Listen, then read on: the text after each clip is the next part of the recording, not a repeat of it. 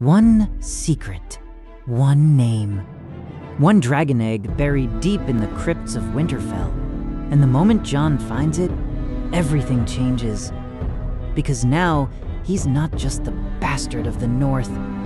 He is the blood of old Valyria, a boy with dragon fire in his veins, and a reason to run before Winterfell becomes his grave.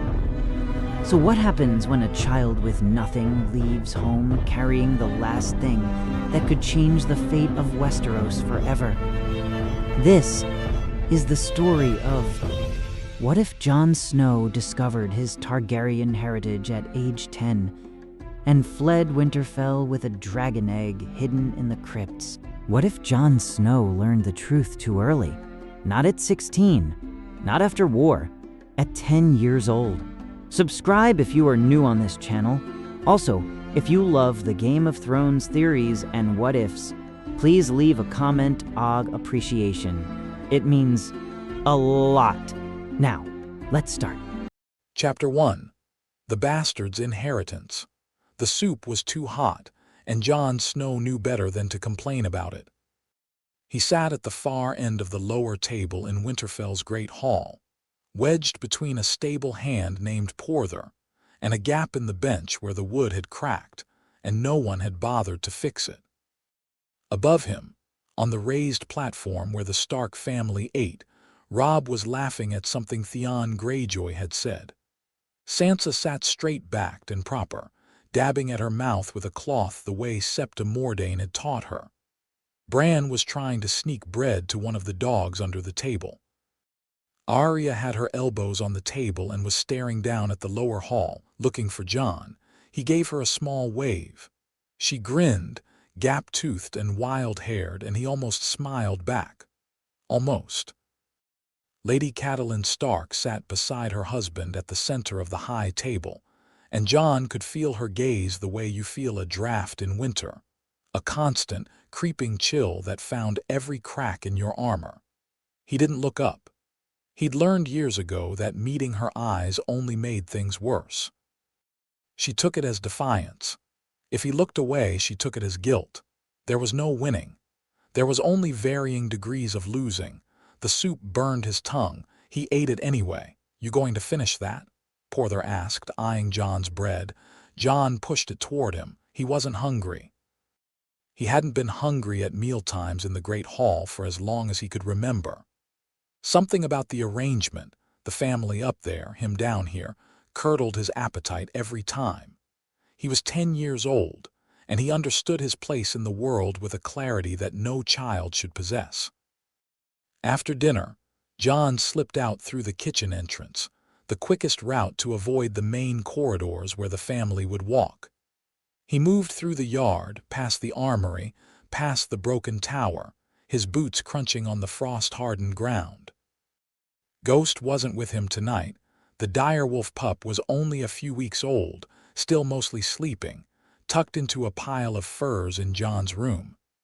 He'd found Ghost last, the runt of the litter, white and silent while his siblings yipped and tumbled. Even among wolves, Jon Snow got the one nobody else wanted. He laughed at that, a short, bitter sound that didn't suit a boy of 10. Then he walked faster. The godswood was empty, which was what he wanted. He sat beneath the heart tree and pressed his back against the weirwood's pale trunk and closed his eyes.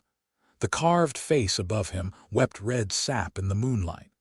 Jon had always felt more comfortable here than in any sept or hall. The old gods didn't care about bloodlines or legitimacy. They just watched. "You look like her, you know." Jon's eyes snapped open. A figure stood at the edge of the godswood, half hidden by shadow. For a wild moment, Jon's hand went to his hip, where a sword would hang if he were a man grown. But he was 10 and unarmed, and the figure stepped forward into the moonlight and became Old Nan. She was ancient, bent nearly double over her gnarled walking stick, but her eyes were sharp as iron nails.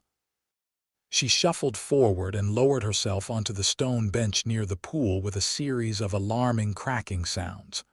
"You look like her," she said again, more quietly. "Like the winter rose. Everyone says you have your Lord Father's look, but they're only half right." "Like who?" Jon asked.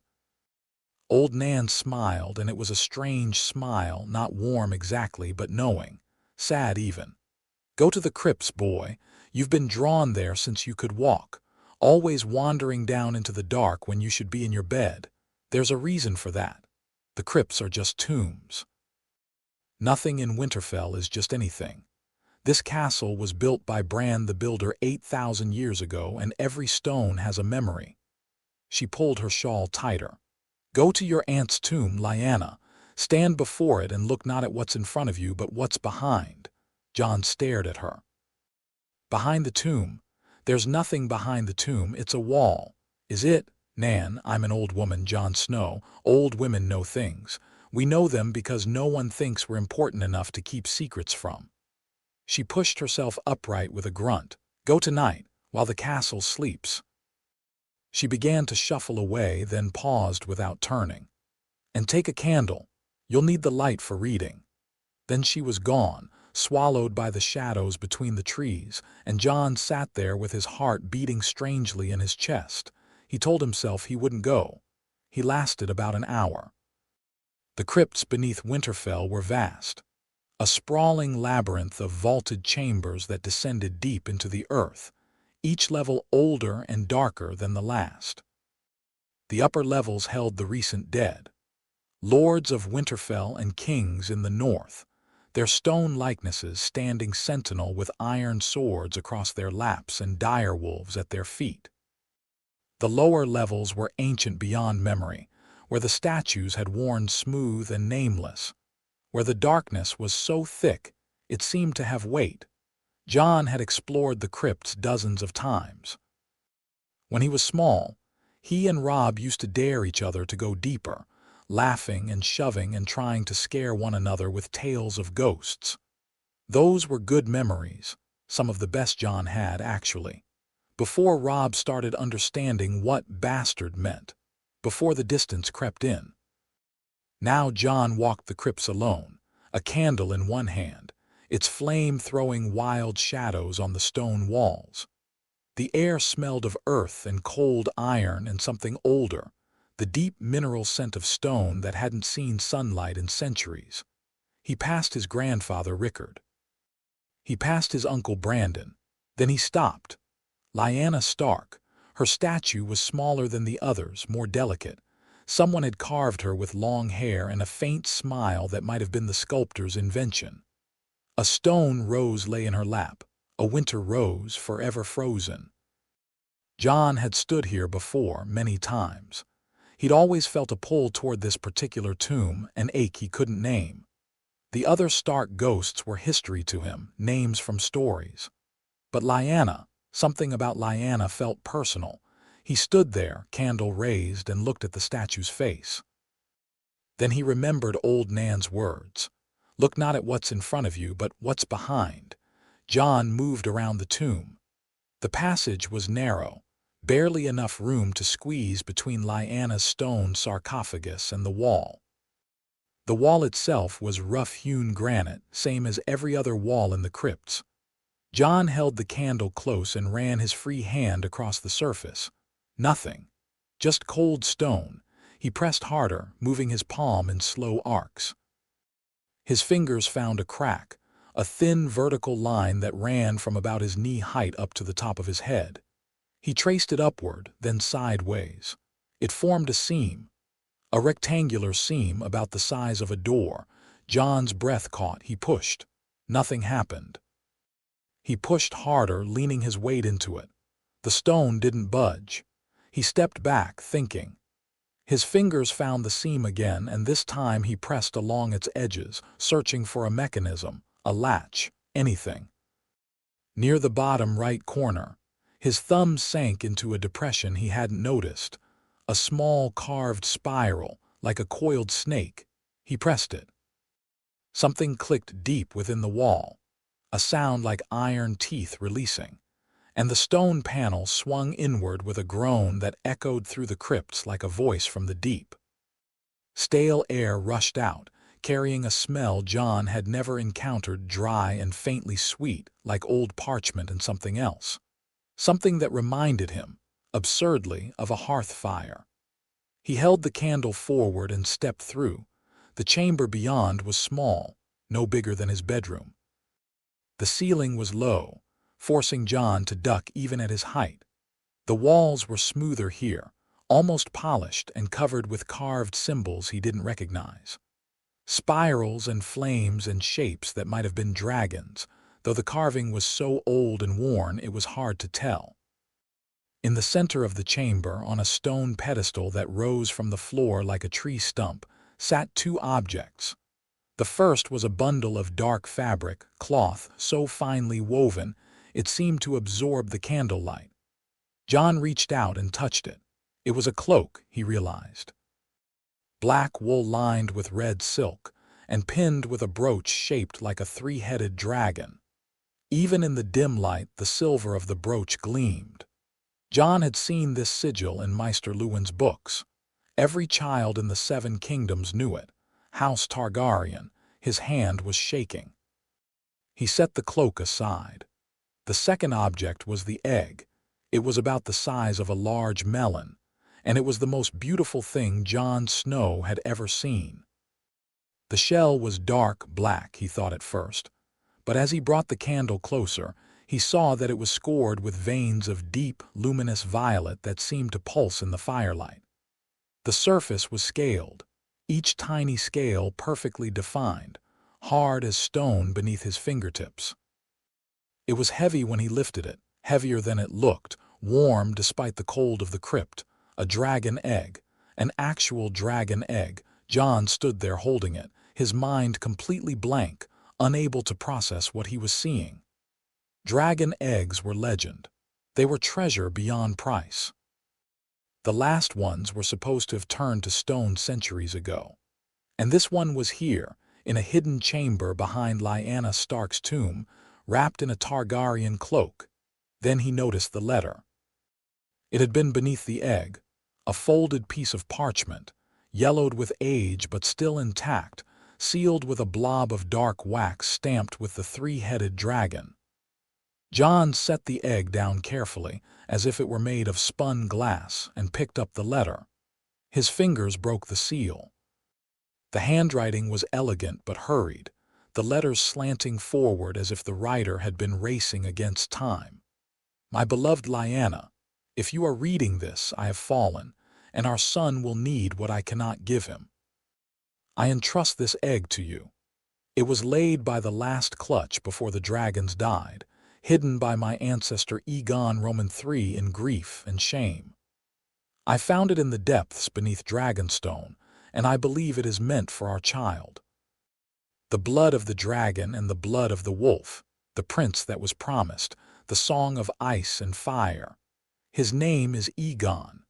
I know you wish to name him for your own blood, and I trust you will give him a northern name as well. But he must know who he is.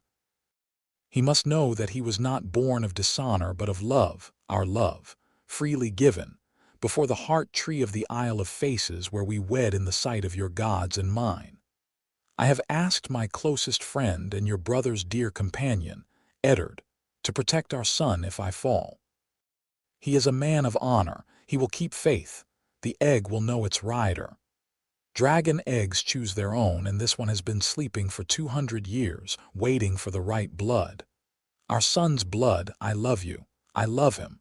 I am sorry I could not be what either of you deserved. Rhaegar Jon read it twice.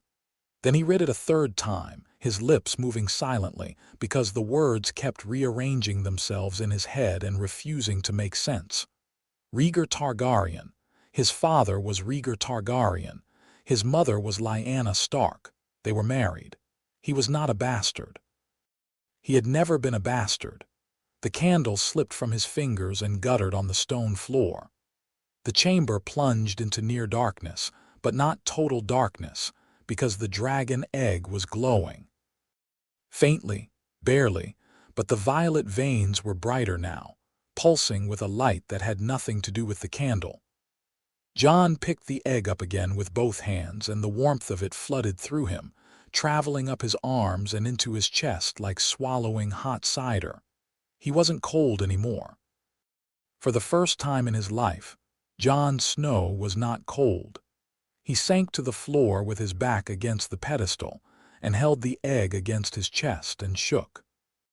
Not crying, Jon had taught himself not to cry years ago, when he realized that tears changed nothing and Lady Catelyn's expression didn't shift whether he wept or stood silent. He shook with something bigger than grief, something that had no name. 10 years of silence, 10 years of lies. 10 years of my mother didn't want me, my father won't tell me, I am no one's real son. And it was all a lie. Lord Eddard Stark, father, he'd called him, father, with all the desperate longing that word carried for a boy without a mother had known. Every single day. Every time Jon asked about his mother and Ned's face went stone cold and the subject was closed. Every time Catelyn called him bastard and Ned said nothing, did nothing. Every feast where Jon sat below the salt, every whisper from every servant, that's the bastard. Lord Stark's shame. The stain on his honor. Ned Stark had let it happen. Something cracked, and it wasn't the egg. Actually, it was the egg too. Jon looked down. A fracture had appeared along the largest violet vein, splitting the dark shell in a jagged line. As he watched, another crack formed, then another, spreading across the surface like ice breaking on a spring lake. The egg was blazing hot now, almost too hot to hold, but Jon didn't let go. He couldn't let go. Something ancient and enormous was happening, and his hands were part of it, his blood was part of it, and the fire in his chest answered the fire in the egg like a call and response. The shell shattered. Jon's hands were full of wet, dark membrane and fragments of shell, and then something moved in the wreckage, something alive. A head emerged first, the size of Jon's fist, wedge-shaped and elegant with eyes that glowed like molten amethyst. The creature shook itself free of the remaining shell and unfurled wings that were translucent and dark as smoke. It was black, deepest black, the black of a sky with no stars. But as it moved, Jon caught flashes of violet fire in the membranes of its wings and along the ridges of its spine. A dragon. A living, breathing dragon. It opened its mouth and made a sound, not a roar, not yet, more like the hiss of water on hot iron, and a tiny tongue of violet flame licked the air. Then it turned those impossible eyes on Jon and chirped. Actually chirped like a bird, and climbed up his arm with claws that pricked through his sleeve but didn't quite break skin, and settled on his shoulder, and pressed its hot, scaled head against his neck. Jon sat in the dark beneath Winterfell with a dragon on his shoulder and a dead prince's letter in his lap, and for a long, long moment, the world was perfectly still. Then the dragon chirped again, louder, and reality came flooding back. He had to leave. The thought arrived fully formed, as clear and cold as northern steel. He could not stay in Winterfell. If anyone discovered the egg, the dragon, the letter, everything fell apart. Ned Stark had kept this secret for a decade, and Jon understood, with a wisdom that shouldn't have belonged to a 10-year-old, that the secret existed because the truth was dangerous. Robert Baratheon sat the Iron Throne. Robert Baratheon, who had caved in Rhaegar Targaryen's chest on the trident and smiled about it at every feast since. Robert, who even now, Jon had heard the stories, heard Theon telling Robb, still raged about the Targaryens, still called them Dragonspawn, still swore he'd kill every last one. If Robert Baratheon learned that Ned Stark's bastard was actually Rhaegar's son, Robert would come north. Not with a letter, with an army, and Ned Stark, the thought burned like bile, Ned Stark would probably bend the knee and let it happen. Because that's what Ned did. He kept his secrets and his silence, and he let the people he claimed to love suffer for it, and he called it honor. Jon stood. The dragon shifted on his shoulder, gripping tighter, a warm and surprisingly solid weight. He tucked the letter and the Targaryen cloak inside his shirt, against his skin, and walked back through the hidden doorway into the main crypt. He pulled the stone door shut behind him and heard the mechanism click. His mind was racing. He needed supplies. He needed a weapon. He needed to move fast, because it was the middle of the night and the castle would wake in a few hours, and once anyone realized he was gone, they'd send riders. The kitchens first. Jon knew the layout of Winterfell better than anyone, better than Robb, who never needed to learn the servant passages and hidden corridors, because Robb walked through the front door of every room he entered. Jon had been navigating the margins of this castle his entire life. He moved through the dark like a shadow, feet silent, the dragon on his shoulder eerily still, as if it understood. He filled a leather satchel with hard cheese, dried meat, oat cakes, and 2 skins of water. From the storeroom beside the kitchens, he took a tinder box, a coil of rope, and a heavy woolen blanket. He thought about the armory, but it was too close to the guards' quarters. Instead, he slipped into the household storage near the kennels and found something better. A short sword, not castle-forged but decent steel, left behind by a hedge knight who'd passed through a month ago and drunk himself to death in Winter Town. It was too long for Jon, but he belted it on and the weight of it felt right. He made one more stop. His room was small and cold, not a proper Stark bedroom in the Great Keep, but a room in the Lesser Tower, as befitting a bastard.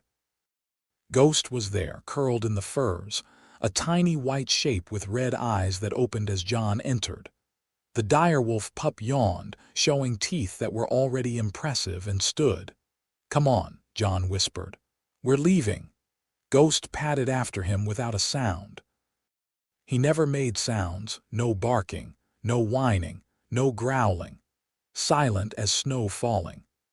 Jon scooped him up and put him inside his cloak, and the pup settled against his chest, a warm counterweight to the dragon on his shoulder. He was at the Hunter's Gate, the small postern door in the eastern wall, used by the kennel master and rarely guarded at night when a voice stopped him. "Jon," he turned. Robb stood in the corridor behind him, hair mussed, eyes squinting, a candle in his hand.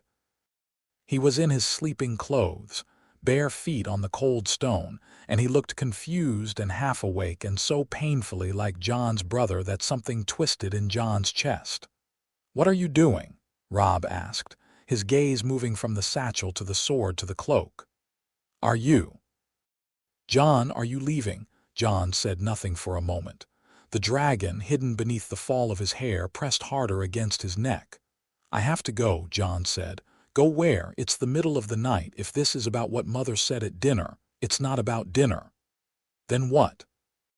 Robb stepped closer and the candlelight caught his face properly. He looked scared, not of Jon, for him. "You can tell me. Whatever it is, I'll help. We're brothers." That word, brothers, it hit Jon like a fist. "We are," Jon said, and meant it. Whatever the letter said about blood and names, this boy in front of him had been his brother for 10 years. That was real. That mattered. "We are and we always will be, but I have to go, Robb, and I can't tell you why, not yet." "Jon, if anyone asks, you didn't see me. You woke up and I was gone. That's safer for you." "Safer? What are you talking about?" Robb's voice was rising now, cracking with fear and frustration, and Jon crossed the distance between them and gripped his brother's arm. "Listen to me. I'm not in danger. I'm going somewhere I need to go and I'll be all right. But I need you to not raise the alarm tonight. Give me until morning. Can you do that?" Robb stared at him. They were the same age, the same height, had trained together and played together and fought together their whole lives. Robb's eyes were bright and wet. "Promise me you'll come back," Robb said. Jon opened his mouth. Closed it. He could feel the letter against his skin, the dragon's claws on his shoulder, the vast dark future opening before him like the mouth of the crypts.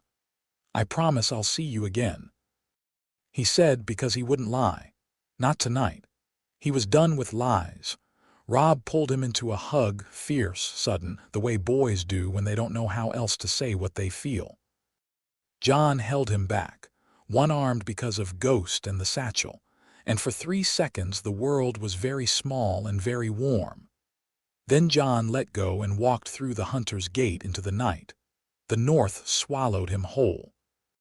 He moved fast, faster than a 10-year-old should have been able to, driven by adrenaline and fear, and a strange burning energy that seemed to radiate from the dragon on his shoulder.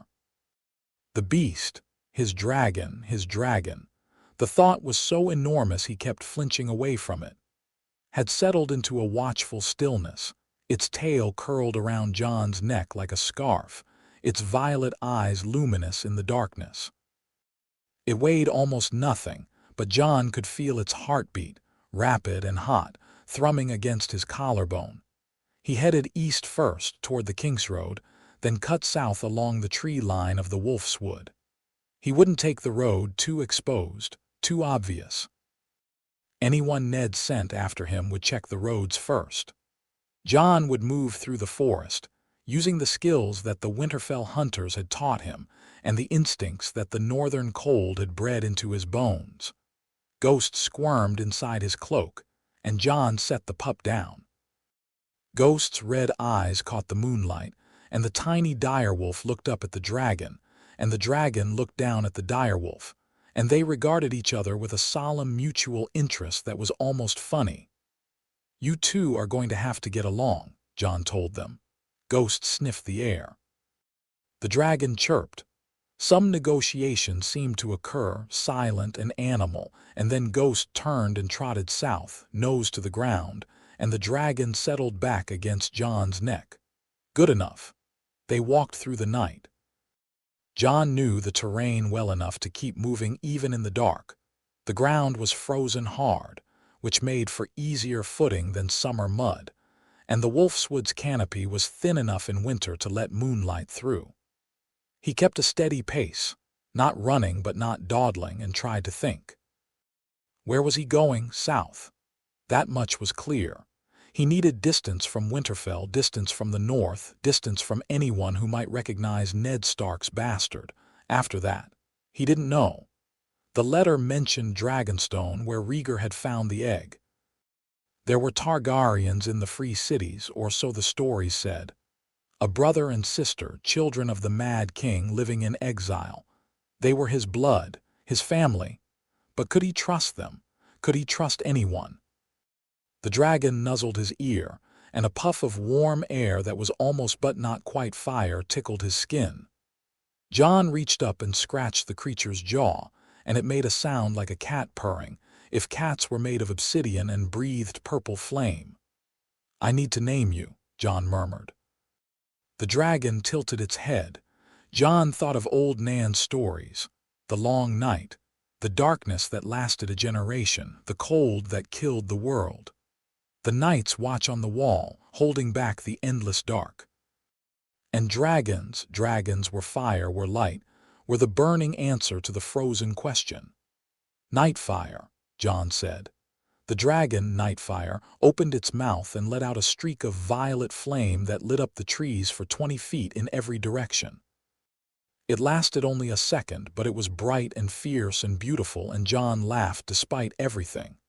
A real laugh, unguarded, the kind he hadn't made in years. "Nightfire," he said again, and the name felt like a key turning in a lock. By dawn, he'd covered an impressive distance. The Wolfswood stretched endlessly around him, vast and dark and ancient, but Jon had kept to the eastern edge where the trees thinned and the ground rose in gentle hills. Ghost ranged ahead, a white streak against the dark earth, pausing sometimes to investigate a scent or stare into the undergrowth with those unsettling red eyes. Jon stopped at a stream to drink and splash water on his face. He was tired, bone-tired, the kind of exhaustion that lived behind your eyes, but he couldn't stop yet. Not until he was far enough that a casual search wouldn't find him. Ned would send riders at first light, maybe sooner if Robb broke his promise. Jon didn't think he would, But he also knew that Robb was a good son, and good sons told their fathers things. He ate an oat cake and some dried meat, gave Ghost a strip of beef, and offered a piece to Nightfire. The dragon sniffed it, looked offended, and turned away. "Picky already," Jon said. Nightfire hopped off his shoulder and stalked to the stream's edge, where the dragon crouched with an intensity that was almost comical in something so small. A fish surfaced, a fat brown trout, sluggish in the cold water, and Nightfire struck.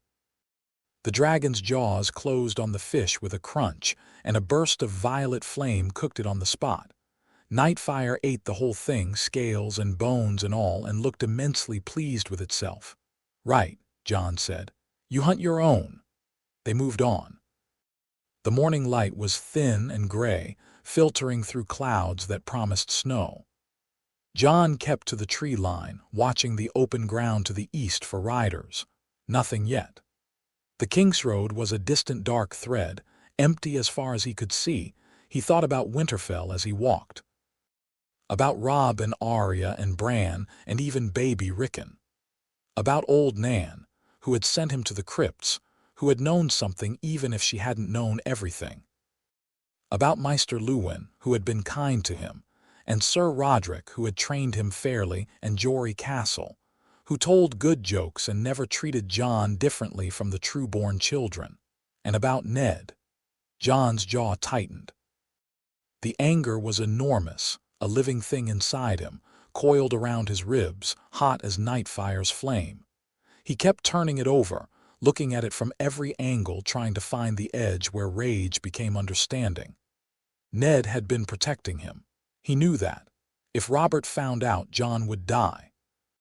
The secret had been a shield, but shields didn't explain Catelyn. Ned could have told her. Could have pulled her aside, whispered the truth, and ended a decade of cruelty with a single sentence. "He's not mine. He's Lyanna's." Even if he didn't reveal Rhaegar's part, even that much would have changed everything. Catelyn Tully hadn't hated Jon because she was a monster. She'd hated him because she believed her husband had betrayed her, and Jon was the living proof sitting at her table every night. Ned had let her believe that. He'd let Jon believe it too. Year after year, silence upon silence, building a prison out of honor and lies. "I have asked my closest friend and your brother's dear companion, Eddard, to protect our son if I fall. He is a man of honor. He will keep faith." Rhaegar had been wrong about that. Or maybe he'd been right in the worst possible way. Ned had kept faith with the secret, but not with the boy the secret was meant to protect. Jon walked faster. By midday, the trees began to change. The wolfswood was thinning, giving way to scrubland and rocky hills. Jon was approaching the edge of the great forest, beyond which lay open moors and farmland, and eventually the Neck, that vast swampy barrier between the north and the south. The Crannogmen lived there in their moving castles and hidden villages. Howland Reed, Lord of Greywater Watch, who had fought alongside Ned at the Tower of Joy, Jon stopped walking. The realization hit him so hard he actually staggered. Howland Reed had been there. At the tower where Lyanna died, where Jon was born.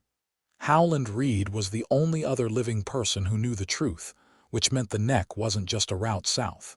It was a destination, but could he trust Howland Reed? The man had kept Ned's secret for a decade.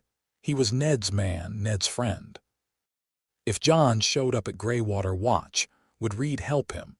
Or would he send a raven north and hold Jon until Ned arrived?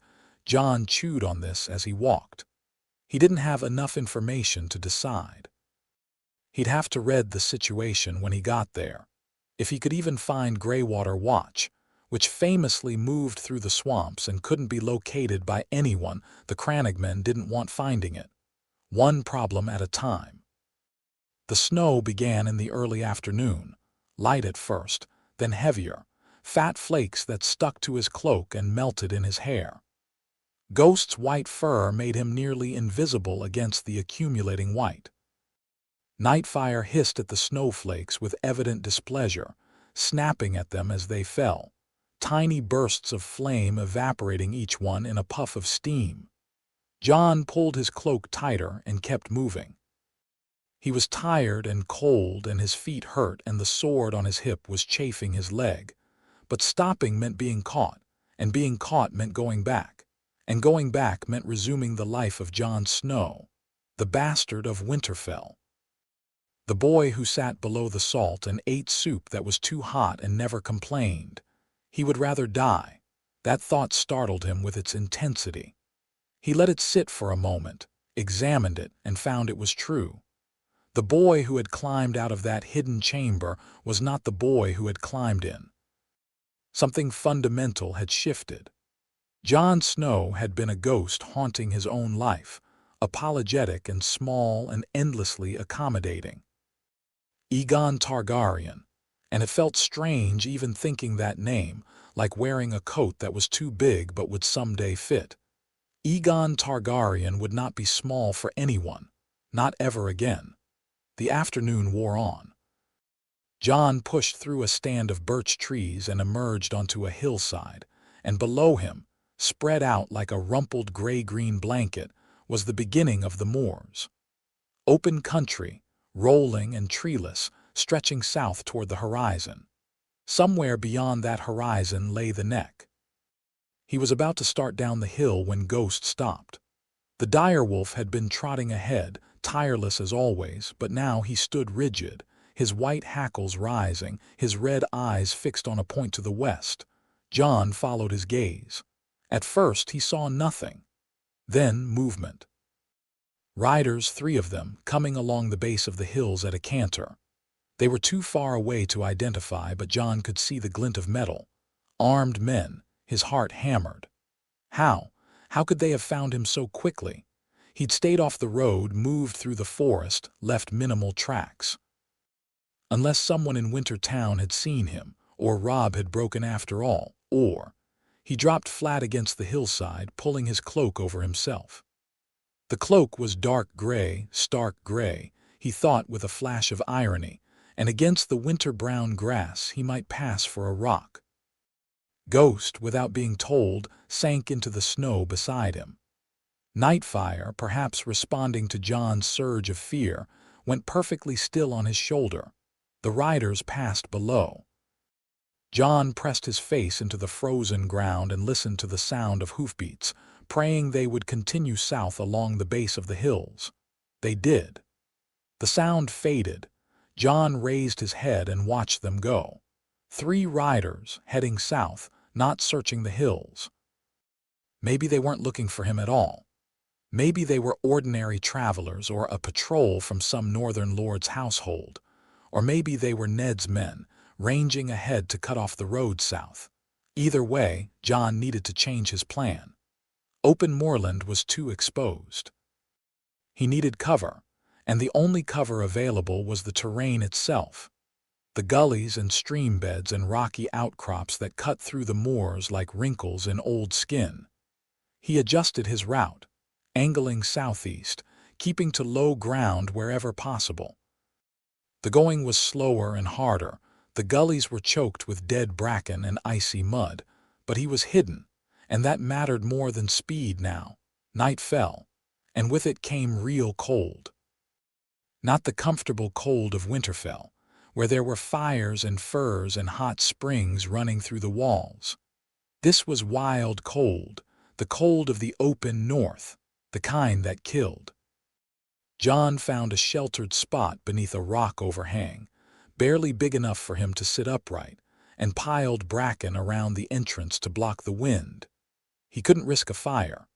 Even a small one would be visible for miles on the open moor.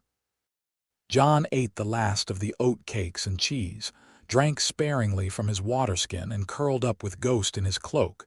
He was shivering within minutes. Ghost helped. The direwolf was a warm little furnace pressed against his belly, but it wasn't enough. Jon's teeth chattered so hard he worried they'd crack. Then Nightfire moved. The dragon crawled off Jon's shoulder and settled on his chest, directly over his heart, and began to radiate heat. Not fire, just heat. a deep, steady warmth that soaked through Jon's clothes and into his skin. It was like lying beside a hearthstone, and the shivering stopped, and Jon's eyes grew heavy. "Thank you," he whispered. Nightfire chirped softly and tucked its head under its wing. Jon slept, and he dreamed. He dreamed of fire, not the warmth of Nightfire or the cheerful blaze of a kitchen hearth. This was a different fire, vast and cold and blue, burning at the edge of the world, consuming everything it touched. He stood on a wall of ice 1,000 feet high and looked north, and the fire was there, blue and terrible, and in its heart was a figure made of frost and malice, with eyes like frozen stars. The Night King. Jon knew him instantly, the way you know a figure from a nightmare you've had before. The Night King raised his hand, and the dead rose behind him, thousands, tens of thousands, a tide of corpses stretching to the horizon. They moved in silence, and that was the worst part. No war cries, no screaming. Just the soft, endless shuffle of dead feet. Then the dream shifted. Jon was flying, actually flying, not falling, soaring through clouds on the back of something vast and dark and powerful. Nightfire, but grown enormous, 100 feet from wingtip to wingtip, scales like black armor, breathing rivers of violet flame.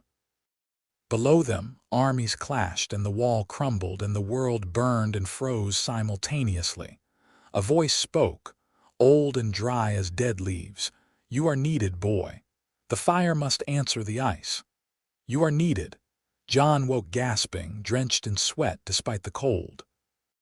Ghost was on his feet, ears flat, a low vibration in his chest that wasn't quite a growl. Nightfire was awake too, those violet eyes bright in the darkness, tail lashing. Dawn was a gray whisper on the eastern horizon. Jon packed his things with numb fingers and started moving again. He walked for 3 more days. They were the hardest days of Jon's young life. The moorland gave way to rolling hills, and the hills gave way to marshland as he neared the neck. Food ran low, then ran out. Jon snared a rabbit on the 2nd day, and Nightfire roasted it. Enthusiastically, almost gleefully, the dragon clearly delighting in any excuse to breathe fire. The meat was charred on the outside and raw in the middle, but Jon ate it without complaint. Ghost caught his own meals, vanishing into the undergrowth and returning with blood on his muzzle. Nightfire was growing. Jon could see it even over a few days. The dragon was longer now, heavier, its wings broader. It still rode on Jon's shoulder, but it was starting to launch itself into the air for short gliding flights, catching up drafts and sailing for 20 or 30 feet before landing again. Each time, it chirped triumphantly, and Jon smiled despite his exhaustion. On the 3rd day, the ground turned soft. The grass became reeds. The air thickened with moisture and the rich, rotten smell of swamp. The neck. Jon had heard stories about the neck his entire life. It was a natural fortress, a vast expanse of bog and quicksand and shifting waterways that had stopped every army that had ever tried to march through it. The Crannogmen knew its paths, but outsiders wandered in and never came out. Even Moat Cailin, the ancient fortress that guarded the causeway, had been abandoned for centuries, because no one could hold it against an enemy that moved through the swamp like fish through water. Jon stood at the edge of the marsh, looking out at an endless expanse of gray-green water and dark mud and twisted trees draped with moss. Ghost pressed against his leg, clearly unhappy. The direwolf was a creature of the frozen north, snow and stone and pine forest. This wet, warm, sinking world was as alien to him as the bottom of the sea. "I know," Jon said. "I don't like it either." He took a step forward and immediately sank to his ankle. The mud gripped his boot like a hand. He yanked it free with a sucking sound and tried another path, testing the ground ahead with a stick before putting his weight down. This was going to be slow. He'd been picking his way through the marsh for about an hour. Ghost carried in his arms, Nightfire perched on his head, the going miserable and treacherous. When the arrow hit the tree beside him, Jon froze. The arrow quivered in the trunk of a dead cypress, its shaft dark and fletched with gray-green feathers that were almost invisible against the swamp. A warning shot, precise and deliberate. "You're trespassing," said a voice from somewhere above and to the left. Jon looked up. A girl was perched in the fork of a tree, a short bow in her hands, another arrow already nocked. She was about 14, he guessed, wiry and lean with dark hair cut raggedly short and a face that was all sharp angles and freckles. She wore leather and mud-colored cloth, and she blended into the tree so perfectly that Jon wouldn't have seen her if she hadn't spoken. "I'm passing through," Jon said. "I'm not here to cause trouble. Lots of people pass through the neck. Most of them drown." Her eyes narrowed, moving from Jon's face to Ghost in his arms to Nightfire on his head. The dragon stared back at her with those violet eyes, and something flickered in her expression, surprise, quickly suppressed. "That's a funny-looking lizard you've got. He's not a lizard." "No," she said slowly, lowering her bow a fraction.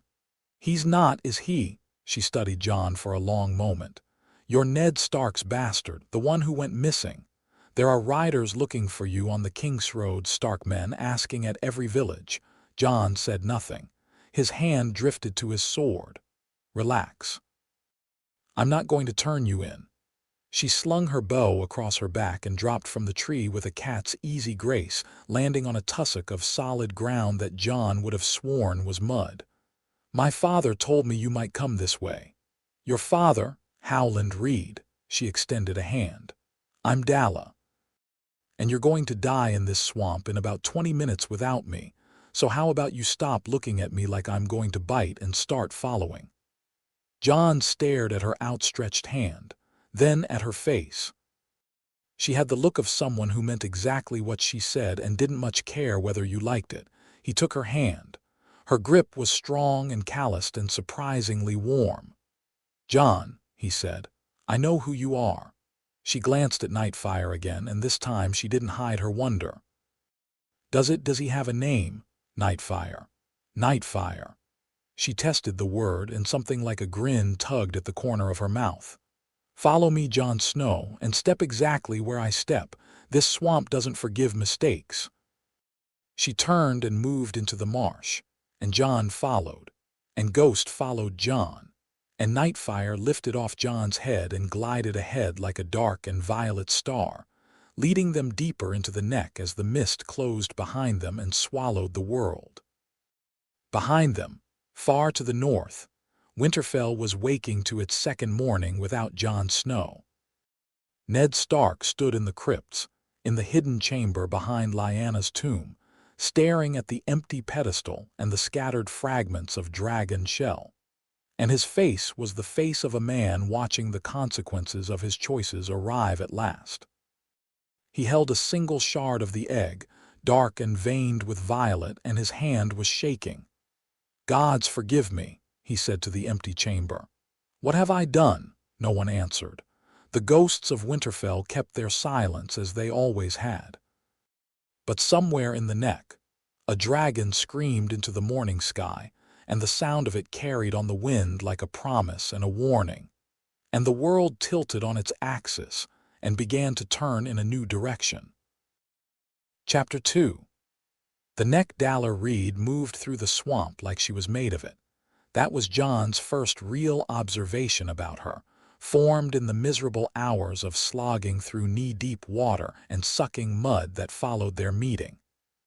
She didn't walk through the neck so much as flow, stepping from tussock to root to half-submerged stone with an instinct that seemed less learned than inherited. Her feet found solid ground where Jon saw nothing but murk. She ducked beneath hanging moss at exactly the right moment, sidestepped sinkholes without looking down, and moved through the dense curtains of fog as if she could see through them. Jon, by contrast, fell twice in the first hour.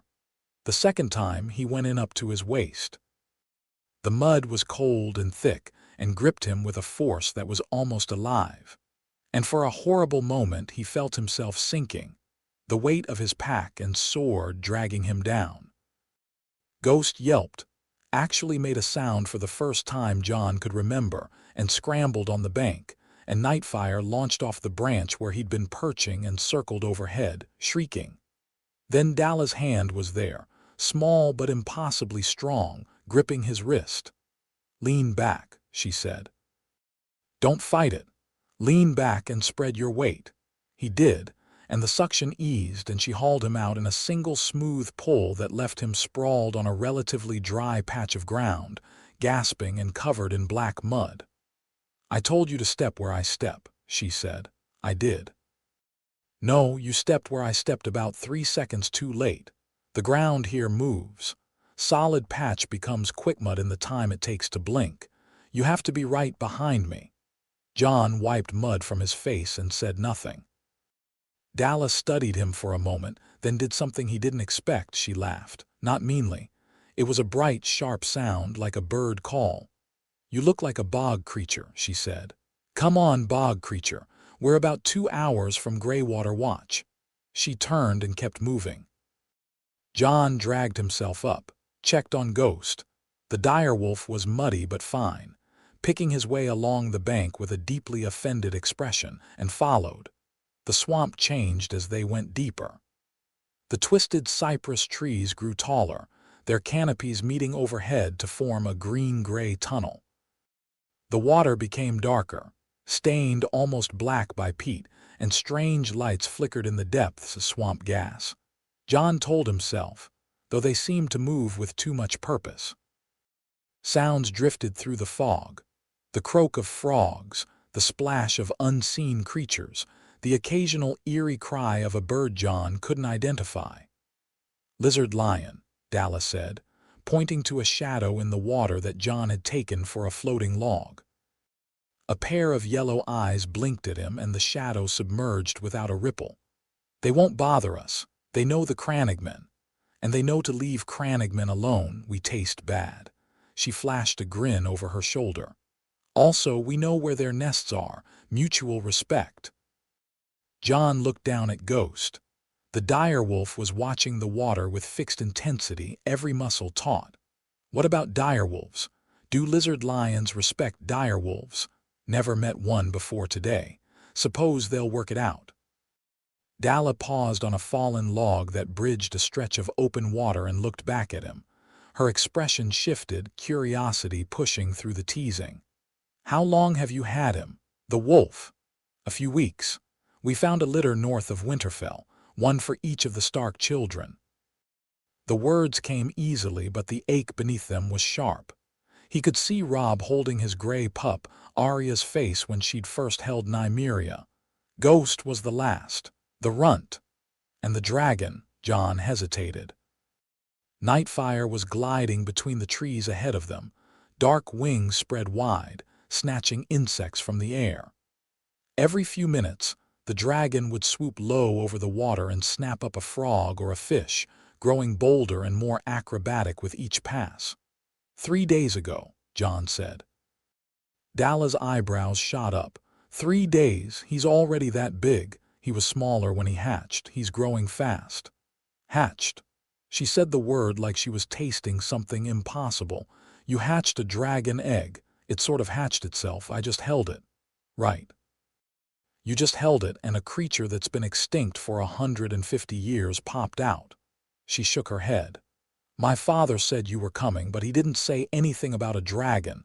I think he would have mentioned that." "Your father knew I was coming. He dreamed it. The Crannogmen have the green sight, some of us, anyway. My father more than most. He woke 3 mornings ago and told me to watch the northern edge of the neck for a boy with a white wolf. Said I'd know him when I saw him." She hopped off the log and landed on a mossy bank. "He was right about that part. What else did he dream?" Dalla was quiet for a moment, moving through a thicket of reeds that closed behind her like a curtain. When she spoke, her voice had lost its teasing edge. "Fire," she said. "He dreamed of fire." Greywater Watch appeared out of the mist like a hallucination. Jon had expected a castle, or at least a keep, something made of stone, something permanent. What he found was a floating village. A cluster of structures built on interlocking platforms of logs and reeds, lashed together with rope, and anchored to the living trees by chains that allowed the whole settlement to rise and fall with the water level. The buildings were low and organic, woven from living willow branches that had rooted and grown into walls, their roofs thatched with layers of reed and moss so thick they were practically hillocks. The whole thing moved. Gently, almost imperceptibly, a constant subtle rocking that made Jon's stomach lurch. But it was solid underfoot, more solid than the swamp, certainly, and the platforms were wide enough to walk comfortably. People emerged as Dalla led Jon through the settlement. Crannogmen. They were small. The tallest barely reached Jon's chin, and Jon was not a tall boy. Dark-haired and dark-eyed, dressed in green and brown, they moved with the same fluid economy that Dalla did.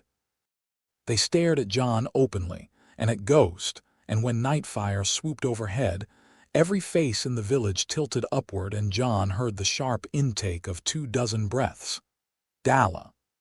A man stepped forward from the largest structure. He was small even by Crannogman standards, slight and unassuming, with a gentle face and moss-green eyes that held a depth Jon hadn't seen in anyone except perhaps Maester Luwin. His voice was quiet. "You found him. He found the neck. I found him sinking in it." The man's gaze settled on Jon and something passed across his face, a complex emotion that Jon couldn't fully read. Sorrow, maybe, recognition, guilt.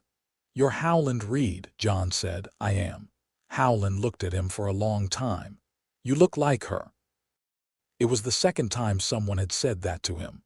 Old Nan, and now this man. Jon's hand went unconsciously to the letter tucked inside his shirt. "I know who my mother is," Jon said, "and my father." I found the letter. Something shifted in Howland Reed's face. Not surprise, he'd known this was coming, dreamed it, apparently, but a kind of settling. Like a man who's been holding his breath for years, finally letting it out. "Come inside," Howland said. "We have much to discuss."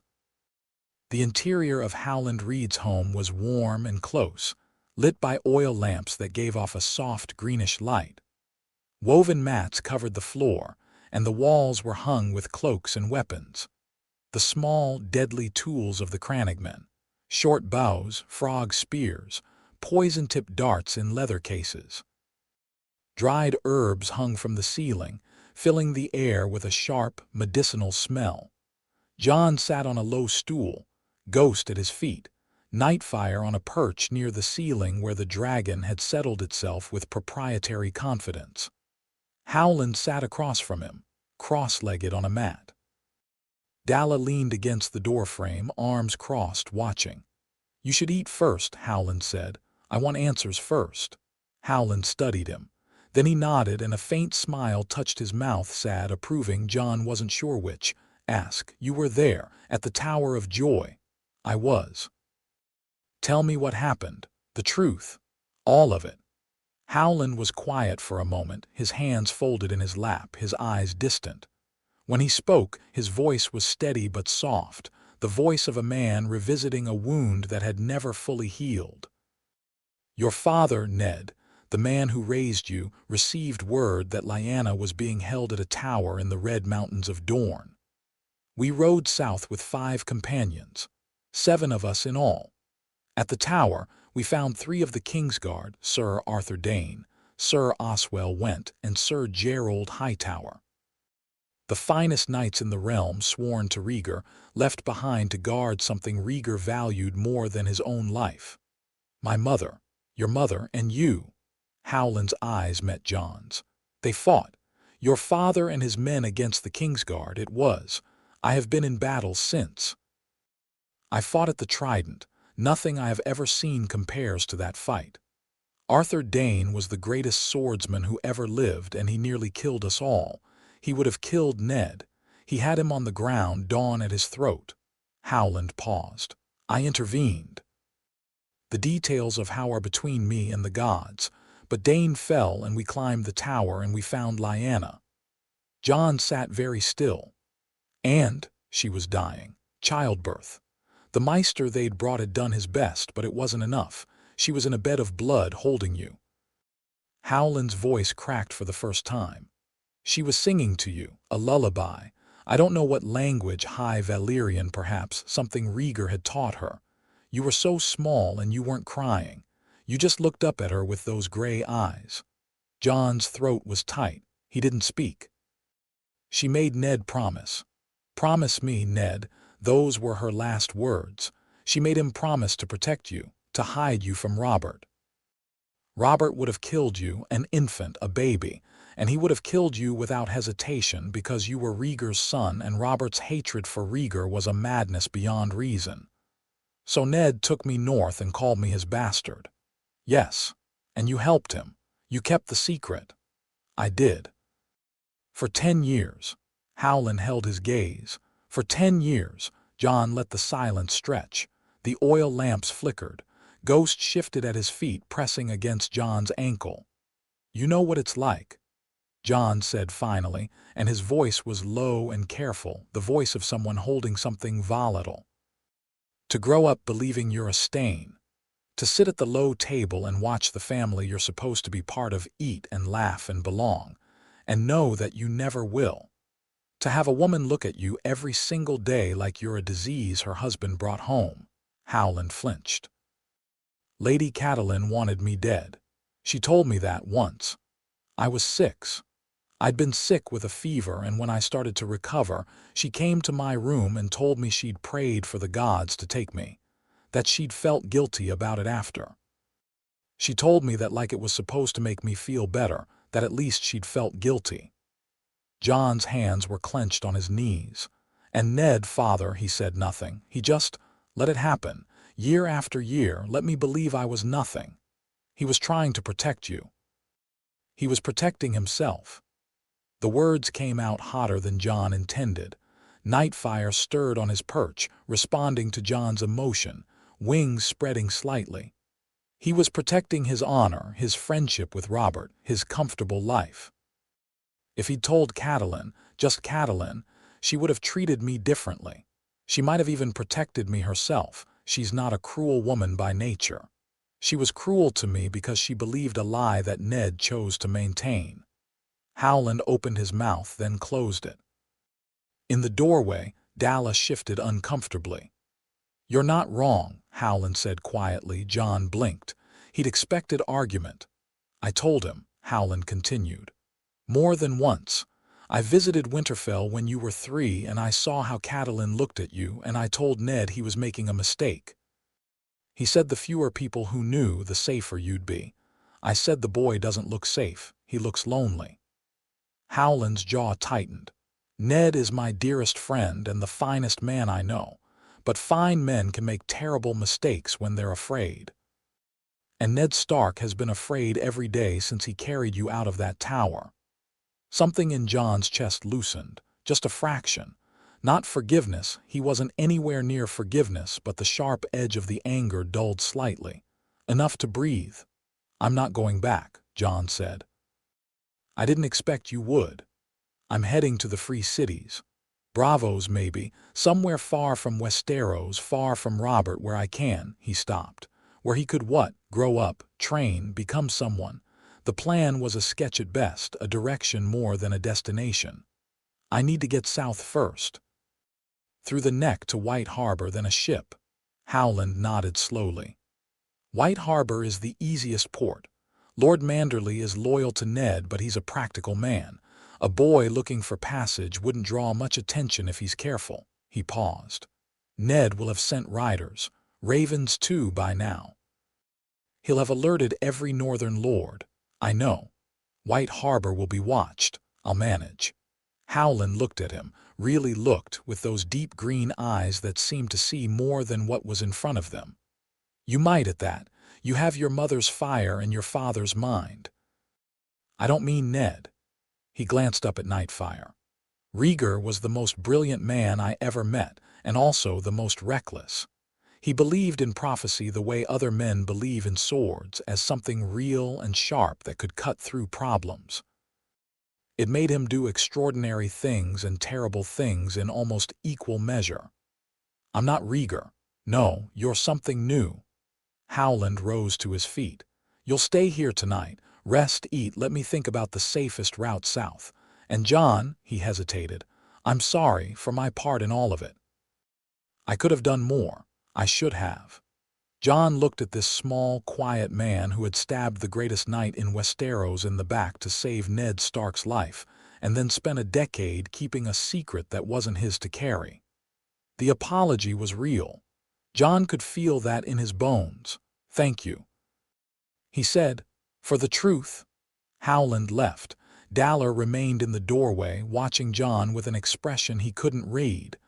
That was hard to listen to, she said after a moment. It was harder to live. She pushed off the door frame and crossed to a shelf where she rummaged for a moment before producing a clay pot sealed with wax.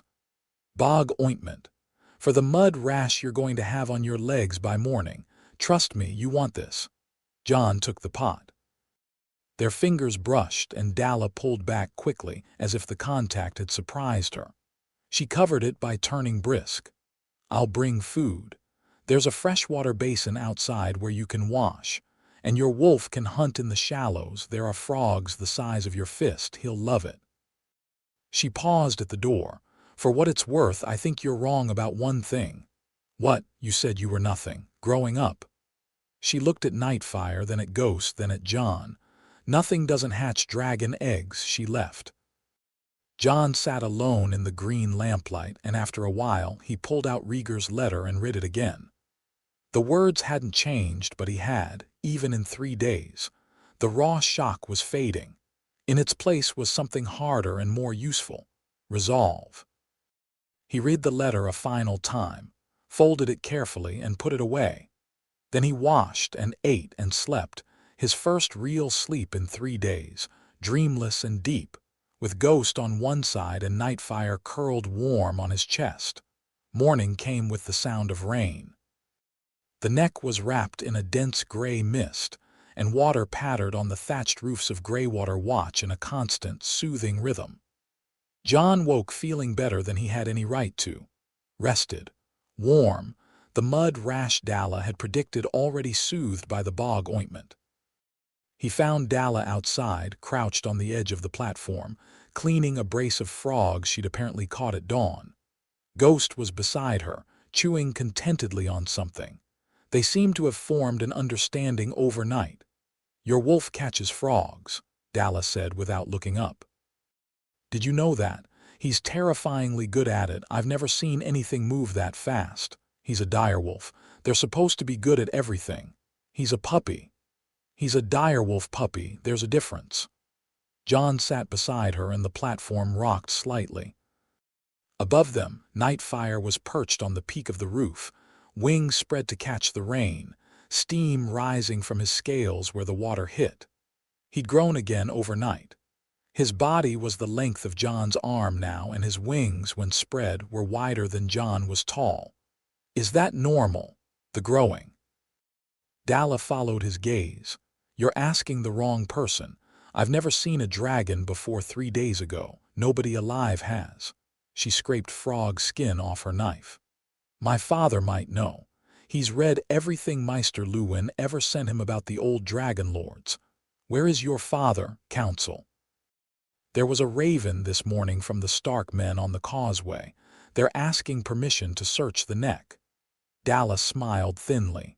My father is composing a very polite refusal. Will they push into the neck? Not unless they want to lose half their men to quicksand and lizard lions. The neck answers to the Crannogmen, always has. Even the Starks don't come here without an invitation. Jon absorbed this. The neck was a fortress and Howland Reed controlled it. For the moment he was safe, but he couldn't stay. Every day he lingered was a day for Ned to tighten his search, to send more ravens, to alert more lords. Jon needed to move. I have to leave today, he said. I know. Dalla stood, wiping her hands on her trousers. I'm coming with you. Jon stared at her. What? I'm coming with you. To White Harbor, at least. She said it matter-of-factly, the way she might announce she was going fishing. You'll die in the neck without a guide, and even past the neck. You're a 10-year-old boy with a wolf and a dragon. You need someone who knows how to move unseen. You're 14. I'm 14 and I've lived in a swamp my entire life. I can hunt, track, forage, set snares, make poisons from 6 different plants and navigate by stars, sun, and smell. What can you do? Jon opened his mouth, then closed it. He could fight better than most boys his age trained by Winterfell's master-at-arms. He could ride. He could read and write and recite northern history. I have a dragon, he said. Dalla grinned. See, we complement each other perfectly. Your father, my father suggested it. She met his eyes squarely. He dreamed about this too, Jon. He says the path south is dangerous for you alone. He says you need someone to watch your back who isn't a wolf or a lizard with wings. Nightfire hissed from the rooftop, apparently offended. No offense, Dalla told the dragon. Nightfire ruffled his wings and looked away. Jon considered it. The practical part of him, the part that had learned to navigate Winterfell's politics before he could read, recognized that she was right. He didn't know the neck, didn't know the territory between here and White Harbor, and a traveling companion who could handle herself was more asset than liability. The proud part of him, the part that had decided in the crypts to never depend on anyone's goodwill again, bristled.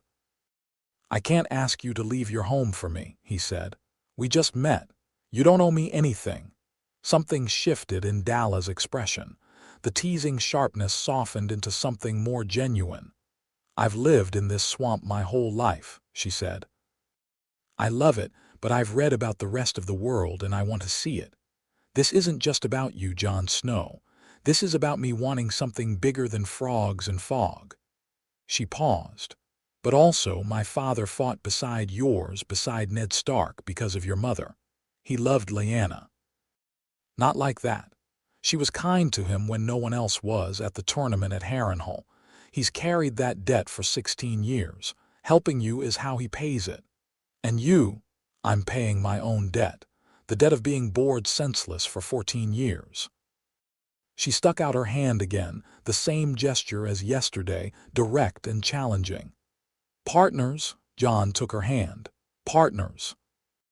They left Greywater Watch at midday, after Howland had fed them, supplied them, and spent an hour drawing a detailed map of the route through the southern neck on a piece of oiled leather.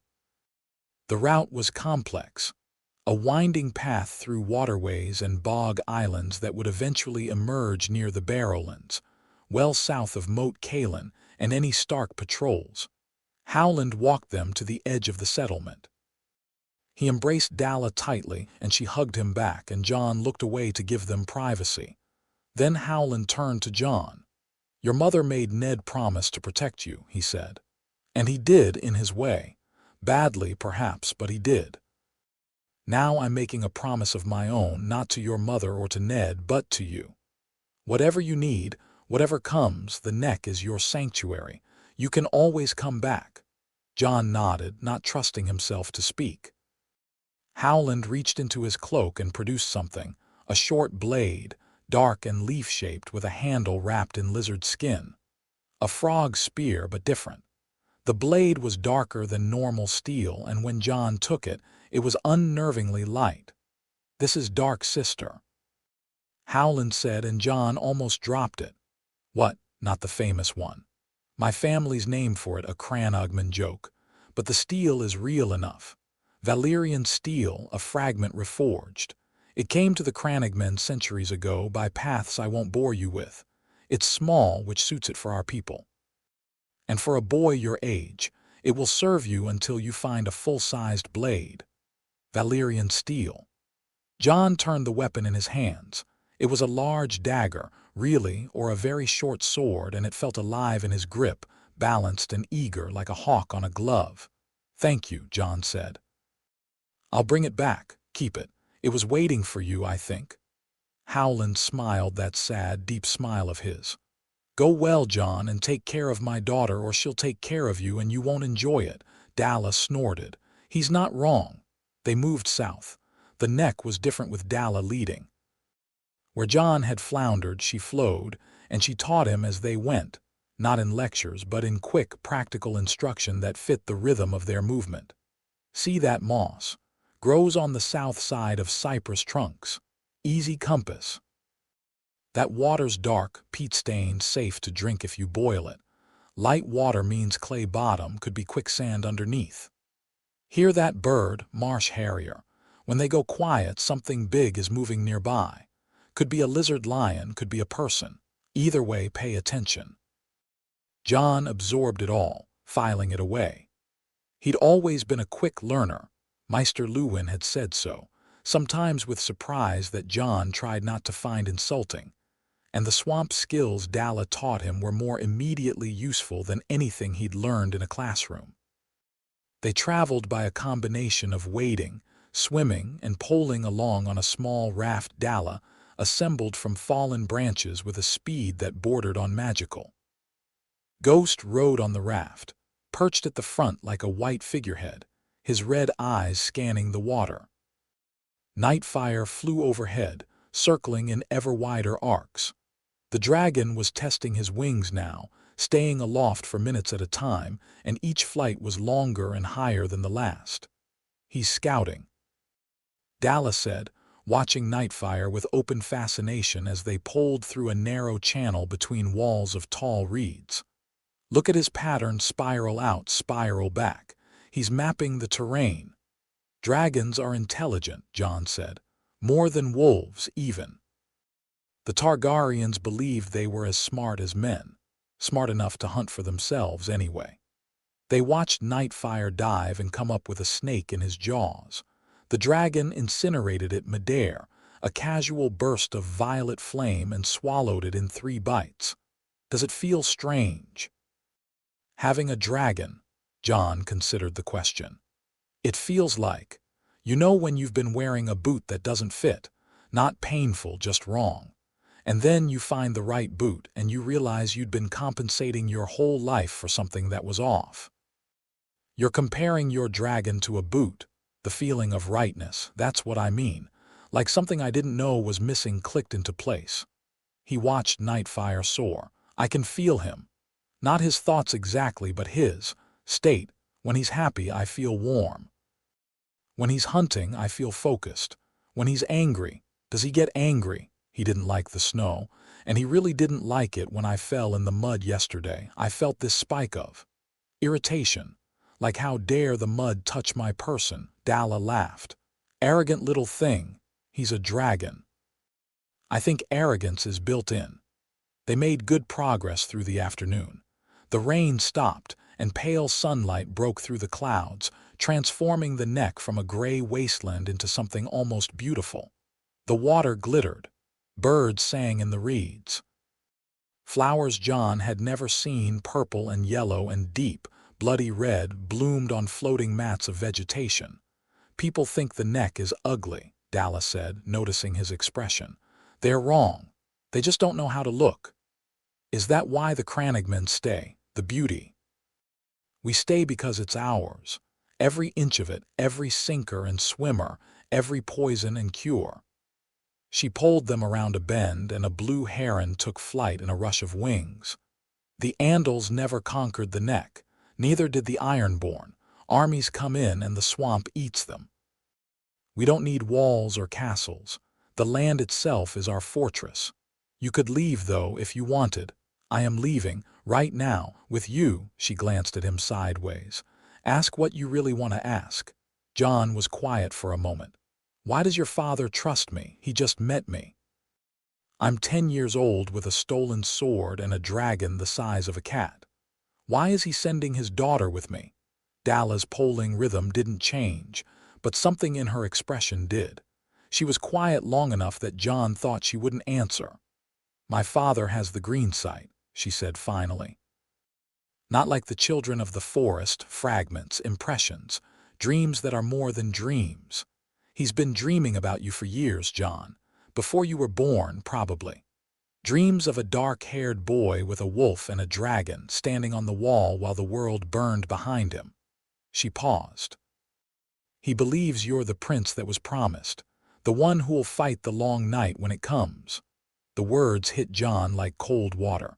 The prince that was promised, Rhaegar's letter had used that phrase. The prince that was promised, the song of ice and fire. "I'm 10, Jon said. "You won't be 10 forever, and the long night isn't coming tomorrow." Dalla looked at him directly. "My father doesn't send me because he thinks you're a hero. He sends me because he thinks you could be one and that you'll need help getting there. There's a difference." Jon let that sit. It was an enormous weight to place on a boy's shoulders, but strangely it didn't crush him. It settled beside the other enormous weights he was already carrying, his identity, his dragon, his anger, his grief, and became part of the load. "I don't care about prophecy," Jon said. "Good. Prophecy cares about you whether you want it to or not. Might as well focus on what's in front of you." Practical advice from the swamp girl. Best kind there is. That night, they camped on a dry island in the deep neck. A hummock of solid ground crowned with a single ancient weirwood tree, its face carved in an expression that might have been weeping or laughing depending on how the firelight hit it. Dalla declared it safe to build a fire here. The next mists would disperse the smoke, and they were deep enough in Cranugman territory that no outsider would be near. The fire was small but welcome. Dalla cooked the frogs she'd caught earlier, spitting them on sticks and roasting them over the flames. Ghost ate raw fish, and Nightfire, who had gorged himself on swamp creatures throughout the day, dozed on a weirwood branch above their heads, his belly visibly distended. Jon pulled out the Valyrian steel dagger and examined it in the firelight. The blade was dark, almost black, with the distinctive rippled pattern of Valyrian steel. It was shorter than he'd like, a foot of blade, maybe a bit more, but perfectly balanced, and the edge was sharp enough to split a hair. "Have you trained with a blade?" Dalla asked, watching him turn the dagger. "Since I was 7. Sir Roderick Castle, the master-at-arms at Winterfell. Sword and shield, mostly. Some lance work." "Show me." Jon stood, the dagger in his right hand, and ran through a basic sequence. The forms Sir Roderick had drilled into him over 3 years. Cut, parry, riposte, lateral step, thrust, recover. The dagger was different from a sword, shorter reach, different balance, but the principles were the same. Dalla watched critically. "You're good," she said. "For a 10-year-old who's been trained by one man in one style, but you fight like a northerner." "I am a northerner." "You're half northerner. The other half is fire and dragons and a fighting tradition that goes back 5,000 years. She pulled out her own blade, a slender frog spear, needle-sharp, and stood. "Cranugmen don't fight like northerners. We can't afford to. We're too small, too few. We fight like water, get in, get out, never be where the enemy expects." She moved, and Jon barely saw it. One moment she was 3 feet away, the next her spear point was touching his throat, and she was behind him, having somehow slipped past his guard like smoke through a keyhole. "That's not fighting," Jon said, trying not to show how startled he was. "That's assassination. That's survival. There's a difference between fighting fair and fighting smart. You can learn both. You're offering to train me. I'm offering to make sure you don't die the first time someone bigger than you picks a fight, which, given that you're 10 and small for your age, is going to be basically everyone." She twirled her spear between her fingers. "My father trained me. His father trained him. The Cranugmen have been developing their fighting style for 8,000 years, and it's kept us alive against everyone from the Andals to the Ironborn to the Boltons. It's not pretty, but it works." Jon looked at the frog spear at his throat, then at Dalla's steady hand, then at her eyes, which were bright and challenging in the firelight. "When do we start?" he said. "We just did." She attacked again, and this time Jon was ready mostly.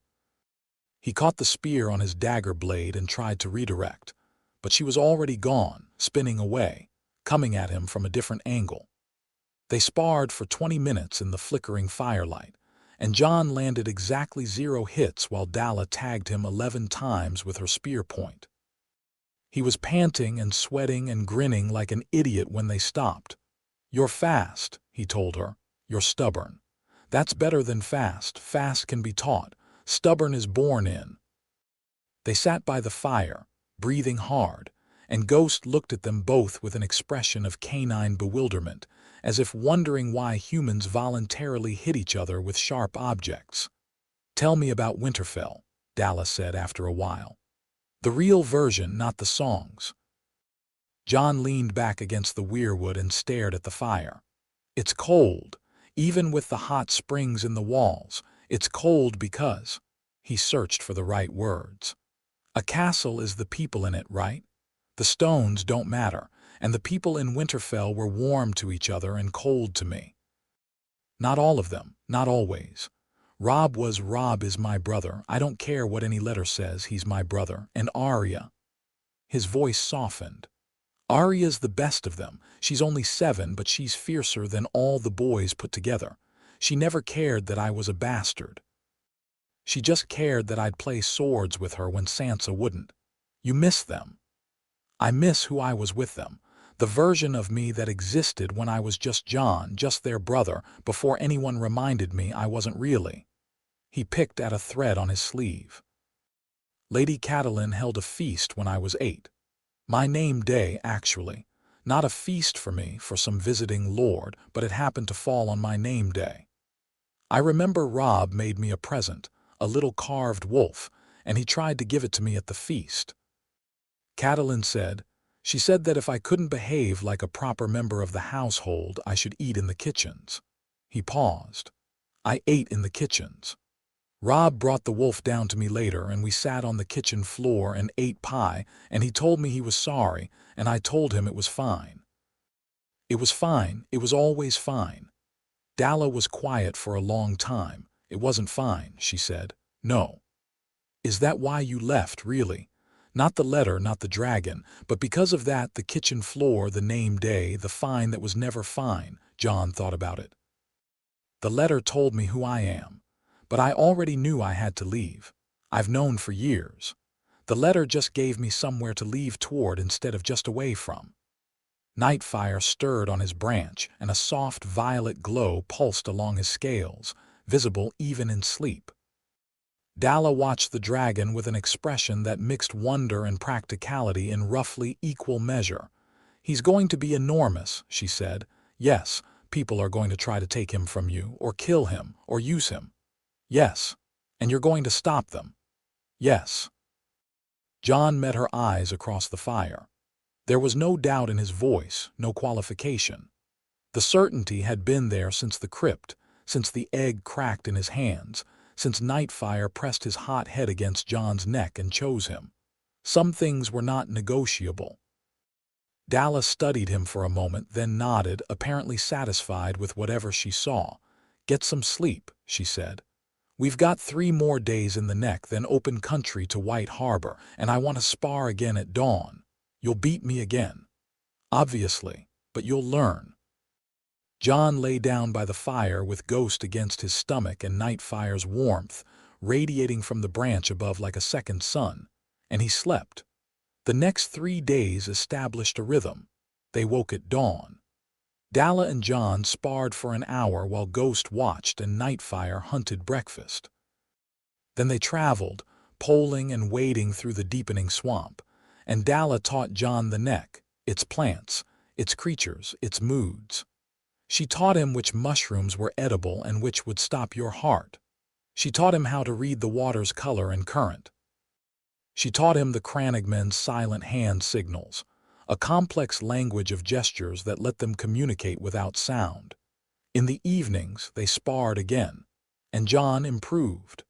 Not fast enough to satisfy him, Dalla still tagged him 3 times for every hit he landed, but the gap was closing.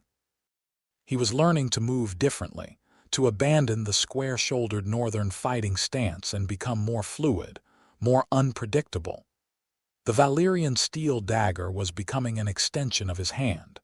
"Stop thinking about where your blade is," Dalla told him on the third evening, after a bout that had lasted a full 5 minutes before she put her spear to his ribs. "Think about where your body is. The blade follows the body. Sir Roderick said the blade leads.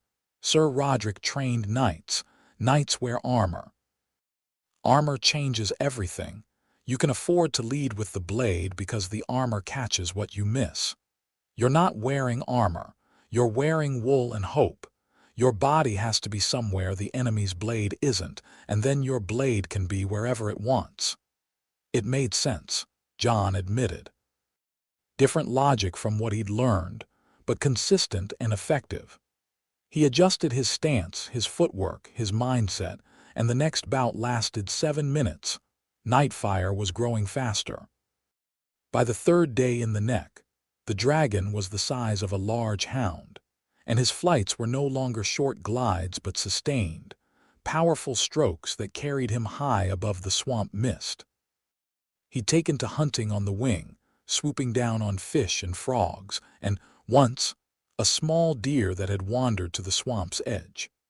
That last kill had been announced by a roar of violet fire visible from half a mile away, and Dalla had spent the next hour lecturing Jon about subtlety. "Subtlety isn't his strong suit," Jon said, watching Nightfire circle overhead, scales gleaming like black armor. "Subtlety isn't either of your strong suits. You're going to have to learn it. A boy with a dragon is a target, Jon. Every lord, every king, every ambitious man with a sword is going to want what you have, to control it or destroy it. You need to be smart about when and where Nightfire is visible. I'm not going to hide him. I'm not asking you to hide him. I'm asking you to be strategic. There's a difference between hiding and choosing when to reveal." Jon considered this. She had a point. He was heading into the wider world where dragons meant power, and power attracted dangerous attention. "Fine," he said, "but I'm not putting him in a cage." Gods, no, he'd eat the cage. Dalla paused, watching Nightfire execute a spiraling dive that ended in a spectacular splash. "He's beautiful, though. Even I can admit that." Nightfire surfaced with a fish the size of Jon's forearm, looking enormously pleased with himself. On the fourth morning, they emerged from the neck. The transition was striking. One moment, swamp and fog and the close green world of the marshes. The next, open sky and rolling hills and the vast sweep of the northern landscape stretching south toward the horizon. The air was colder and drier, and Jon breathed it in and felt something expand in his chest. They stood on a low ridge overlooking the Barrowlands, miles of flat, treeless moor dotted with the ancient burial mounds that gave the region its name. In the far distance, hazy with morning mist, Jon could just make out the faint smudge of the White Knife River which flowed south to White Harbor and the sea. "How far?" Jon asked. 3 days on foot, maybe 4 depending on weather. Dalla shaded her eyes. "We should move at night from here. Open country, no cover. If there are Stark riders looking for you, they'll be patrolling this area. At night, then." They spent the day in a copse of stunted trees at the neck's southern edge, sleeping in shifts.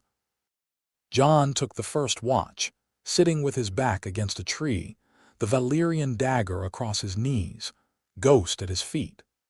Nightfire had been instructed to stay low, and the dragon was sulking about it, perched in the branches above with his tail hanging down like a scaly rope.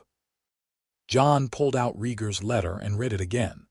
He'd read it so many times now that the words were burned into his memory, but the physical act of unfolding the parchment and seeing his father's handwriting still meant something. Each time, he noticed different things. The way Rhaegar's pen had pressed harder on certain words: love, promised, protect. The slight tremor in the letters near the end, as if he'd been writing in haste or emotion. The prince that was promised, the song of ice and fire. What did that mean? Maester Luwin had mentioned the prophecy once, in passing, calling it old Valyrian superstition. Rhaegar had clearly believed it was more than that. Believed it enough to leave his wife and children, to run off with Lyanna Stark, to start a war that killed hundreds of thousands. All for a prophecy. And a child. Jon folded the letter and put it away. Prophecy or not, he was here. He had a dragon. He had choices to make. And unlike Rhaegar, he intended to make them with his eyes open. They moved at dusk, striking south across the Barrowlands under a sky striped with the last red light of sunset. Ghost ranged ahead, a pale shape against the dark moor, and Nightfire flew high, a shadow against the stars, invisible unless you knew where to look. The Barrowlands were eerie at night. The burial mounds rose from the flat ground like the backs of sleeping giants, and the wind moaned across them with a voice that sounded almost human. Jon had heard the stories, the Barrow Kings, the ancient First Men rulers who were buried here with their bronze swords and their dogs. Some of the mounds were thousands of years old, older than the wall, older than memory. "Don't walk on the mounds," Dalla said quietly, skirting the base of a particularly large one. "The Crannogmen believe the dead sleep light in the Barrowlands. Do you believe that?" "I believe there's no point annoying the dead when you can just walk around."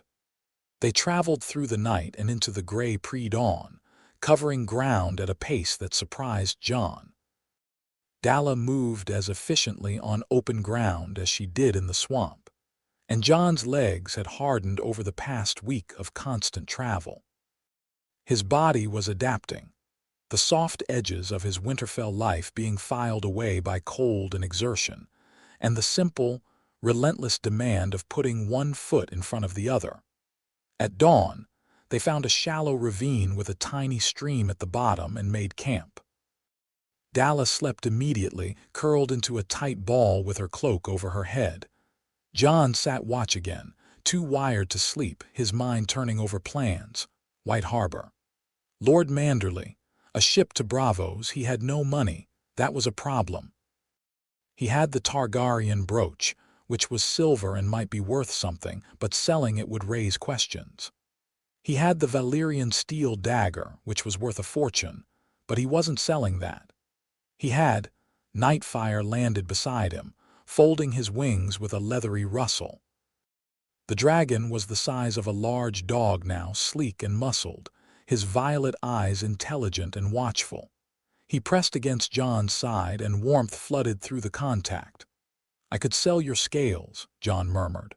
"Dragon scales, worth their weight in gold probably," Nightfire hissed, kidding. The dragon huffed warm air and laid his head on Jon's knee. Jon scratched behind the ridged plates above Nightfire's eyes, and the dragon's tail curled contentedly. Jon had another idea. It was riskier, but it didn't involve selling anything. White Harbor was a port city, a trade hub, busy and chaotic. Ships came and went constantly. Some of those ships needed crew, and even a boy could be useful on a ship, hauling rope, scrubbing decks, running messages. He could work his passage, and if that didn't work, well, he had a dragon. Dragons were persuasive. They moved again at dusk, and the next night, and the night after that. The Barrowlands gave way to gentler country, farmland and scattered villages, the White Knife River growing wider and more navigable as they moved south.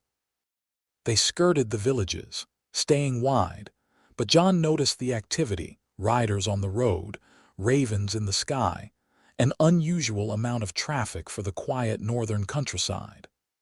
"They're looking for you," Dalla said, watching a group of armed men ride past from their hiding spot in a ditch. The men wore Manderley colors, green and blue, a merman on their surcoats. Ned must have sent ravens to White Harbor. "Which means the city will be on alert. We need a new plan," Jon thought. "Not the city, the harbor. We don't need to enter White Harbor itself. We need to reach the docks, find a ship, and get aboard. The harbor is outside the city walls. It's still going to be watched. Then we don't go as ourselves." Jon looked at Dalla. "You said the Crannogmen know poisons. Do you know disguises?" Dalla raised an eyebrow. "What kind of disguises? We need to look like something no one would look twice at. A pair of children wouldn't draw attention if they looked like they belonged. Belong to what? A ship. If we look like ship rats, dirty, common, carrying bundles, we could walk right onto the docks. Every harbor has children running errands, carrying cargo. No one notices them because no one thinks they matter. Dalla's expression shifted from skepticism to consideration. That's actually not bad. Mud up our clothes, ditch anything that looks northern noble. Ghost is a problem, though. White direwolves aren't exactly inconspicuous. Jon looked at Ghost, who looked back with serene red eyes. Ghost can make his own way. He's smart. He'll follow us from a distance and find us at the ship. And Nightfire. They both looked up. Nightfire was circling high above, a dark speck against the clouds. Nightfire stays high until we're at sea, then he can land on the ship. And when a dragon lands on a ship, what do you think the crew will do? Depends on the ship. If it's a Braavosi trader, they'll probably faint. If it's a smuggler, they'll see opportunity. Jon paused. We need a smuggler. Dalla smiled, slow and sharp. Now you're thinking like a Cranogman. They reached the outskirts of White Harbor on the 5th night after leaving the Neck. The city was the largest in the north, a bustling port at the mouth of the White Knife, its harbor crowded with ships from across the narrow sea. Even from a distance, Jon could see the forest of masts, the glimmer of lanterns on the water, the dark bulk of the new castle on its hill above the town. They'd prepared as best they could. Their clothes were deliberately dirtied and roughened. Jon had rubbed mud into his hair to darken it and change its texture. Dalla had smeared her face with ash and charcoal, disguising her Cranogman features. They looked, Jon thought, like exactly what they were pretending to be, a pair of grubby, insignificant children that the world had chewed up and forgotten. Ghost had been sent ahead, with instructions that Jon felt faintly ridiculous giving to a wolf, but that the direwolf seemed to understand perfectly. The white wolf had melted into the darkness without a sound, and Jon had to trust, that he'd find his way. Nightfire was invisible above, somewhere in the low clouds that blanketed the coast. They approached the harbor from the south, along the waterfront, keeping to shadows and moving with the flow of foot traffic, sailors heading to or from ships, dock workers, fishwives, beggars. The harbor was busy even at night, the tide tables and profit margins paying no attention to the hour.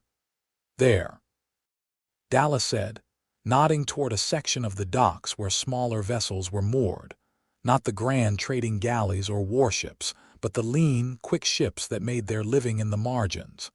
Smugglers, privateers, free traders who asked no questions and expected none in return. That one. The one with the black sails. Jon followed her gaze.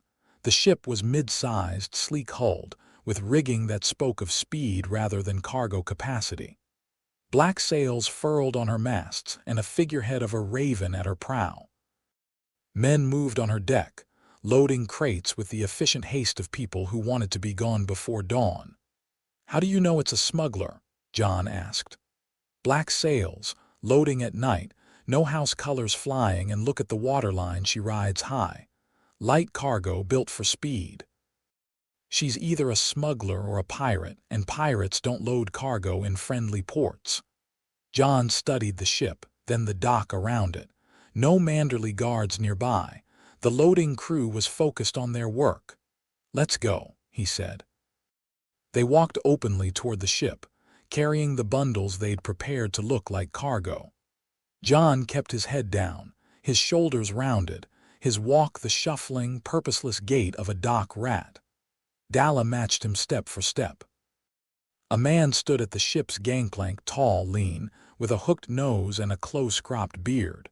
He wore a salt-stained coat and the watchful expression of someone who noticed everything and trusted nothing. "We're looking for passage," Jon said, pitching his voice low and rough. "Bravos." "We can work." The man looked down at them. His eyes moved from Jon to Dalla, assessing. "Work," he repeated flatly. "Your children." "Children who won't eat much, won't take space, and won't ask questions," Dalla said. "We can haul, scrub, climb rigging, and keep our mouths shut." "That last part's the most valuable, isn't it?" The man's expression didn't change, but something shifted behind his eyes. "Captain Torrhen doesn't take passengers," he said. "We're not passengers. We're crew. Temporary, disposable, forgettable." Jon met the man's gaze and held it. "The kind of crew a ship like this prefers." A long silence. The man studied Jon's face, and Jon saw the moment his gaze caught on something. The gray eyes, maybe, or something in Jon's bearing that didn't match the dirty clothes and shuffling posture. "Wait here," the man said, and disappeared up the gangplank.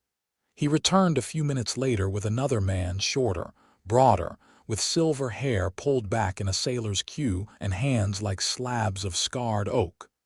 This was the captain, clearly. He had the same assessing gaze as his first mate, but sharper, more penetrating. "You want bravos," the captain said, "not a question." "Yes. Lots of people want bravos. Bravos is expensive. Work passage on my ship covers food and space, nothing more. You'll scrub, haul, cook, and do whatever else needs doing. You cause trouble, you go over the side. You steal, you go over the side. You talk about what you see on this ship to anyone, ever, and I find you and put you over a very different kind of side." He paused. "Understood. Understood." Jon and Dalla said together. Captain Torrhen looked at them a moment longer, then jerked his head toward the gangplank. "Get aboard. We sail in an hour. And for the God's sake, try not to get in the way." They boarded. The ship's deck was clean and well-maintained, the crew efficient and quiet. Jon and Dalla were pointed toward a tiny space in the bow, barely big enough for two people to sit, and told to stay there until called. Jon sat in the dark, listening to the sounds of a ship preparing to sail, the creak of timber, the snap of canvas, the shouts of men hauling lines, and felt a weight lift from his shoulders. They'd made it. They were leaving. Dalla sat beside him, close enough that their shoulders touched. "We're actually doing this," she said quietly. "We're actually doing this.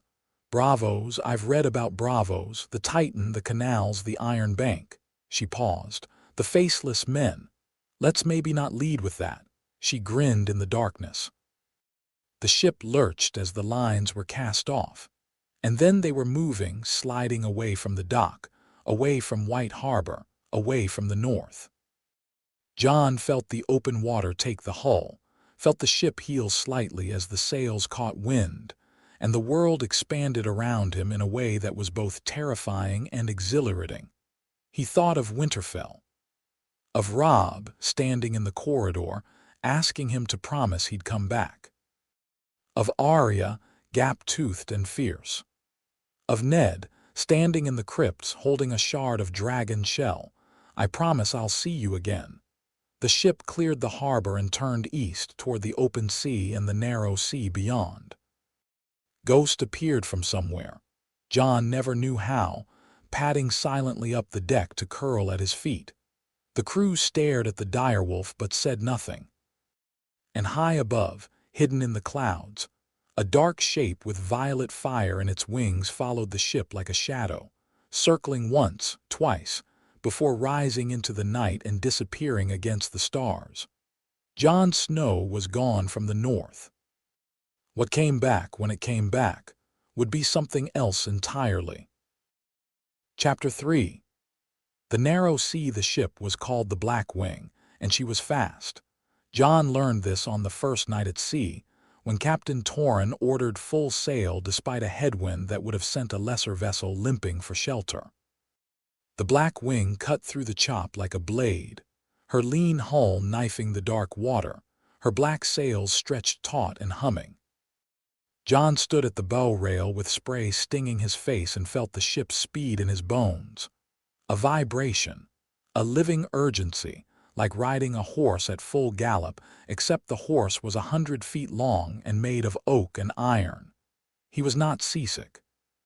He'd expected to be. He'd never been on a ship before, never even seen the sea until White Harbor, but his stomach was steady and his balance was good, and when the deck tilted beneath him, his body adjusted without thinking. Some Targaryen inheritance, maybe. Dragon lords and the sea. Or maybe just luck. Dalla, by contrast, spent the first 3 hours hanging over the rail. "Not a word," she gasped, green-faced, when Jon came to check on her. "Not one single word." Jon handed her a waterskin and said nothing, which was its own kind of word, and Dalla glared at him with murderous intensity before throwing up again. By morning, she'd found her sea legs, or at least reached a truce with her stomach. They were put to work immediately. The first mate, the hook-nosed man from the gangplank whose name was Vardes, handed them buckets and brushes and pointed at the deck. "Scrub," he said. "Boat astern. When you finish, start again." Jon scrubbed. It was mindless, back-breaking work, and his knees ached within an hour, and the salt water turned his hands raw and red. He didn't complain. Complaining at Winterfell had never gotten him anything except sharper looks from Catelyn, and he doubted the crew of a smuggling ship would be more sympathetic. Dalla worked beside him, matching his pace. She was stronger than she looked, the wiry, enduring strength of someone who'd spent her life in physical labor, and she scrubbed with a focused ferocity that made Jon think she was imagining the deck was someone's face. "Don't scrub angry," Jon said. "You'll wear through the planks." "I'm not angry, I'm motivated." "Your brush is smoking." She looked down. It wasn't actually, but the distraction broke her intensity and she laughed, a short, surprised sound, and the tension in her shoulders eased. They scrubbed for 4 hours. Then Vardes put them on rope duty, coiling and stowing the endless lines that a sailing ship produced. Then galley duty, peeling turnips and salting fish under the supervision of the cook, a massive Ibonese man named Harag, who communicated primarily through grunts and the occasional thrown ladle.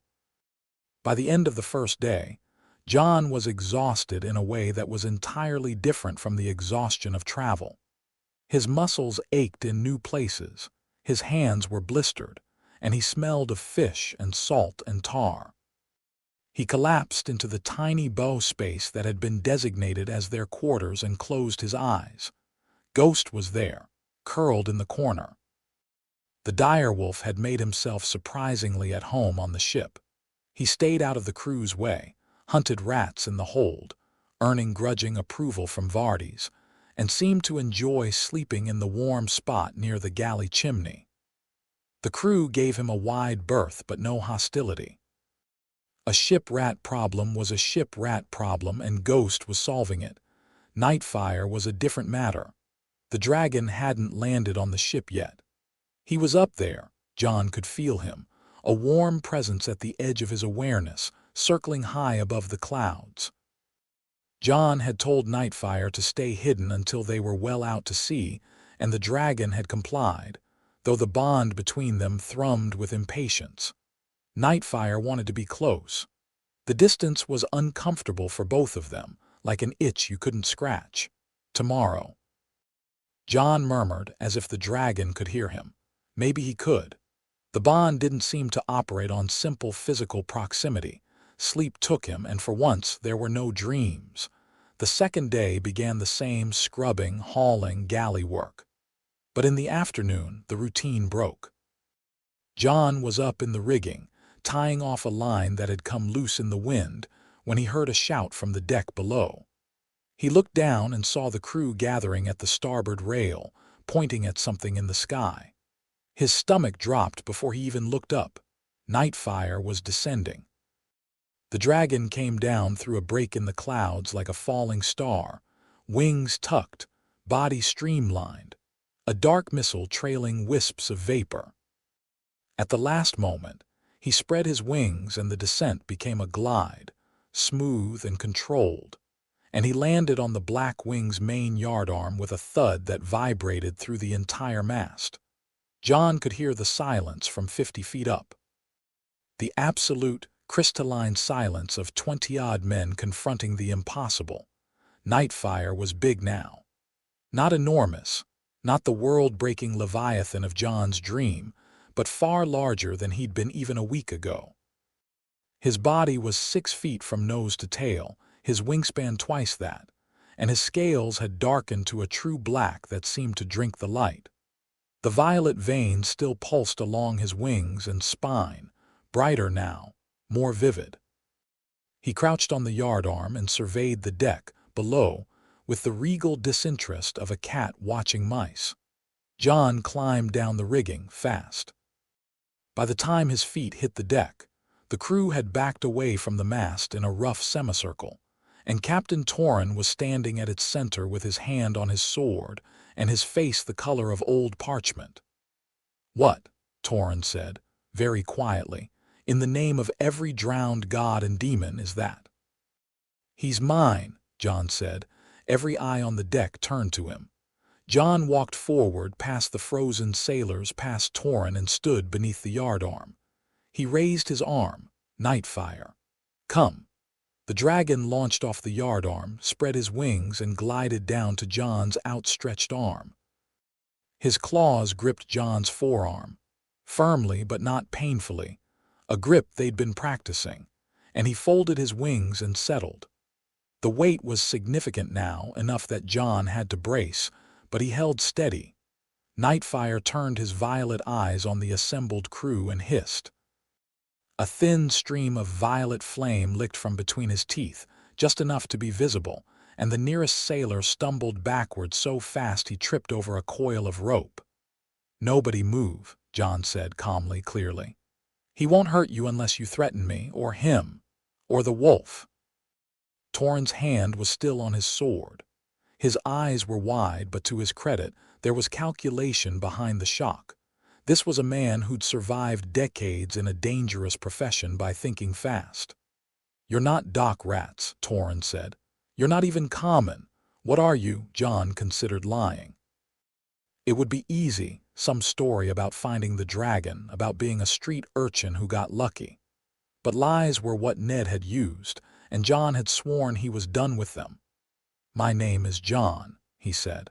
"The dragon hatched for me. I'm taking him to Braavos because Westeros isn't safe for either of us." "That's the truth, and that's all you need to know. All I need to know." Torrhen's voice was flat. "You brought a dragon onto my ship. I brought myself onto your ship. Nightfire followed. He goes where I go." Jon met Torrhen's eyes. "This doesn't have to be a problem, Captain. Nightfire can fish for himself. He won't damage the ship, and he's better protection than any escort fleet. Anyone who tries to board the Black Wing will have a very bad day." Torrhen stared at him. Then he looked at Nightfire, who stared back with an unsettling intelligence. Then he looked at Dalla, who was standing to one side with her arms crossed and an expression that said, "I dare you to make this a problem."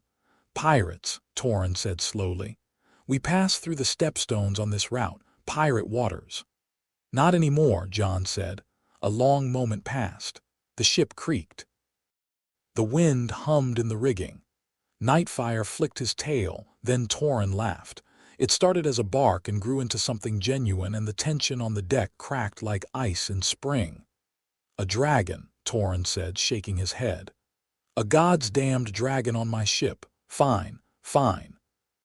He stays out of the hold. He doesn't set fire to the sails, and if we run into Lyseni pirates, he earns his passage." He pointed at Jon. "And you, whatever your story is, boy, I don't want to know it. The less I know, the less I can tell anyone.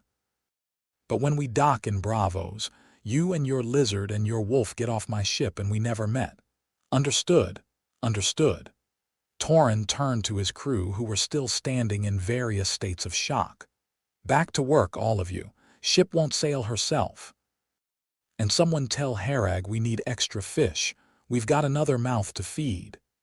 He stalked away toward the quarterdeck. Vardis lingered, his hooked face unreadable, then followed. The crew dispersed, throwing looks at Nightfire that ranged from terror to awe. Dalla appeared at Jon's side. "That went better than I expected. He's a practical man. He's a smuggler who just realized he has a dragon for a weapon. Of course he's happy." She looked at Nightfire, who had settled on the rail and was grooming his wings. "Can he really protect the ship?" As if in answer, Nightfire spread his wings to their full extent, 12 feet now, tip to tip, and screamed. It was the first time Jon had heard the full-throated roar. Not the hunting shrieks or the contented chirps, but a war cry, raw and primal, and it echoed across the open water like a horn blast. Violet fire poured from his jaws in a stream that hit the sea 20 feet from the ship and turned the surface to instant steam. When the steam cleared, the water was still boiling. Dalla stared at the roiling patch of sea. "Right," she said faintly. "I'll take that as a yes." After that, life aboard the Black Wing changed. The crew's fear of Nightfire didn't disappear, but it transformed. Fear became respect, then fascination, then a strange sort of pride. They were sailing with a dragon. No living crew could say the same. Jon caught sailors sneaking glances at Nightfire with expressions that bordered on reverence, and he heard them talking at night, low voices discussing the creature in tones usually reserved for storms and miracles. Nightfire, for his part, adapted to ship life with an ease that surprised Jon. The dragon claimed the main mast as his perch, spending hours at the top with his wings spread, riding the wind like a kite. He hunted from the air, diving into the sea for fish with a precision that was almost mechanical, one dive, one kill every time. He slept draped over the yardarm, his tail hanging down like a banner, and the warmth he radiated kept the upper deck noticeably warmer, which the night watch appreciated.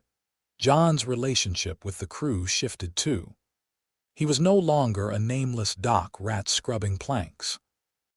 The men watched him differently, not with the contempt they reserved for common stowaways, but with a wary curiosity. Who was this boy? Where had he come from?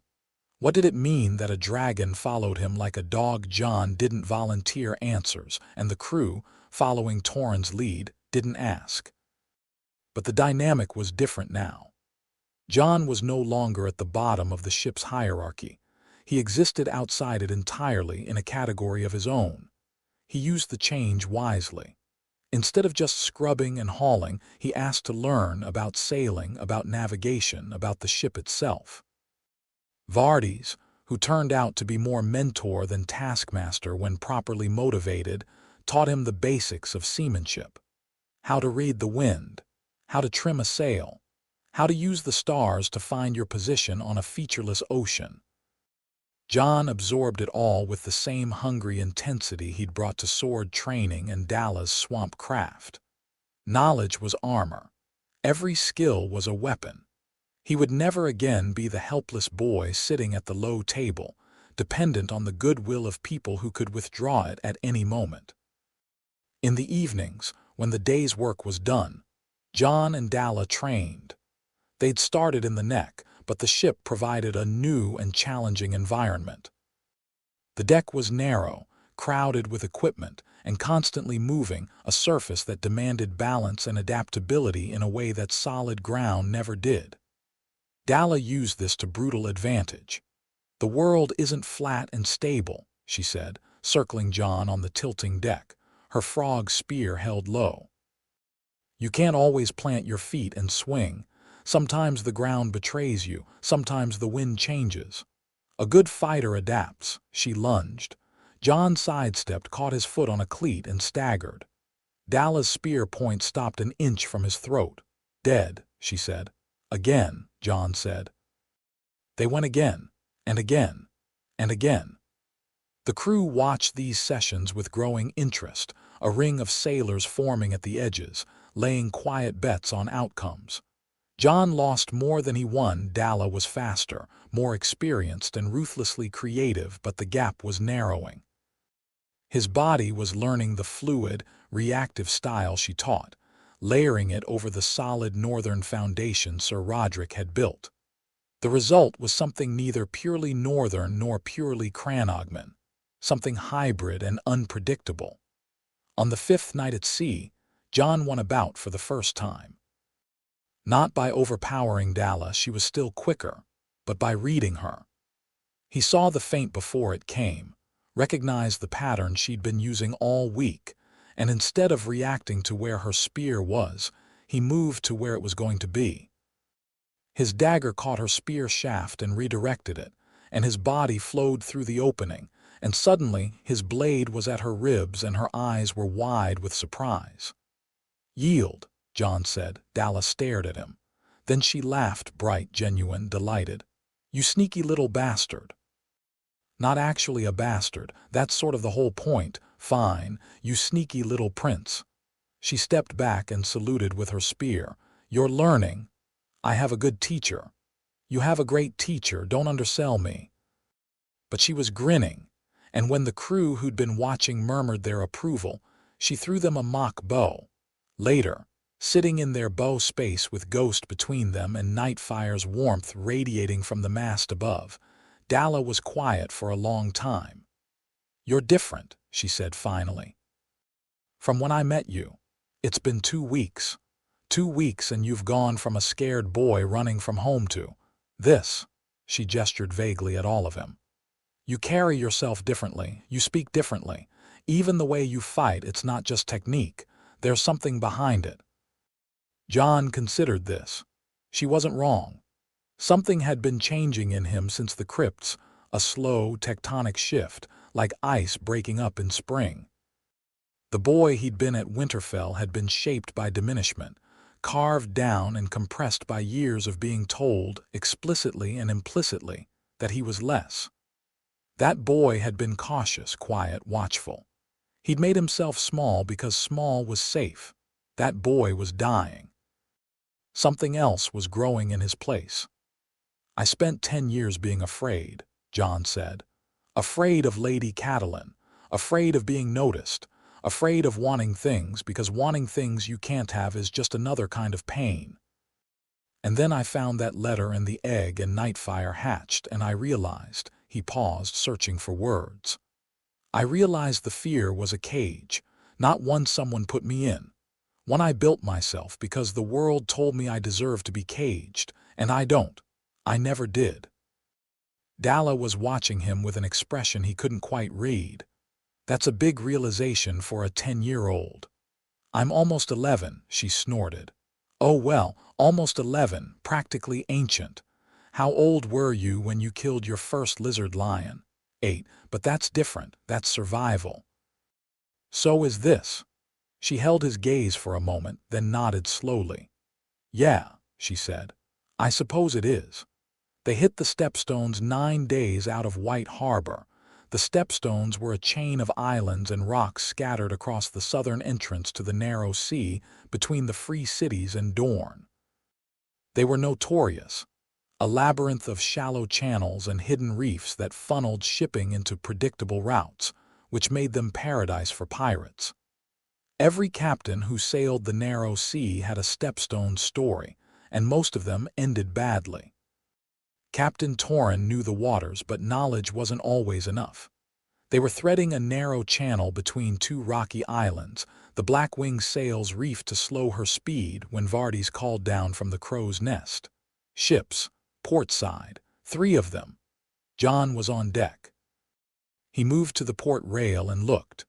3 ships were emerging from behind the larger island, their oars churning the water, moving to cut off the Blackwing's path. They were galleys, long, low, and fast, with red-painted hulls and sails that bore no sigil. Pirate ships.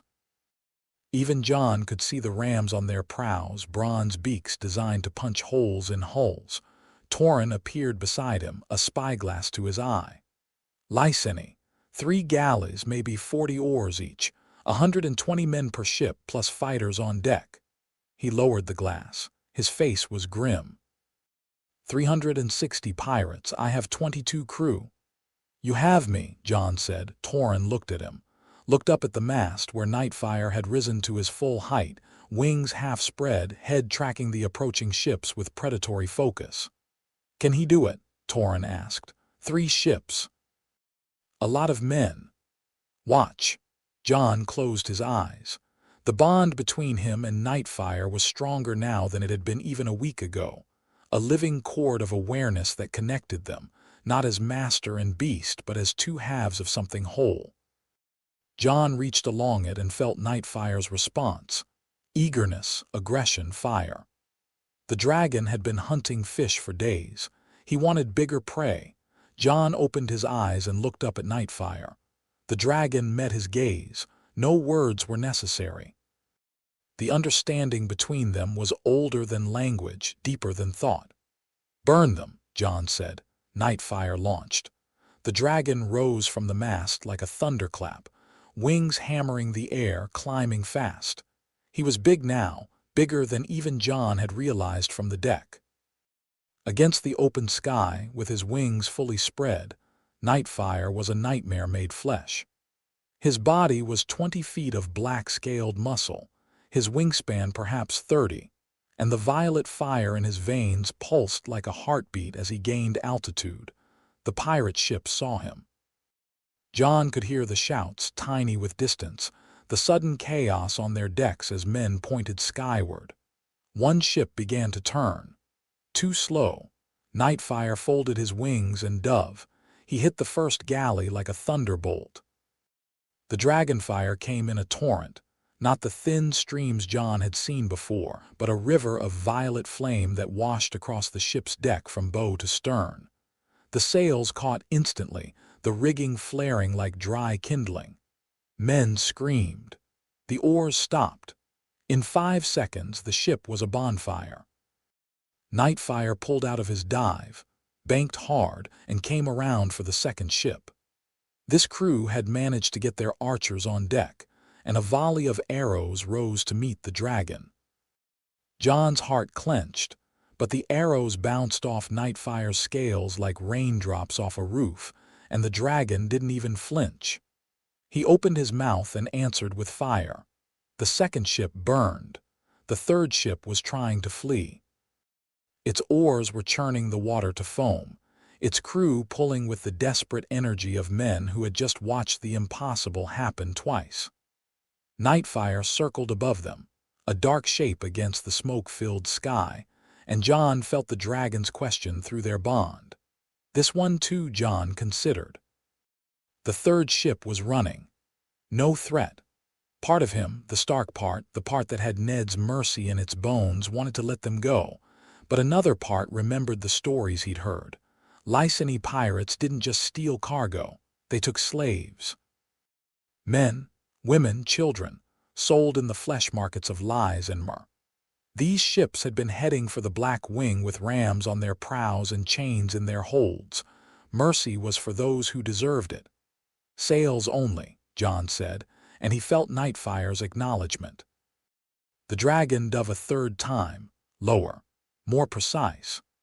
A surgical blast of flame caught the fleeing ship's sails and rigging, turning canvas and rope to ash in an instant. The ship lost way, wallowing without wind, her oars still pulling, but without sails she'd never outrun anything. Nightfire circled once, screamed, that war cry that shook the air, and flew back to the Black Wing.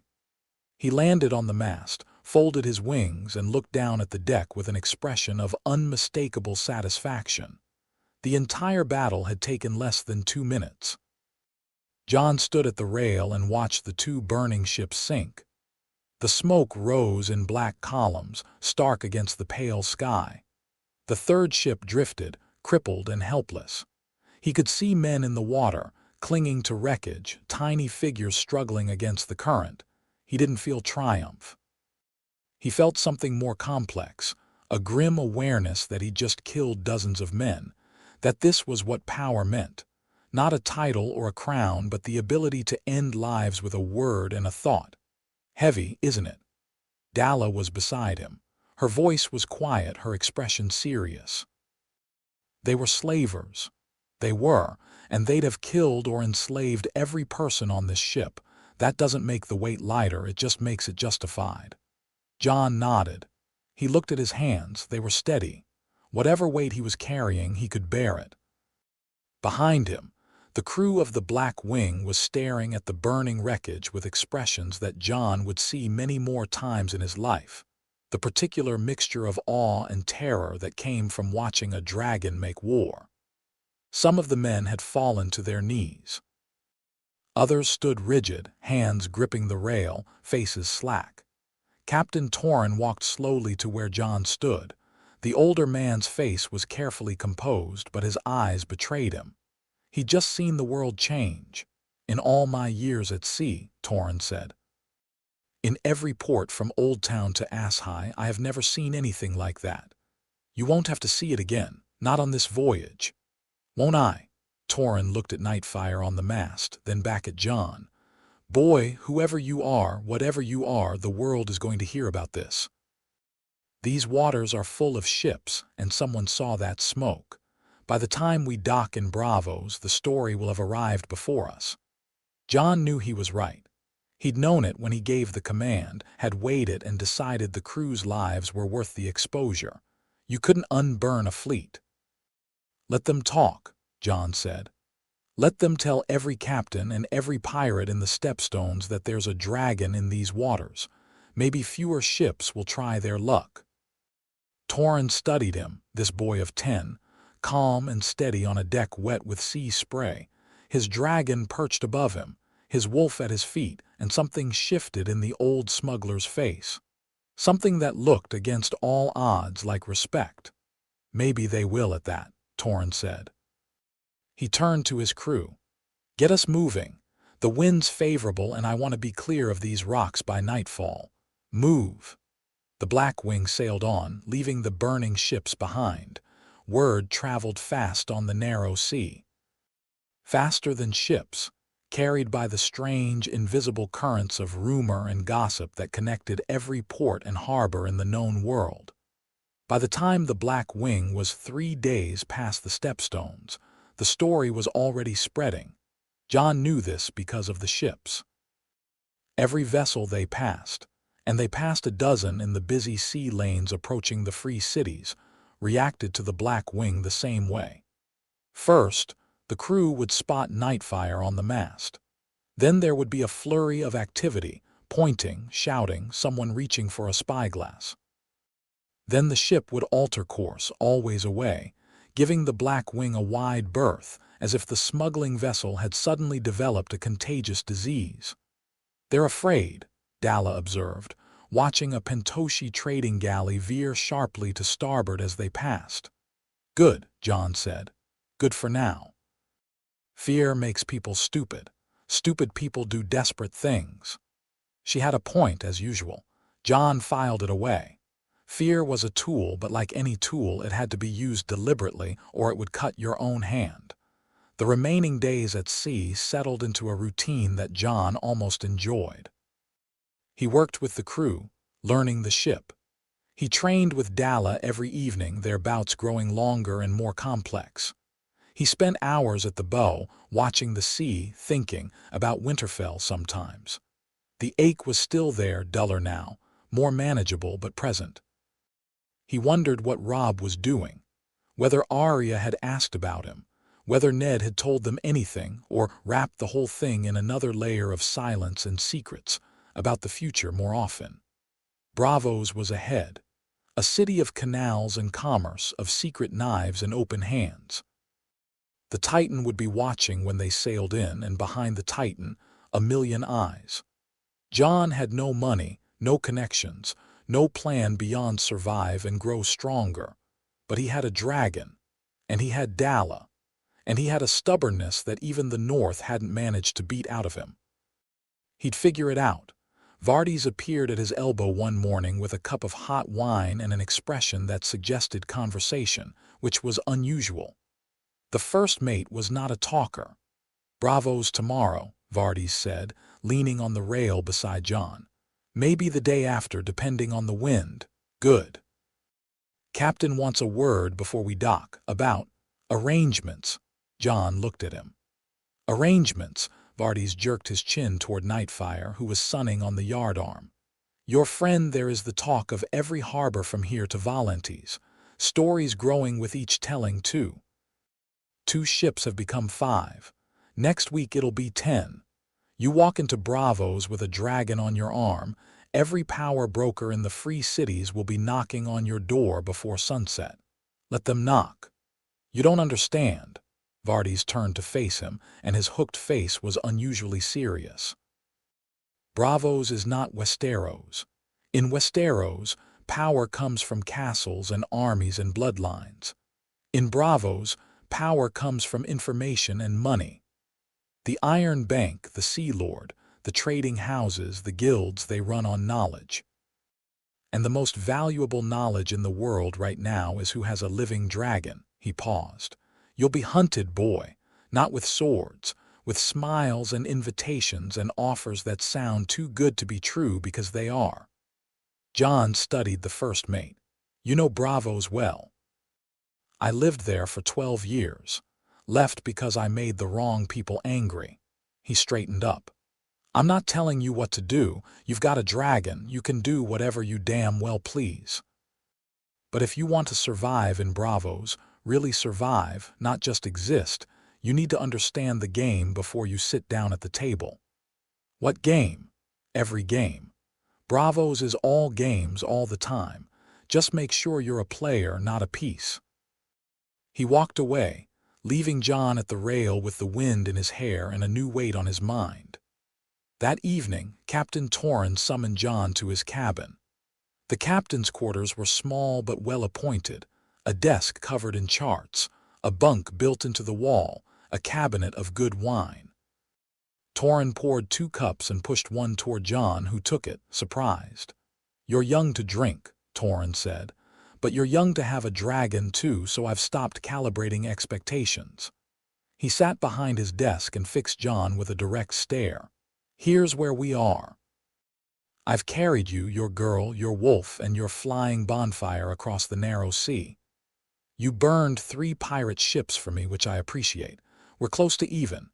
But before I let you off my ship in Bravos, I need to know one thing. Ask. Are you going to be a problem? For me, for my business, for anyone I care about. Because that dragon of yours has made the Black Wing famous, and I don't know yet whether that's good famous or dead famous. Jon sipped the wine. It was arbor red, surprisingly good. I'm not going to be a problem for you, Captain.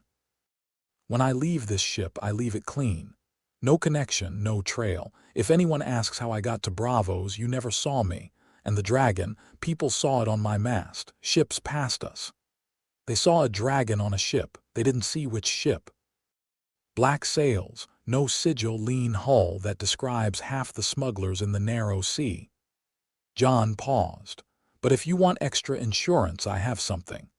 He reached inside his shirt and produced the Targaryen brooch, the 3-headed dragon, silver and fine. He set it on Torrhen's desk. Torrhen looked at it. His eyebrows rose. That's worth a great deal.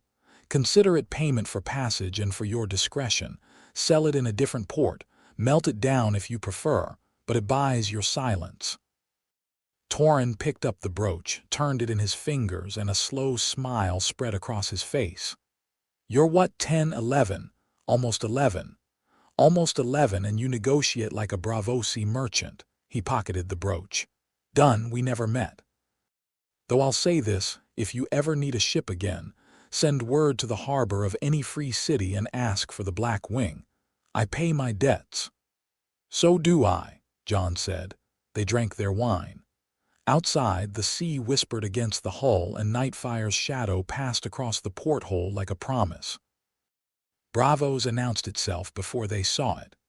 The fog came first, a thick, rolling blanket of mist that rose from the warm lagoon waters and swallowed the world. The Black Wing slowed, her crew tense and watchful, the air heavy with moisture and the smell of the city. Salt, spice, wood smoke, and something else, the sharp mineral tang of coin.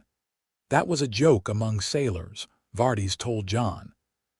You could smell the money in Bravos before you could see the buildings. Then the Titan appeared. Jon had read about it. Meister Lewin's books described the Titan of Bravos in dry, measured terms. A massive statue straddling the entrance to the lagoon, 300 feet tall, armed and armored, a monument to the city's power. The books did not prepare him for the reality. The Titan emerged from the fog like a god waking from sleep. Enormous beyond comprehension, its bronze legs planted on the rocks at either side of the channel, its head lost in the mist above. Water poured from murder holes in its legs, cascading into the sea in thundering waterfalls. As the black wing passed between its feet, tiny, insignificant, a beetle walking between a giant's boots, a horn blast sounded from somewhere in the statue's chest, deep and resonant, announcing their arrival. Jon stood at the bow and looked up and up and up. Nightfire, perched on the mast, was looking too, his head tilted, his violet eyes narrowed. The dragon spread his wings as if measuring himself against the Titan. "Someday," Jon told him quietly. "Not today." Nightfire huffed, unimpressed by the bronze giant, and folded his wings. Beyond the Titan, Braavos opened like a flower. It was a city built on water. Where Winterfell was stone and iron and ancient northern solidity, Braavos was motion and light and an almost impossible delicacy. Hundreds of islands connected by hundreds of bridges, canals in place of streets, and everywhere, on the bridges, on the quays, on balconies and rooftops and the decks of 1,000 boats, people. More people than Jon had ever seen, more people than he'd imagined existed. They moved in a constant, colorful flow, speaking a dozen languages, wearing clothing from every corner of the known world. The buildings were tall and narrow, leaning over the canals like curious neighbors. Temples rose from the water on stone pillars. The Sept beyond the sea, the Temple of the Moonsingers, the House of Black and White with its famous door of ebony and weirwood. Markets sprawled across plazas, loud with bargaining.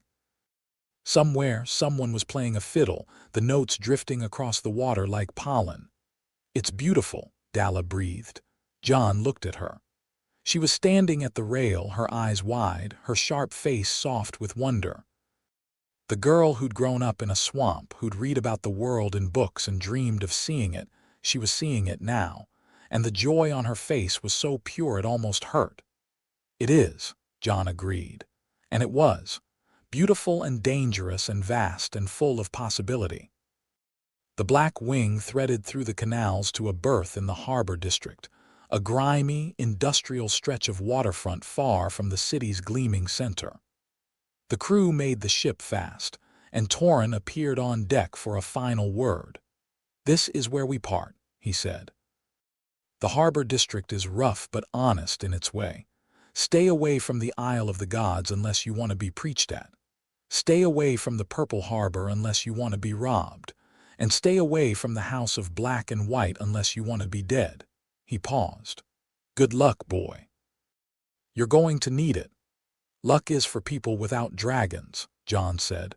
Torrhen laughed, shook his hand, and walked away. Jon, Dalla, and Ghost descended the gangplank onto the stone quay. Nightfire had launched from the mast as they docked, circling high above the city where he'd be just another shape against the clouds.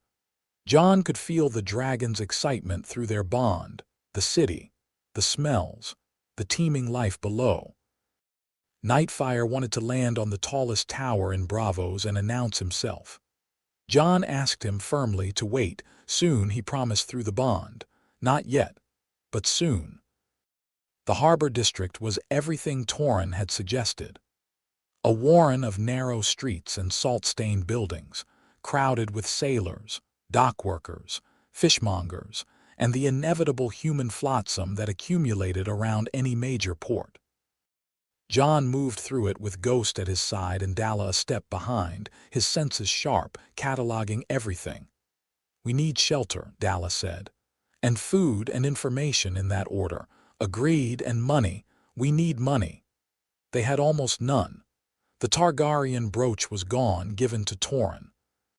Jon had the Valyrian steel dagger, but selling it was out of the question. Dalla had a few copper coins from her father, enough for a meal, maybe two. "I can find work," Dalla said. There are always jobs for someone who's good with herbs and healing. Bravos has apothecaries on every corner. And I can fight. She gave him a look. You're 10.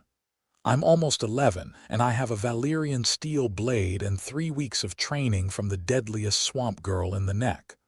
I'm the only swamp girl in the neck. And fighting for money means fighting pits, which means criminals, which means attention. I wasn't thinking about fighting pits. Jon had been thinking, actually, throughout the voyage. Bravos was famous for its bravos, sword fighters who dueled in the streets for honor and reputation. But it was also famous for something else. Its water dancers, practitioners of a fluid, elegant sword style that Jon had read about in Maester Luwin's books.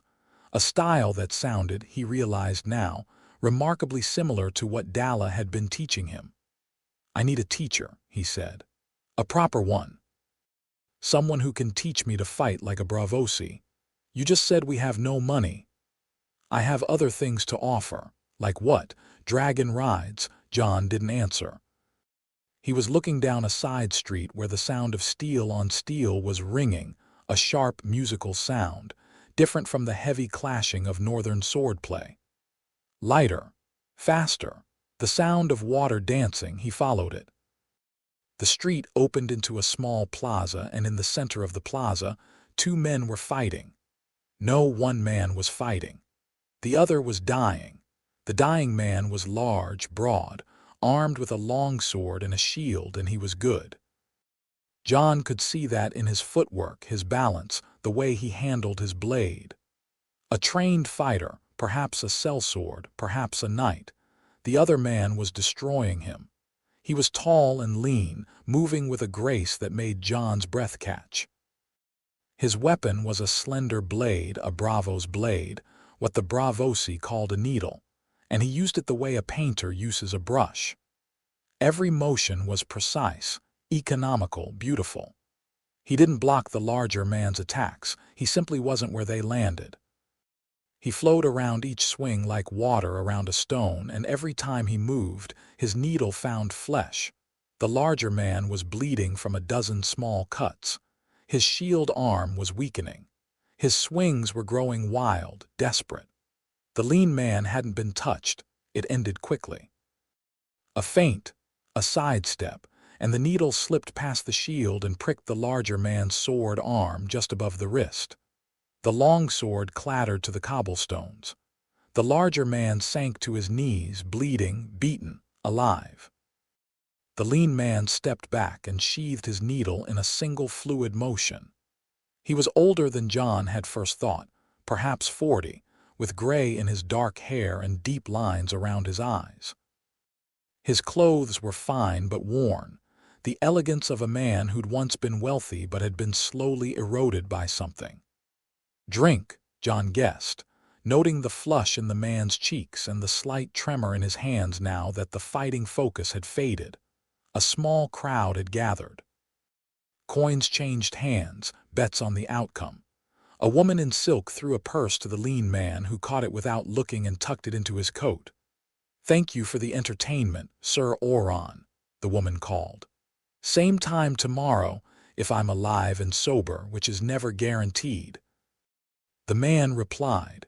His accent was unusual, the flat, clipped tones of the Iron Islands, softened by years abroad. He turned from the plaza and headed for a doorway that, from the smell and noise, was a tavern. Jon followed. The tavern was called the Catfish and Cutlass, which was a terrible name and a worse establishment. It was dark, loud, and smelled like spilled wine and old fish. Sir Oron Blacktide, if that was really his name, was already at the bar, a cup of wine in his hand, the purse from the plaza open in front of him. He was counting coins with the methodical focus of someone who knew exactly how many drinks the money would buy. Jon sat down next to him. Ghost settled at his feet. Dalla hung back near the door, watching. Oron glanced sideways at Jon. His eyes were dark brown, bloodshot, and sharp despite the wine. "Go away, boy. I watched your fight in the plaza. Congratulations. You and 30 other gawkers, go away. You're the best swordsman I've ever seen. Flattery from children, the very bottom of the barrel. Oron drained his cup and refilled it from a jug the bartender had already placed in front of him. I said go away. I want you to teach me. Oron paused with the cup halfway to his lips. He set it down and turned on his stool to face Jon fully. His gaze was piercing, the kind of look that stripped away pretense and examined what was underneath. Teach you, he said flatly, swordsmanship, water dancing, whatever you call what you did out there.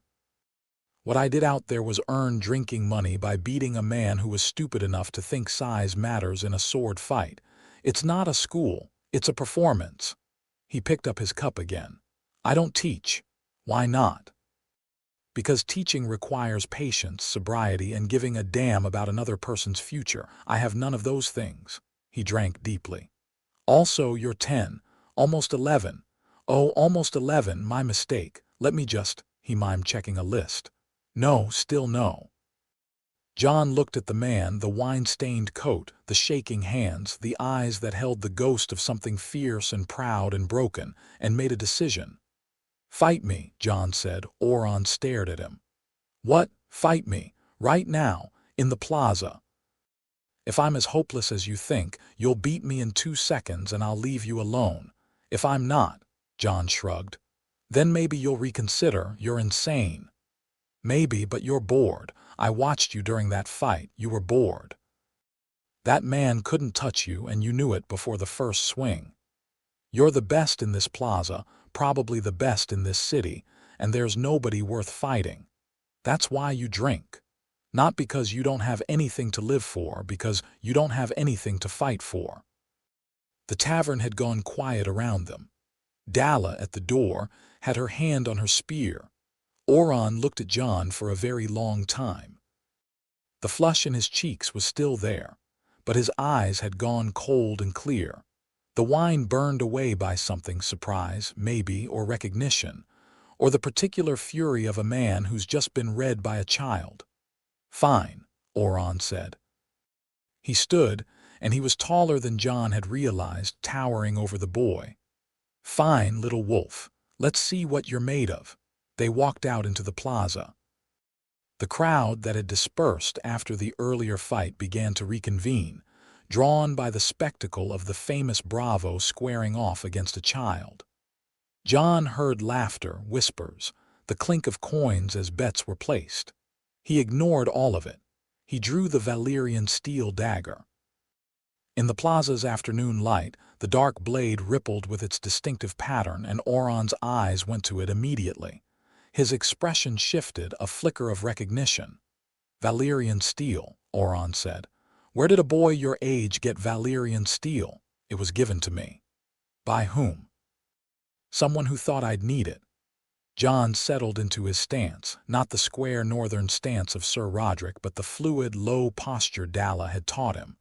Weight on the balls of his feet, blade held loose but ready. Body open, reactive, alive. Oron drew his needle. He didn't take a stance. He simply stood, the blade hanging at his side, his posture almost lazy. His eyes never left Jon. Whenever you're ready, Oron said. Jon attacked. He went in fast, using the lateral approach Dalla had drilled into him. Don't charge, don't telegraph. Come in at an angle and change direction at the last moment. His dagger slashed for Oron's ribs, a committed strike from an unexpected vector. Oron wasn't there. He moved like smoke, a half-step that carried him out of the blade's path with millimeters to spare, and his needle flicked out and tapped Jon's wrist. Not hard, a touch, a message. I'm here. You're not. Jon didn't stop. He redirected, spinning out of the failed attack, and coming back with a backhand cut that should have caught Oron's retreating blade. Oron's needle deflected the dagger with a musical ring and redirected it, and suddenly Jon's own momentum was carrying him forward, off balance, and Oron's needle was at his throat. Dead, Oron said. 2 seconds. Jon stepped back. His heart was pounding, his mind racing. The man was impossibly fast, faster than Dalla, faster than anyone Jon had ever seen. But Jon had watched him fight the larger man, had studied his movements, and he thought he'd seen something. He attacked again. Different angle, different rhythm. Oron deflected, countered, put the needle to Jon's chest, dead. Again. Again. Jon came in low, went for the legs. Oron hopped the cut and tapped Jon's shoulder, dead. Again. Jon feinted left, struck right. Oron read the feint and punished it, dead. The crowd was laughing now. Even Dalla looked pained. Jon was drenched in sweat, his arms aching, his lungs burning. He'd been tagged 7 times and hadn't come close to touching Oron, but he'd seen it. The pattern. The thing he'd noticed watching Oron fight the larger man. Oron always redirected to the same side. Left. Every deflection, every counter, every riposte, he finished on the left. It was so subtle, so deeply ingrained that it was probably invisible to anyone who hadn't watched him fight multiple opponents. But Jon had watched, and Jon had been trained by Dalla to look for patterns, and he saw it. He attacked one more time. Straight in, no finesse, a committed thrust that was almost suicidal in its directness. Oron's needle came up to deflect left, always left, and Jon was already there. He'd thrown the thrust as bait. His real move was his body, pivoting right, inside Oron's guard, inside the needle's reach, and his dagger came up and touched the inside of Oron's sword arm. Touch, not a cut. A message. I found you. Oron froze. The plaza went silent. Jon stepped back, breathing hard. Oron was staring at his arm where the dagger had touched, then at Jon, and his expression was something Jon had never seen on a grown man's face before, a kind of stunned, reluctant wonder. You found my tell, Oron said quietly, not a question. You finish left. Every time. It's almost invisible, but it's there. I've been fighting in this city for 6 years. No one has ever spotted that. No one was looking for it, and you were. I was taught to look for patterns, to watch the body, not the blade. Oron was quiet for a moment. The plaza held its breath. Then the bravo sheathed his needle and ran his hand through his graying hair. Who taught you that? A Crannog woman. Jon glanced at Dalla, who was trying very hard to look casual and failing. She's good, but she's not you. I need the best, Sir Oron. I need someone who can make me dangerous enough that no one, no king, no lord, no army, can ever make me sit at the low table again. Something in those words hit home. Jon saw it in the flinch, the quick flash of pain in Oron's eyes. The low table. Every disgraced man knew that feeling. I'm a drunk, Oron said. A washed-up, broken-down drunk who fights for pocket change in a foreign city because he can't go home and has nowhere else to be. Then you've got nothing to lose by teaching me. I've got plenty to lose. My quiet, my solitude, my dignified descent into oblivion.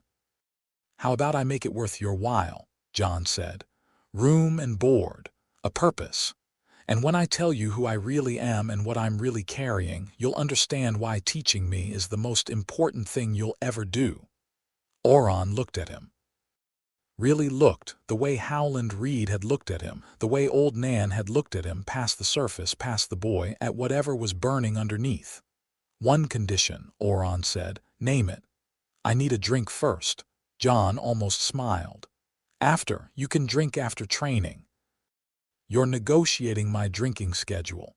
You're 10 years old and you're negotiating my drinking schedule. Almost 11. Oron Blacktide looked at the sky, as if asking the gods for patience. Then he looked back at Jon, and despite everything, the wine, the weariness, the years of self-destruction, something kindled in his eyes. Something that looked like it had been dark for a very long time. Fine, he said. Fine, you impossible child, I'll teach you. And when you get yourself killed, which you will, I want it on record that I told you so. He stuck out his hand. Jon took it. The man's grip was iron despite the tremor.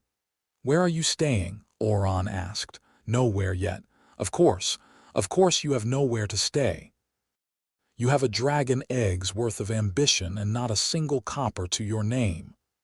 "I don't have a dragon egg," Jon said. "I have a dragon." He looked up. High above the plaza, visible to anyone who thought to look, Nightfire was circling against the clouds. Dark wings spread wide, violet fire flickering along his scales. Euron followed his gaze. The color drained from his face. He looked at the dragon, then at Jon, then at the dragon again. "Oh," he said faintly. "Oh, gods still want that drink?" Jon asked. "More than ever," Euron said. "But I think you're right, it can wait." He picked up his coat from where he'd dropped it, slung it over his shoulder, and looked at Jon with the shell-shocked expression of a man whose life had just taken a sharp and unexpected turn. "Come on, then. I know a place we can stay. A friend owes me a favor which I've been saving for something important." He paused. "I think this qualifies." He turned and walked out of the plaza. Jon, Dalla, and Ghost followed. And above them, Nightfire descended through the clouds, lower and lower, until his shadow fell across the Braavosi rooftops like a dark wing over the city. The shadow of a dragon, returned to the world after a century and a half of absence. A shadow that would grow and grow and grow until it covered everything. But that was later. For now, a boy, a girl, a wolf, and a drunk walked through the streets of Braavos, and a dragon circled above, and the future was a door standing open. Jon walked through it without looking back. Chapter 4. Fire and Iron. 2 years changed everything. Jon Snow had arrived in Braavos as a boy, 10 years old, angry, raw, carrying a dragon the size of a hound and a grief he couldn't yet name. The person who stood on the rooftop of the old chandlery on the morning of his 12th name day was something else entirely. He was tall for his age now, the Targaryen blood asserting itself in a growth spurt that had added 4 inches in the past year alone.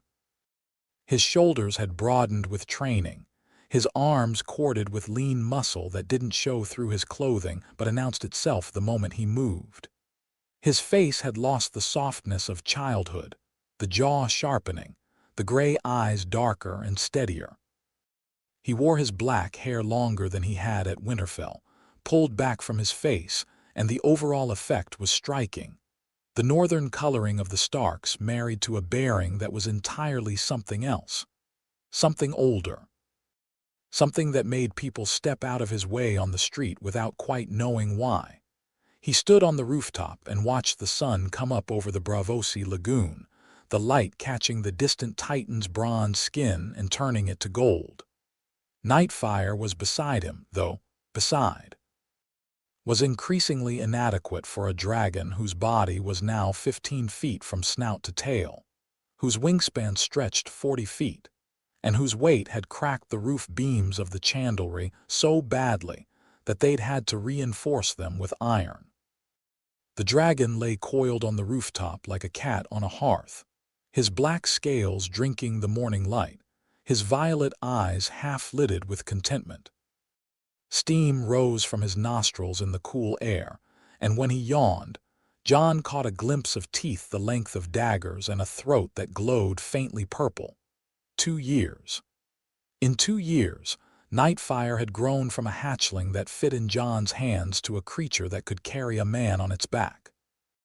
Not comfortably, not yet, but the flights had begun 3 months ago, and everyone was longer and more confident than the last. Jon reached out and laid his hand on Nightfire's flank.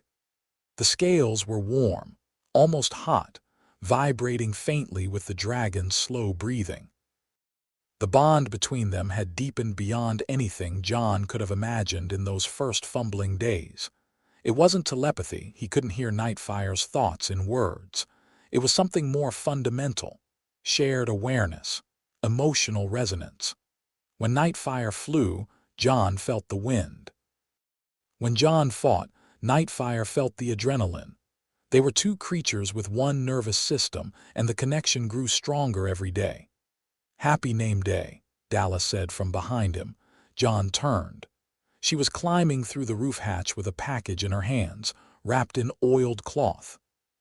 2 years had changed her too. She was 16 now, taller.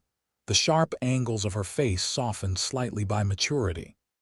Her dark hair was still cut short, but she'd adopted the Bravosi fashion of threading colored cord through it, and the effect was oddly elegant. She moved with the same fluid grace she'd always had, but there was a new confidence in it, a self-assurance that came from having built a life in a foreign city through sheer will. "You remembered," Jon said. "Of course I remembered. I'm the one who keeps track of dates since you and Oron seem to think calendars are optional." She handed him the package. "Open it." Jon unwrapped the cloth.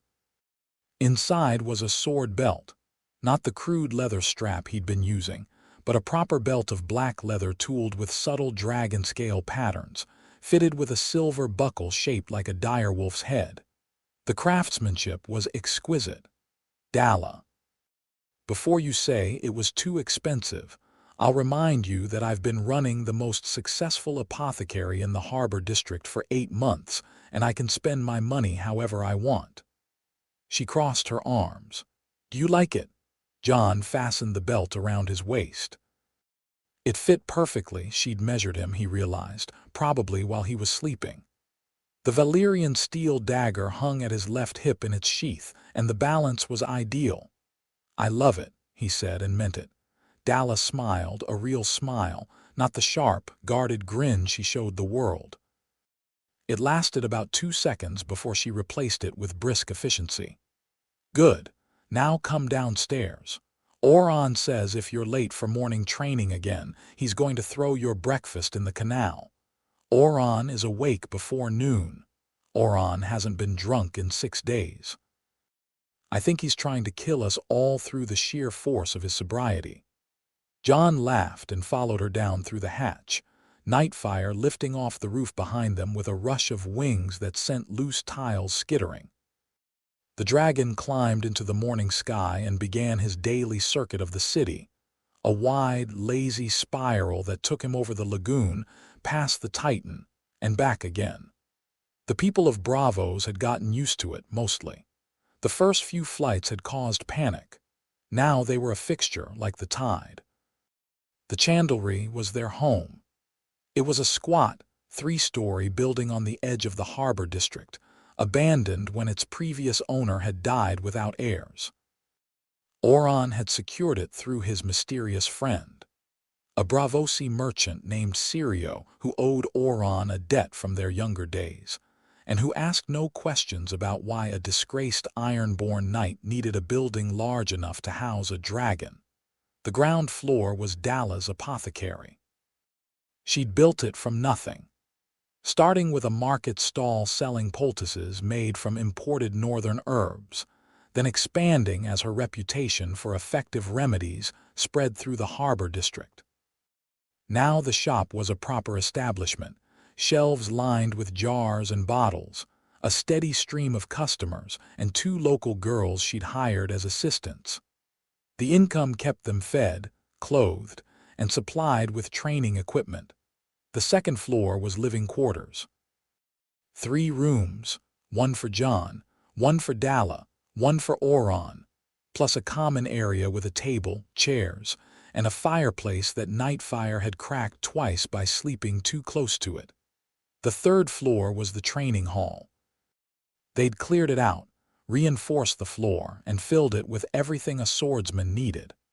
Practice dummies, target posts, racks of wooden training blades, and a cleared space large enough for 2 fighters to move freely. It was here that Jon had spent a significant portion of the last 2 years, and it was here that Oron Blacktide was waiting for him, wooden sword in hand, looking irritated. "You're late," Oron said. "It's my name day. Enemies don't check the calendar before they try to kill you. Sword up." Jon grabbed a practice blade from the rack. It was weighted to match the long sword he'd been training with, heavier than the dagger, requiring different mechanics, different footwork. Oron had insisted he learn multiple weapons, multiple styles. A man with one skill has one way to die. The Ironborn had told him. A man with 10 skills has options. They faced each other across the training floor. Oron had changed too in 2 years. The wine flush was gone from his cheeks. The tremor in his hands had disappeared within the first 3 months of sobriety, replaced by a steadiness that was almost eerie. He'd put on muscle, lost the gaunt look of slow self-destruction, and the result was the man he'd been before the drinking started. Tall, lean, dangerous, with the quickest hands Jon had ever seen and a mind for combat that bordered on prescient. "Standard rules," Oron said. "First to 3 touches, no dirty tricks. You always say no dirty tricks and then you kick me in the shin." Shin kicks are a legitimate technique. They're in at least 4 fighting manuals. "Which 4? "The 4 I'm writing in my head, sword up." Jon raised his blade. Oron mirrored him. For a moment, neither moved, then they fought. 2 years ago, Oron had beaten Jon in 2 seconds without trying. Now the bouts lasted minutes, long, intense minutes of feinting, probing, attacking, and counterattacking. Oron was still better. He would be better for years, maybe forever. But the gap had closed from a chasm to a crack, and every session, Jon felt it narrowing further. Oron's teaching method was unique. He didn't just teach water dancing, though that was the foundation. He'd built a comprehensive fighting system that drew from every tradition he'd encountered in his years of wandering, Bravosi water dancing for speed and precision, Westerosi knightcraft for power and defense, iron-born savagery for aggression and unpredictability, and even elements of the Dothraki Arak style he'd picked up in Pentos. On top of that, Jon layered Dalla's Cranugman techniques, the dirty tricks, the misdirection, the ability to fight in any terrain and any conditions. The result was something that belonged entirely to Jon. Not Northern, not Bravosi, not any single tradition, but a synthesis that was fluid, aggressive, and deeply unpredictable. Oron called it dragonfire fighting, beautiful and destructive in equal measure. This morning, Jon scored first. A feint high, a cut low that Oron almost parried but not quite. The practice sword clipped his thigh. "Touch," Jon said. Oron grunted. His response was immediate and brutal. A flurry of strikes that drove Jon backward across the training floor, each blow arriving from a different angle, each one faster than the last. Jon parried 3, dodged 2, and took the 6th on his forearm. "Touch," Oron said. "Don't celebrate in the middle of a fight." "I wasn't celebrating, I was." The next blow caught him across the ribs. Jon wheezed. "Touch," Oron said. "And don't talk in the middle of a fight either." Jon reset. 2-1, Oron's favor. He breathed, centered himself, and let the frustration go. Oron was trying to rattle him. It was part of the teaching, learning to fight through emotion rather than being controlled by it. An angry fighter was a predictable fighter. They circled. Oron struck first this time, a lunging thrust that Jon deflected with a circular parry, redirecting the blade past his shoulder and stepping in close. Close quarters negated Oron's reach advantage. Jon struck for the chest. Oron wasn't there. He dropped below the cut, impossibly fast for a man his size, and his blade came up from below. Jon jumped. Actually jumped, getting both feet off the ground, the low cut passing beneath him, and as he came down, he brought his practice sword hammering down on Oron's exposed shoulder. The hit was solid. Oron staggered. "Touch," Jon said. Oron straightened, rubbing his shoulder, and looked at Jon with an expression that mixed annoyance and satisfaction. "You jumped over my blade in mid-combat. It was there or take the hit. Most fighters take the hit. Most fighters don't have the reflexes or the audacity to jump a blade in a sword fight." The satisfaction was winning over the annoyance. Again, tiebreaker. "Show me what you've got, pup." The final exchange was their best. It lasted nearly a full minute, an eternity in a sword fight, and the practice blades moved so fast they blurred. Jon attacked in combinations he'd been developing, mixing styles mid-sequence in ways that would have baffled a conventionally trained opponent. Euron matched him, countered him, pushed back with his own innovations. In the end, it was Jon who broke through. He saw the opening, left side, always the left side. Euron's old tell that 2 years of training had reduced but never fully eliminated, and he took it. Not with his sword. With his body. He stepped inside Euron's guard, trapped the older man's blade with his own, and drove his shoulder into Euron's chest with every ounce of force his 12-year-old frame could produce. Euron went down. Not gracefully, he hit the floor hard, and Jon's practiced sword was at his throat before the dust settled. Silence. Then Euron started laughing. Not the bitter, self-mocking laugh Jon had heard in the Braavosi Plaza 2 years ago, but genuine, deep-chested laughter that shook his whole body.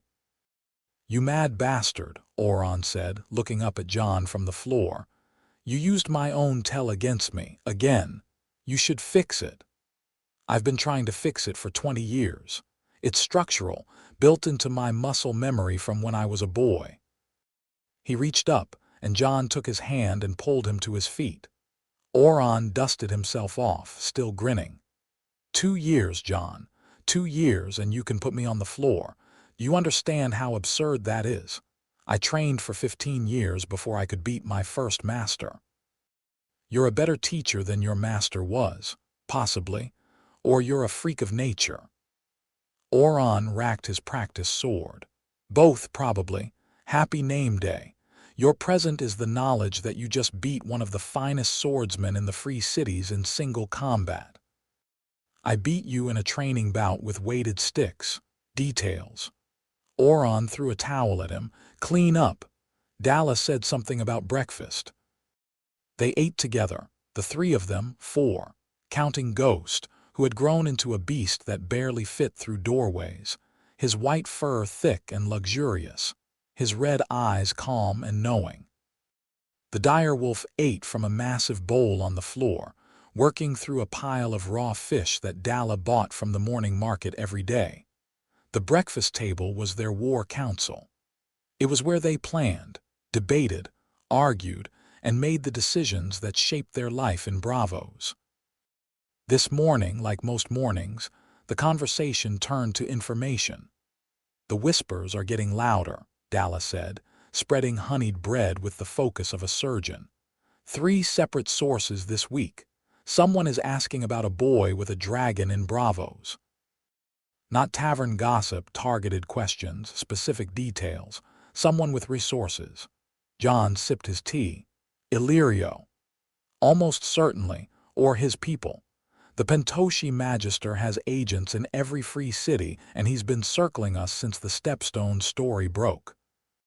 Dalla had built an information network over the past 2 years that would have impressed a spy master. It had started with her apothecary customers. Sick people talk, and they talk more when someone is kind to them, and expanded through careful cultivation of contacts in the harbor district, the merchant quarter, and the edges of Braavosi high society. She called it listening. Jon called it intelligence gathering. "What do we know about Illyrio?" Euron asked. He was eating with the focused determination of a man who'd spent years fueling himself primarily with wine and was still rediscovering the concept of solid food. Wealthy. Connected. Pentoshi Magister with ties to every power broker between here and Volantes. He's been harboring the 2 surviving Targaryen children, viceroys and deaneries, for years, funding their exile, maintaining their claim. Dalla ticked off points on her fingers. He's working with someone in Westeros. We don't know who, but the money and information flows both ways across the narrow sea. Varies, Jon said. Both Dalla and Euron looked at him. The spider. Master of Whisperers on Robert Baratheon's small council. He's a Pentoshi eunuch who grew up in the Free Cities. If anyone is running a Targaryen restoration plot from inside the Red Keep, it's him. How do you know about Varys? Dalla asked. Maester Lewin's lessons. He taught us about the major players in King's Landing. Varys was one of them, a man of no house, no lands, no family, who somehow became the most informed person in the Seven Kingdoms. Jon set down his tea. If Illyrio and Varys are working together, they're not just harboring viceroys and deaneries. They're building something, a restoration plan. And a boy with a living dragon is either the greatest asset or the greatest threat to that plan. Which is why they're looking for you, Oron said. Which is why I'm going to let them find me. Dalla's eyes narrowed. Explain. We've been hiding for 2 years. Keeping our heads down, staying quiet, letting Nightfire fly high enough to be seen but not identified. It's worked. We've built a life here. I've trained. You've built the apothecary and the network. But it can't last. Nightfire is too big to hide. The stories are too widespread. And eventually Illyrio's people will find us whether we want them to or not. Jon leaned forward. I'd rather meet them on my terms than theirs. You want to walk into a meeting with one of the most powerful men in the free cities. Dalla said slowly. A man who has spent years manipulating Targaryen heirs for his own purposes. Yes, you're 12. I'm 12 with a dragon, a Valyrian steel blade, and 2 years of training from the best swordsmen in Bravos. And I'm not walking in blind. I'm walking in knowing exactly what he wants and exactly what I'm willing to give him, which is nothing. Oron was quiet, turning his cup in his hands. You want to take his measure. I want him to take mine. I want him to look at me and understand that I'm not Viserys. I'm not a scared exile waiting for someone to hand me a crown. I'm not a piece on his board. Jon's voice was steady, but the fire beneath it was audible. I'm the board. Dalla and Oron exchanged a glance. It was the kind of glance that people who have lived in close quarters for 2 years develop, entire conversations compressed into a look. If we do this, Dalla said, we do it right. We choose the location. We set the conditions. And Nightfire is visible the entire time. Agreed. And I'm in the room. I wouldn't have it any other way. And if it goes wrong, it won't go wrong. It might go badly, but it won't go wrong. There's a difference. Dalla sighed, the particular sigh of someone who has stopped being surprised by Jon's audacity and moved on to planning around it. Fine. I'll put the word out through my network. Subtle, a suggestion that the dragonrider of Bravos is open to conversation. Illyrio's people will pick it up within a day. Good. Oron stood and began clearing the table. I'm coming too. You don't have to. I'm coming too. Oron repeated, and his tone had the particular flatness that meant the discussion was over. I didn't spend 2 years beating combat skills into your skull just to let you walk into an ambush without backup. Jon looked at his teacher, his protector, the broken man he'd dragged out of a wine cup and rebuilt into something formidable. Oron met his gaze with steady, sober eyes. Thank you, Jon said. Don't thank me. Thank your dragon. If you didn't have Nightfire, I'd have let you stumble into the canal on day 1. That's not true, no, Oron admitted. It's not, but let me have my grumpy old man persona. It's all I've got left. They spent the rest of the morning preparing, and in the afternoon Jon flew. It still took his breath away. Every single time, he climbed to the Chandlery's roof, where Nightfire waited. The dragon had continued his explosive growth. He was 20 feet from nose to tail now, his body thick with muscle, his wings broad and powerful. The black scales had deepened to an impossible darkness, seeming to absorb light itself, while the violet veins had intensified to a deep, pulsing amethyst that traced lines of fire across his body. His eyes were intelligent, alert, ancient in a way that had nothing to do with age. Jon approached, and Nightfire lowered himself, a motion that still gave Jon a thrill of awe. He climbed onto the dragon's back, settling into the natural saddle point between the neck ridges where he'd learned to sit. No actual saddle yet. They hadn't found a leather worker brave enough to take Nightfire's measurements, so Jon rode bareback, gripping the ridges with his legs, leaning forward against the hot scales. "Up," Jon said. Nightfire launched. The acceleration was savage, pressing Jon flat against the dragon's neck, the rooftop dropping away beneath them as Nightfire's wings beat the air with concussive force. In 3 wing beats, they were above the roofline. In 10, they were above the Titan. In 20, they were in the clouds, and the world below was a tapestry of blue and green and gold. Jon screamed, not in fear, in joy. Pure, uncomplicated, childlike joy, the kind he'd almost forgotten existed, the kind that had been beaten out of him by years of Winterfell's cold politics. Up here, there was nothing but wind and speed and the volcanic warmth of Nightfire's body, and the impossible, ridiculous, magnificent fact that he was flying on a dragon. They banked over the lagoon, Nightfire's wingtip cutting the surface, sending up a spray of water that caught the sunlight and turned to diamonds. They climbed again, spiraling up through a column of warm air until Braavos was a model city below them, the canals like silver threads, the ships like toys. They dove Nightfire, folding his wings and plummeting in a controlled fall that made Jon's stomach drop and his heart soar, and pulled up at the last moment, skimming the water so close that Jon could have reached down and touched it. They flew for an hour. Jon practiced his control, steering with his legs, with his weight, with the bond that connected them at a level deeper than physical. Nightfire responded to intention as much as command, anticipating Jon's desires and executing them with an elegance that no horse could match. They were learning each other's rhythms, building the instinctive partnership that the old Targaryen dragon lords had written about. Rider and dragon as one mind, one will, one weapon. When they landed on the roof, Jon was wind-burned and grinning and alive in a way that nothing else made him feel. Ghost was waiting at the hatch, his tail actually wagging, which he almost never did. Dalla was on the next roof over, shading her eyes, watching them with an expression that mixed exasperation and wonder. "You're going to fly into the Titan one of these days," she called. "The Titan would lose." Jon called back. Nightfire rumbled in agreement and settled onto his rooftop, curling into his resting position with a contented sigh that sent a wave of warmth across the surrounding buildings. A family on the next block had started drying their laundry on their roof, positioned to catch Nightfire's radiant heat. The dragon tolerated this with regal indifference.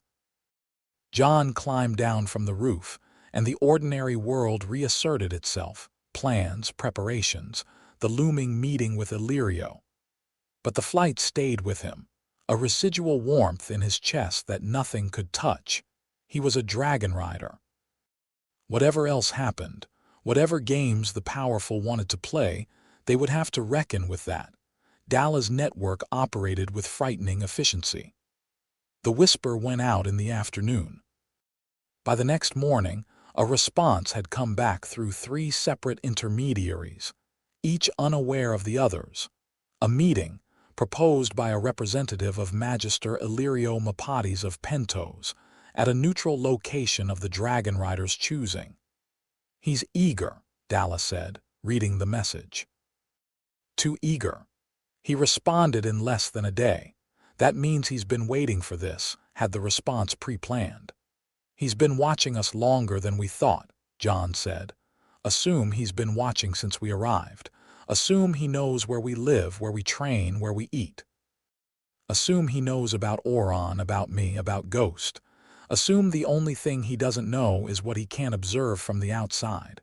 Which is what you want, what you'll accept, what you'll do if he pushes too hard." Dalla folded the message. "That's your advantage. He has information, but he doesn't have understanding. He doesn't know you." Jon chose the location carefully. The Moon Pool, an open-air terrace overlooking one of Braavos' central canals. It was public, well-lit, surrounded by other businesses and pedestrian traffic. No walls, no doors to block. Multiple exits, and a clear line of sight to the sky, where Nightfire could circle and be seen by everyone in attendance. They arrived early.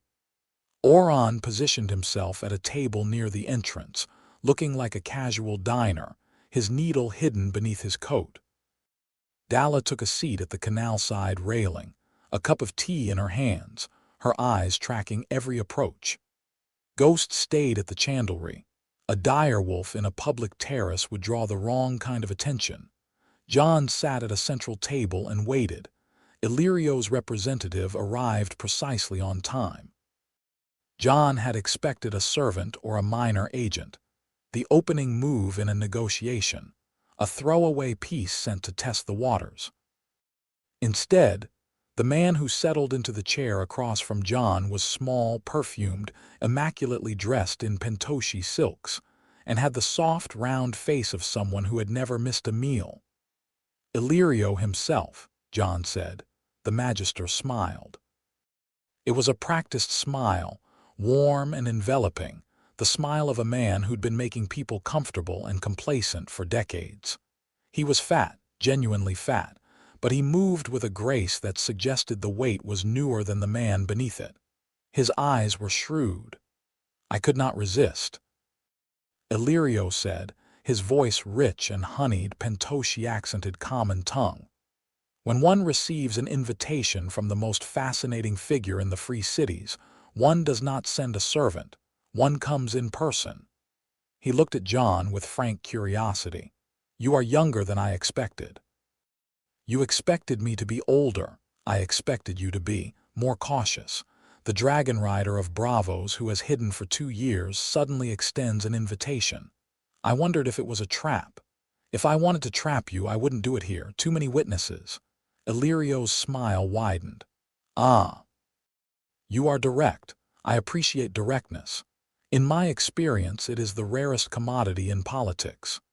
He leaned back, and despite the casual posture, Jon could feel the intensity of the man's attention. It was like being examined by a jeweler, assessed, appraised, valued. So, here we are. A boy with a dragon and an old man with questions. Shall I ask, or shall you tell? You already know who I am, Jon said. Your people have been digging for 2 years. You've probably traced me back to White Harbor, maybe further. The question isn't who I am. The question is what you want from me. Illyrio regarded him. The smile faded, replaced by something more genuine, not warmth exactly, but acknowledgement. The pretense of a casual meeting between strangers was evaporating. What I want, Illyrio said carefully, is to understand your intentions. You are, if my information is correct, a Targaryen, one of perhaps 3 remaining in the world. You have what no Targaryen has possessed in over a century, a living, growing dragon. This makes you, without exaggeration, the most important person alive. He paused. And you are 12 years old, living above an apothecary in the harbor district of Bravos. This is unexpected. Is it? Where would you expect me to be? At my table in Pentos, under my protection, being prepared for the role that fate and blood have given you. The restoration of House Targaryen, the reclamation of the Iron Throne. Illyrio spread his hands. It is what your family deserves, what the realm deserves. The usurper Robert and his Lannister puppet masters have brought nothing but corruption and decline. The people cry out for a true king. Jon let the silence stretch. He watched Illyrio the way Oron had taught him to watch an opponent, not the words but the body, the eyes, the micro-expressions that betrayed what the mouth concealed.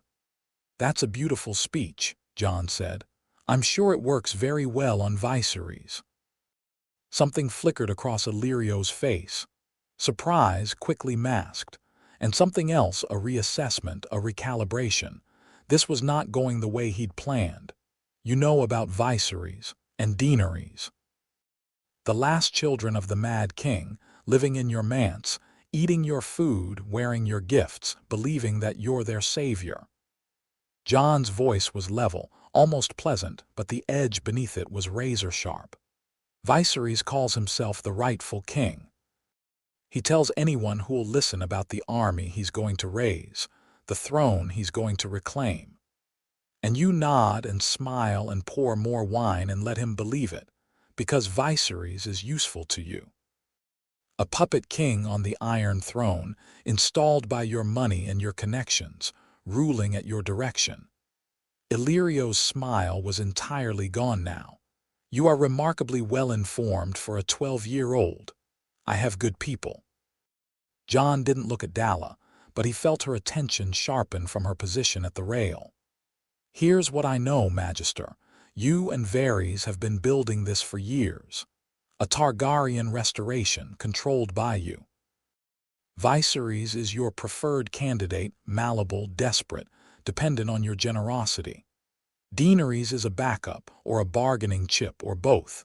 You've been cultivating alliances, stockpiling resources, waiting for the right moment. And then I appeared, Jon said. A Targaryen with a dragon.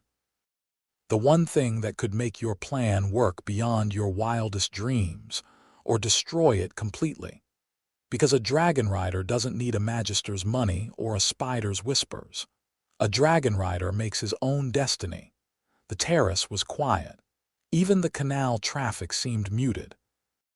Illyrio sat very still, his shrewd eyes fixed on Jon, and Jon could see the calculations happening behind them, the furious reassessment of a man who had walked in expecting a child and found something else. What do you want? Illyrio asked, and for the first time the honey was gone from his voice. This was the real man, the merchant prince, the power broker.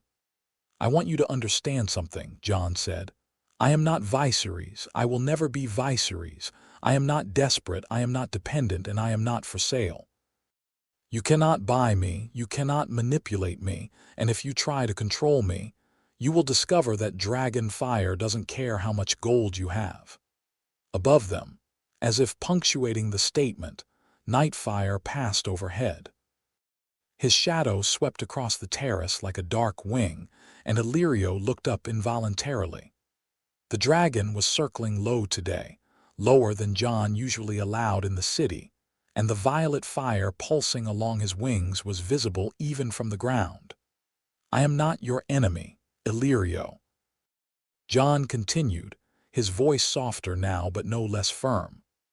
I have no interest in disrupting your plans or competing with Viserys for your attention. What I am is independent. I operate on my own terms, I make my own alliances, and I walk my own path. If that path aligns with yours someday, we can talk.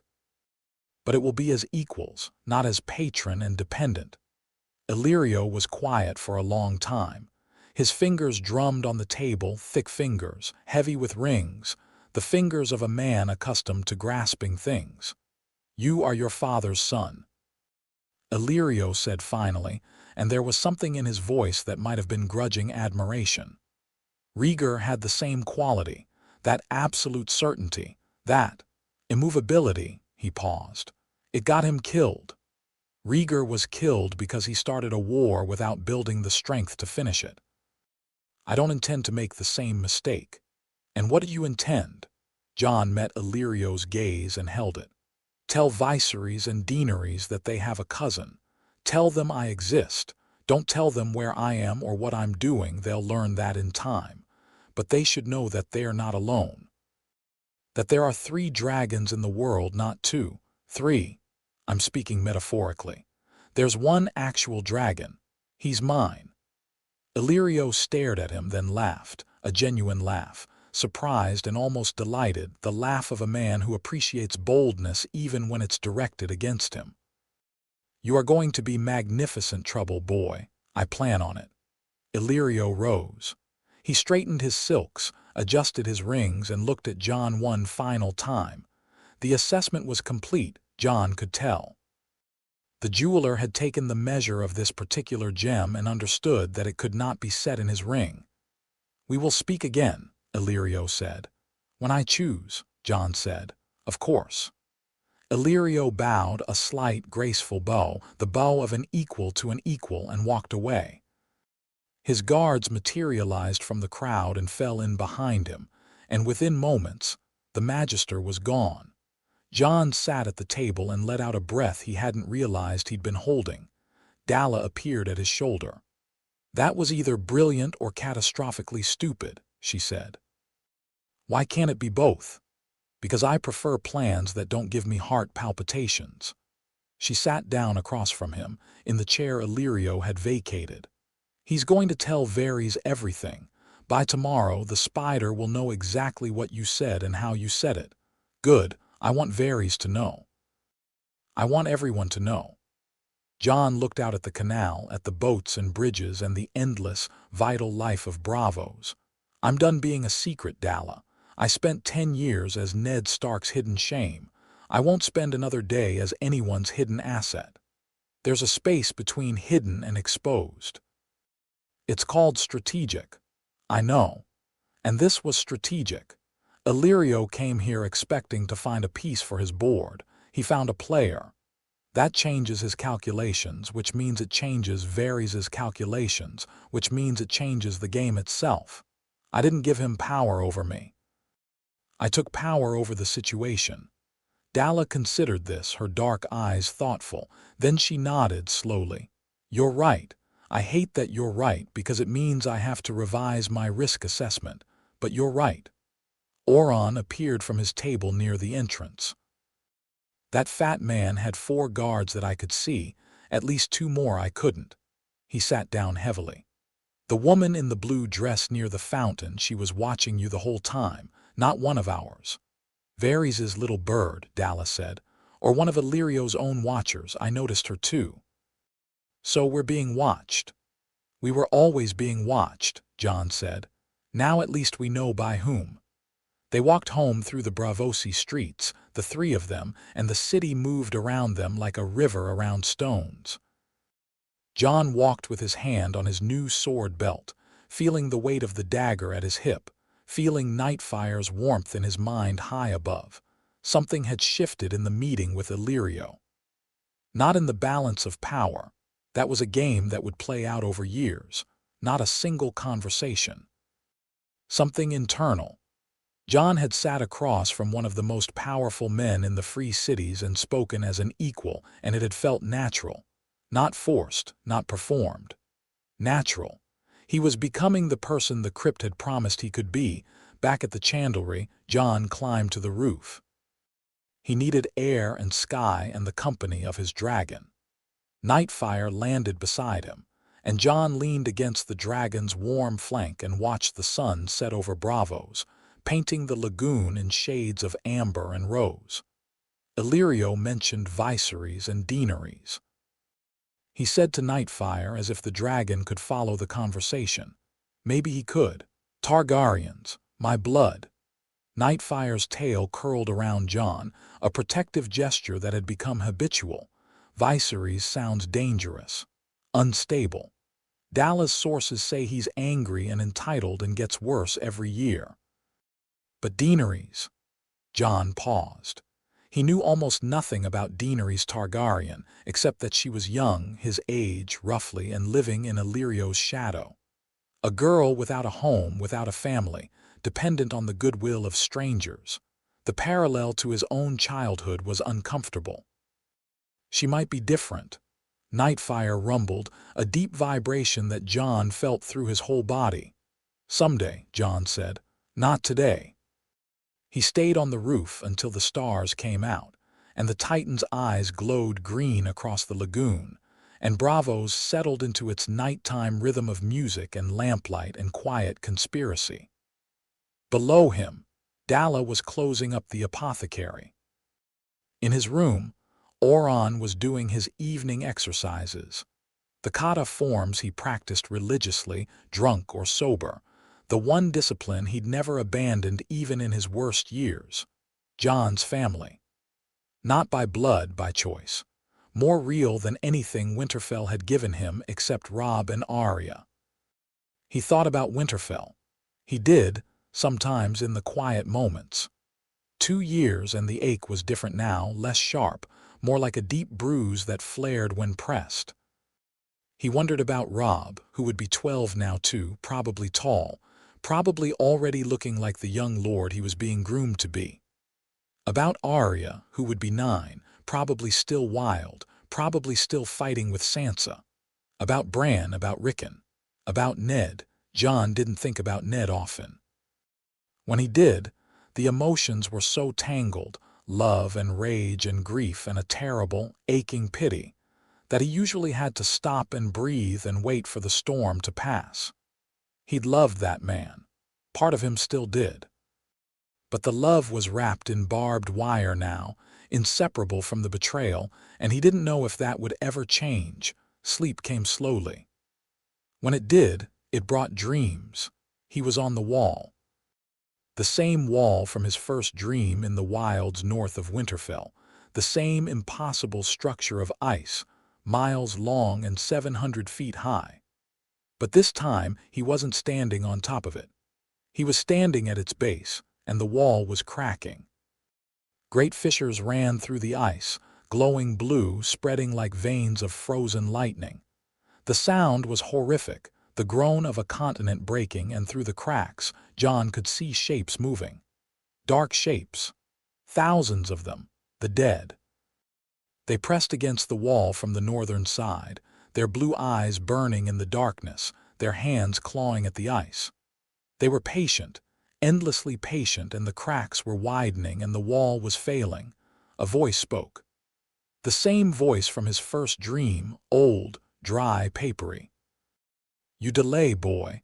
You play games in warm cities while the cold gathers. Time runs short. Who are you? Jon demanded. I am the last Greenseer. I am the three-eyed raven. I have watched you since before you were born, and I will watch until the world ends or is saved. Come north. Come to me. The war is coming, and you are not ready. I'm 12 years old. The Night King does not care about your age. He cares about what you carry, the fire in your blood, the fire in your dragon.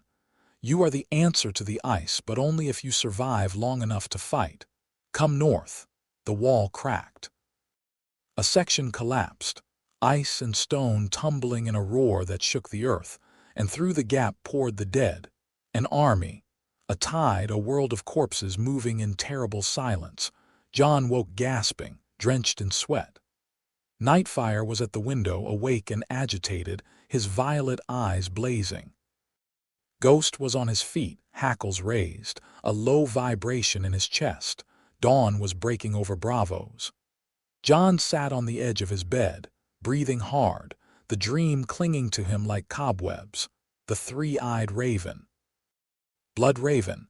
If old Nan's stories were true, Brynden Rivers, the legitimized Targaryen bastard who'd vanished beyond the wall a century ago.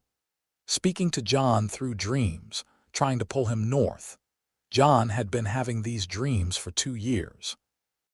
They came irregularly, sometimes weeks apart, sometimes in clusters. Always the wall.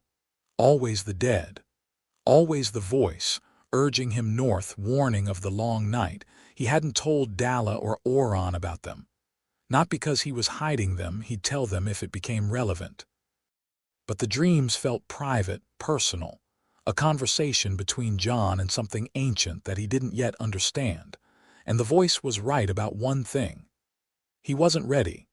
Not for the wall, not for the Night King, not for whatever was gathering in the frozen dark beyond the world's edge. He was 12, and he was good with a sword, and he had a dragon. But the thing in those dreams, the cold intelligence behind those blue eyes, that was something beyond swords and dragons. That was the end of everything. Not yet, Jon thought, but I'm getting closer. He rose, washed, dressed. The day was waiting, and he had work to do. 2 weeks after the meeting with Illyrio, the first assassination attempt came. Jon was walking back from the harbor market with a bag of apples for the chandlery. It was mid-afternoon, the streets busy, and he'd left Ghost at home. He was crossing a bridge over one of the smaller canals when he felt it, a prickle at the back of his neck, an instinct honed by 2 years of Oron's training. Something's wrong. He didn't stop, didn't turn. He kept walking, his hand drifting casually to the dagger at his hip, his eyes scanning the bridge ahead. Two men were approaching from the opposite end, unremarkable, average build, dressed like dock workers. They walked side by side, which was unusual on a bridge this narrow. People usually walked single file behind him. Jon heard footsteps quicken. Two more, 4 men. A box formation, 2 in front, 2 behind, closing on him from both sides of the bridge. Jon dropped the apples. The men in front drew knives and lunged. They were fast, trained, not street thugs but professionals, hired blades. The first knife aimed for Jon's throat. Jon swayed left, letting the blade pass his ear, and drew the Valyrian dagger in the same motion. The dark blade opened a line across the man's forearm, and the knife clattered to the bridge stones. The second man was already on him. Jon ducked a slash, stepped inside the man's reach, and drove the pommel of his dagger into the man's solar plexus. The man folded, and Jon spun to face the two behind him. They were closer than he'd expected. One had a short sword, the other a cudgel. They wanted him alive, Jon realized. The cudgel was for knocking him out, not killing him. That changed things. Jon attacked. Not the careful, defensive style Euron had taught him for situations where you were outnumbered. The all-out, overwhelming aggression that Euron had taught him for situations where your enemies wanted you alive, and you had no such limitation. The Valyrian steel dagger moved in a blur. Jon cut the short sword man across the thigh, a deep, disabling wound that dropped him instantly, and pivoted to face the cudgel. The man swung. Jon rolled under it, came up behind the man, and laid the dagger across his throat. "Who sent you?" Jon said. The man's eyes were wide. He hadn't expected this. None of them had. They'd been told to grab a boy, and they'd found something else. "Who sent you?" "I don't. We were paid gold coins, no names." "Where did the gold come from?" "A woman. Westerosi accent, red hair. She paid us at the Satin Eel 2 nights ago." Jon processed this. Red hair. Westerosi. Not Illyrio's style, too crude, too direct. Someone else. He let the man go, stepping back. "Tell your employer that the dragonrider of Bravos is not available for capture. Tell them that the next team they send won't be walking away." He left the bridge at a run, not because he was afraid, but because he wanted to reach the chandlery before the attackers could regroup.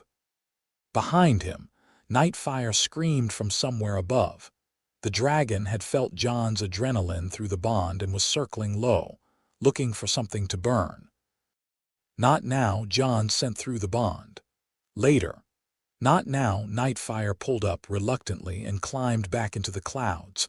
Jon reached the chandlery and told Dalla and Euron what had happened. They convened at the breakfast table, and the mood was grim. "A Westerosi woman with red hair." Dalla repeated.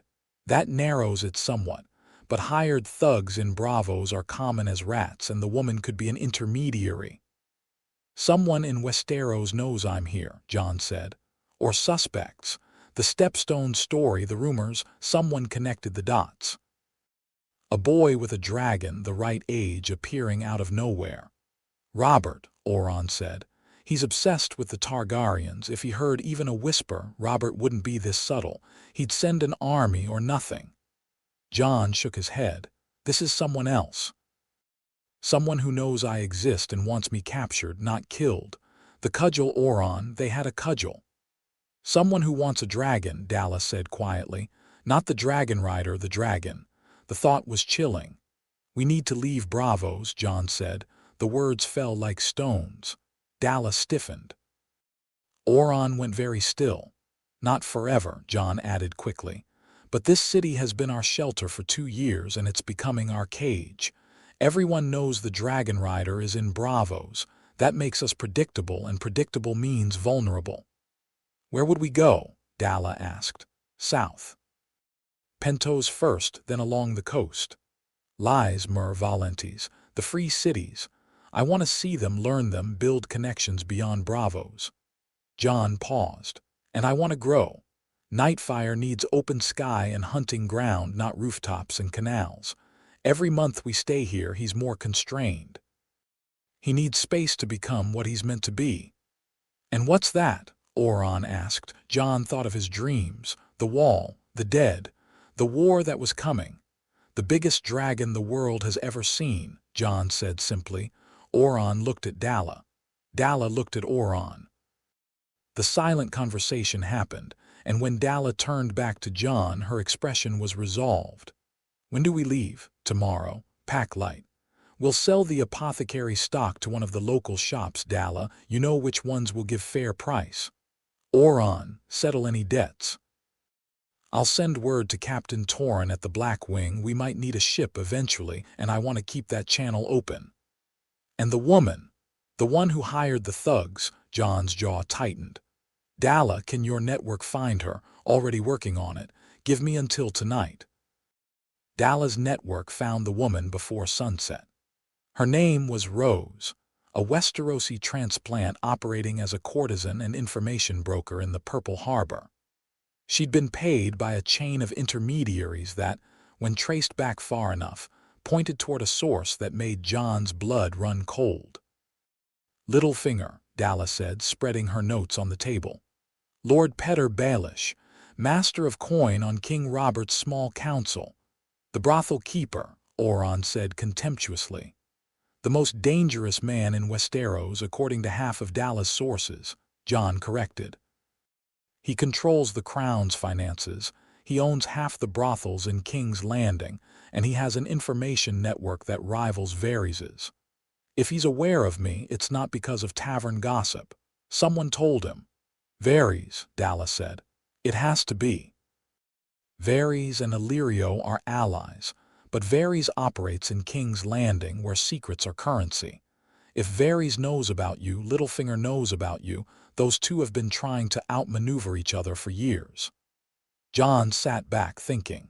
Littlefinger wanted him captured. Not killed, captured. Which meant Littlefinger saw him as a piece, a tool, something to be acquired and leveraged. That was Littlefinger's game. Accumulate assets, create chaos, climb the ladder. He can't have me, Jon said.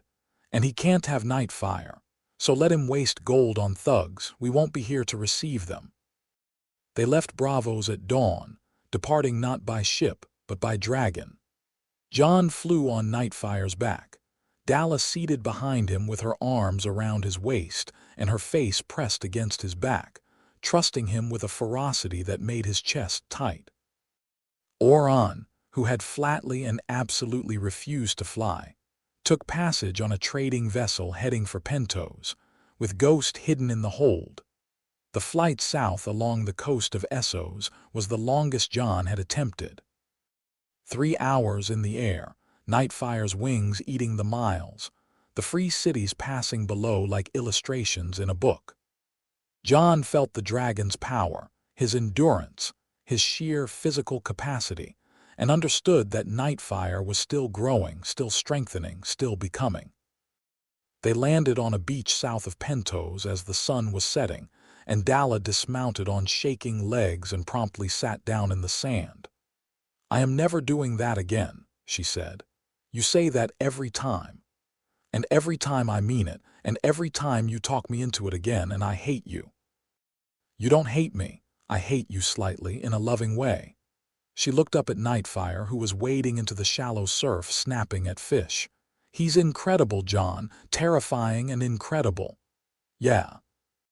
Jon said, watching his dragon play in the waves, black scales catching the last light violet fire flickering along his spine. He is. They made camp on the beach. When Oron's ship arrived in Pentos the next day, they'd regroup and plan the next move. But for now, it was just Jon and Dalla and the dragon and the sea and the vast, open future. Dalla built a fire. They sat beside it, eating dried fish and watching the stars come out. The constellations were different here, south of Bravos. The ice dragon was low on the northern horizon and unfamiliar stars blazed overhead. You ever think about what happens next? Dalla asked. Not tomorrow, not the next city, the big next, the end game. Jon stared into the fire. Westeros, he said. Eventually, the North, the Wall, there's a war coming that nobody knows about, and I'm the only one with the weapon to fight it. The Wall is a long way from Pentos. So is growing up. I've got time, a few more years. He looked at her across the fire. The light painted her sharp features in gold and shadow. But when I go back, I'm not going as a secret. I'm not going as anyone's bastard or anyone's pawn. I'm going as a dragonrider with fire at my back and the strength to stand on my own. You won't be on your own, Dalla said. You know that, right? Jon held her gaze. The fire crackled. Night fire rumbled softly from the surf. I know, he said. Above them, the stars turned slowly in their ancient patterns, indifferent to the plans of men and dragons. But something was shifting in the world, a slow, tectonic movement, like continents drifting toward collision. A dragon had returned. A Targaryen had risen.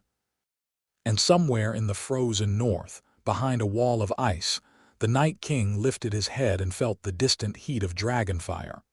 And for the first time in 8,000 years, the cold paused. Something was coming. Something with teeth. Chapter 5. Dragonstone rising 3 years burned away like kindling. Jon marked the time not in days or months but in cities. Pentos, where he'd learned the art of negotiation from merchants who'd been swindling each other since before the doom. Lies, the perfumed city, where a poisoner had tried to kill Nightfire with a tainted sheep carcass, and Jon had tracked the man to his employer, a Lyseni magister who wanted dragon blood for his sorceries, and burned the magister's manse to the ground with the man still inside.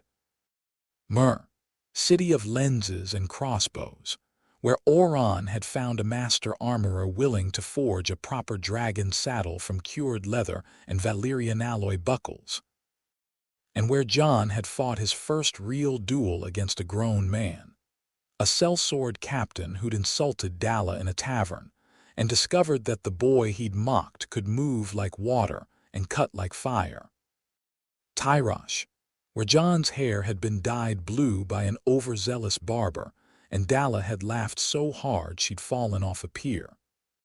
Valentis, the oldest of the free cities, where the Red Priests of Arlor had seen Nightfire flying over the city and declared Jon the chosen of their god. Azor Ahai reborn, the prince that was promised, the warrior of fire.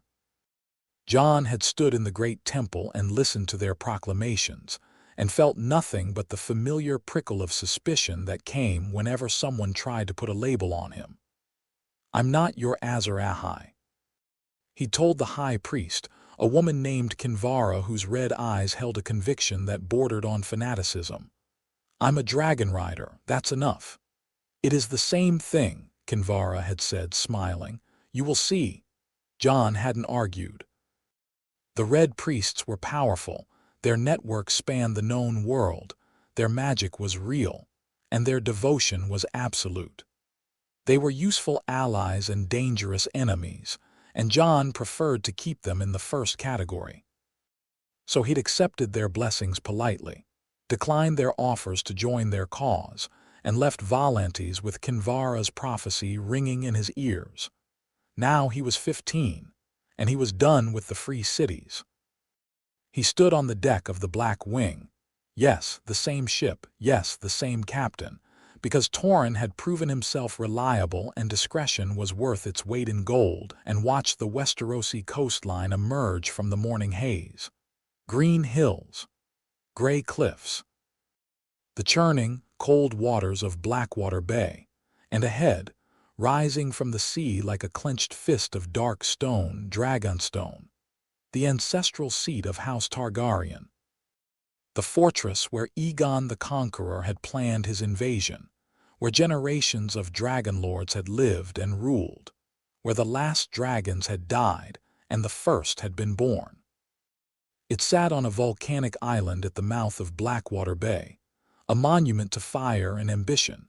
its towers and walls carved from the black stone of the volcano into shapes that were half architecture and half sculpture, dragons, everywhere, frozen in stone, coiling around columns and arching over doorways and crouching on battlements with their mouths open to the sky. Jon had read about Dragonstone in Maester Luwin's books. He'd heard about it from Euron, who'd sailed past it once in his younger days. He'd even dreamed about it, not the ice dreams of the three-eyed raven, but warmer dreams, older dreams, dreams of fire and stone and the deep hum of the earth itself. Now he was here, and he was taking it. "You're sure about this?" Torrhen said, standing beside him at the rail. The smuggler captain had aged in the 5 years since Jon had first boarded his ship. More gray in his hair, deeper lines around his eyes, but his gaze was as sharp as ever, and the respect that had kindled during their first voyage had only grown. He'd transported Jon across the narrow sea 4 times now, and each time the boy he carried was less of a boy and more of something else. "I've been sure for a year," Jon said. "The only question was timing, and the timing is now. Stannis Baratheon holds the castle in name, but he hasn't visited in 2 years. He sits on his rock at Storm's End, brooding about his brother's slights. The garrison is minimal, a skeleton crew, mostly old men and boys. The island itself is sparsely populated. Fishermen, a few minor households sworn to Stannis. You've done your homework. Dalla did my homework. I'm just the one who acts on it." As if summoned, Dalla appeared from below decks. She was 18 now, lean and sharp as the frog spear she still carried, her dark hair threaded with copper cord in the Braavosi style she'd adopted and made her own. 5 years of travel and hardship and constant danger had filed away the last of her girlhood and left something remarkable. A woman with a spy's mind, a healer's hands, and a fighter's instincts. Her information network, which had started with a few apothecary customers in Braavos, now spanned the free cities and had tendrils reaching into Westeros itself. She was, Jon knew, one of the best-informed people in the known world, and she was 20 years younger than most of her competitors. She stood beside Jon at the rail, close enough that their shoulders touched, and studied the approaching island with the analytical focus of a general surveying a battlefield. 3 watchtowers, she said. 2 on the eastern approach, 1 on the western cliffs. Signal fires, probably connected to the mainland by Raven or Beacon chain. If the garrison spots us before we're close enough, they'll send word to Stannis. "They won't spot us," Jon said. "They'll spot Nightfire." He looked up. The dragon was invisible, hidden in the low cloud cover that blanketed the bay. But Jon could feel him. The bond was a living thing now, thick and powerful, a river of shared sensation that connected them across miles. Nightfire was excited. The volcanic island, the warmth rising from the earth, the ancient stone that had been shaped by dragonfire, the dragon felt it like a homecoming. "When we're within a mile, I go up," Jon said. "Nightfire and I approach from the air. He lands on the main keep. The garrison sees a dragon the size of nothing they've ever imagined, and they have a choice: fight or surrender." "And if they fight?" Torrhen asked. "They won't." "You can't know that." "I can. Because I know what men do when they see a dragon for the first time. I've seen it dozens of times now. In Braavos, in lies, in Voluntees. The mind breaks before the body. A man can steel himself against a sword or a siege engine. He can't steel himself against a creature from legend landing on his roof." Jon's voice was calm, certain, not arrogant, confident. The confidence of someone who'd tested his assumptions and found them reliable. "They'll surrender, and I'll accept, and no one dies." "And if you're wrong?" Dalla asked quietly. Jon turned to her. "Then Nightfire burns the walls, not the men. We aim for stone, not flesh. If they won't surrender to fear, they'll surrender when their fortress comes down around their ears. But no one has to die for this." Dalla studied him. She'd learned to read his face the way she read a swamp, every subtle shift, every hidden current. Whatever she saw now satisfied her because she nodded once. "I'll be in the first boat after the garrison surrenders. Oron, right behind you." Oron emerged from the companionway, buckling on his sword belt. 5 years of sobriety and purpose had completed the transformation that Jon had glimpsed in that Braavosi plaza. The broken drunk was gone. In his place was the man Sir Oron Blacktide had been before, a knight of the Iron Islands, one of the few who kept the Seven, a swordsman of extraordinary skill and a warrior of deep, quiet honor. He was lean, hard, his gray-streaked hair cropped close, and he moved with the lethal economy of a man who had spent half a decade training the deadliest young fighter in the known world. "Garrison count?" Oron asked. "Dalla estimates fewer than 50, Jon said. "Mostly household guards and servants. A castellan Sir Axel Florent, one of Stannis' men, minor lord, minor ability. He won't resist. And if he does, then I'll handle him." Oron looked at Jon the way he sometimes did, with a mixture of pride and exasperation and something deeper, something that he'd never quite put into words, but that Jon understood anyway. The man who'd refused to teach a 10-year-old boy in a Braavosi plaza now followed that boy across the sea to take a castle. "Just don't do anything I wouldn't do," Oron said. "That leaves a remarkably wide field of action." Oron almost smiled. Almost. The Black Wing dropped anchor a mile off Dragonstone's eastern shore. The island loomed above them, dark and imposing, the castle clinging to the volcanic peak like a crown of black thorns. Smoke drifted from the mountain summit, not the heavy plume of an active eruption, but a thin, constant wisp that spoke of fire sleeping beneath the surface. Jon climbed the rigging to the crow's nest. From here, the island spread before him in full detail. The rocky beaches, the fishing village clustered on the southern shore, the harbor with its stone breakwaters, and the castle itself, massive and dark against the gray sky, home. The words surfaced unbidden. This was where Rhaegar had found the dragon egg, where generations of Targaryens had lived, where Jon's blood had ruled for centuries before the conquest and for 3 centuries after, home. He closed his eyes and reached for Nightfire. The bond blazed. The dragon had been waiting, circling in the clouds, every nerve alight with anticipation. Jon sent a single pulse of intention now, and felt Nightfire's response like a thunderclap of joy. Jon opened his eyes, climbed onto the yardarm, and jumped. For 2 heartbeats he was falling. The sea rushed up, the wind screamed past his face, and then Nightfire was there, erupting from the clouds like a black sunrise, wings spread, body angled to intercept, and Jon landed on the dragon's back with an impact that drove the breath from his lungs. His legs found the grooves of the saddle, his hands found the horn grips, and they were climbing, the Black Wing shrinking to a toy below them. Nightfire was enormous. 5 years of growth, 5 years of hunting and flying and feeding on the rich prey of the Essosi wilderness had produced a dragon that defied comprehension. 60 feet from snout to tail, a wingspan of nearly 100 feet. His body was a weapon, muscle and scale and dragon bone, black as the void between stars, with the violet fire pulsing through his veins like magma through volcanic rock. When he flew, the air displaced by his wings created small thunderclaps. When he roared, the sound carried for miles. They circled the island once, high up, and Jon took in the full picture. The castle, the village, the harbor, the watchtowers with their tiny figures pointing upward.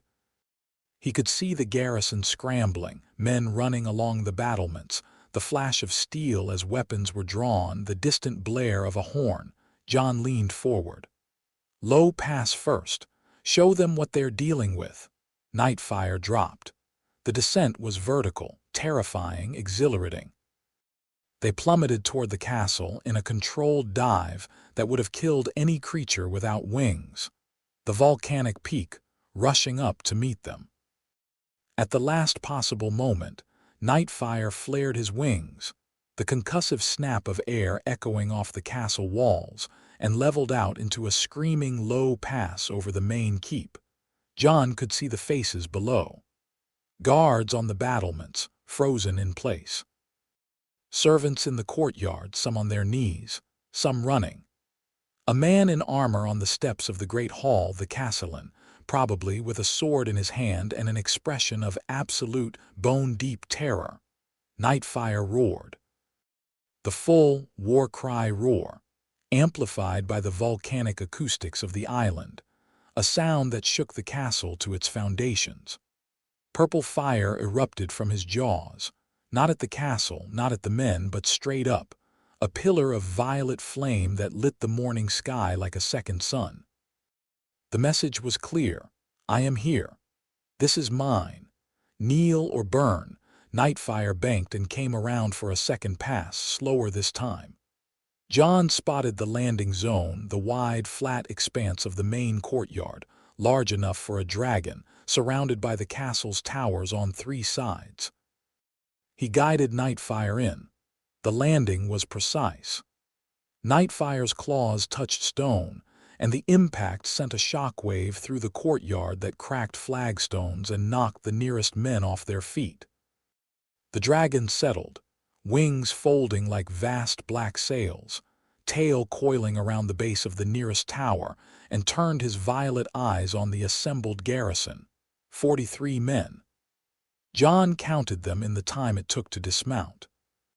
43 men, most of them staring at Nightfire with the glazed, broken expression of people whose understanding of the world had just been shattered. Some had dropped their weapons. Some were kneeling. A few were pressed against the walls as far from the dragon as they could get. Jon slid from Nightfire's back and landed on the cracked flagstones. He was dressed for this moment, black leather armor over dark wool, the Valyrian steel dagger at his hip, his hair pulled back, every line of his body speaking of authority. He was 15, but he looked older. The years of training and travel had hardened him, sharpened him, and the way he carried himself added years. He stood in the shadow of his dragon and surveyed the garrison of Dragonstone with gray eyes that held not a flicker of doubt. The man in armor descended the steps. Sir Axel Florent, Jon recognized him from Dalla's descriptions. Short, stocky, with the prominent ears of his house and a ruddy complexion that was currently several shades paler than usual. He held his sword, but the blade trembled in his grip. Who?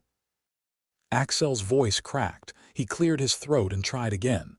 Who are you? By what right do you come to Dragonstone? Jon let the question hang. Behind him, Nightfire shifted, and the scrape of dragon claws on stone was the loudest sound in the world.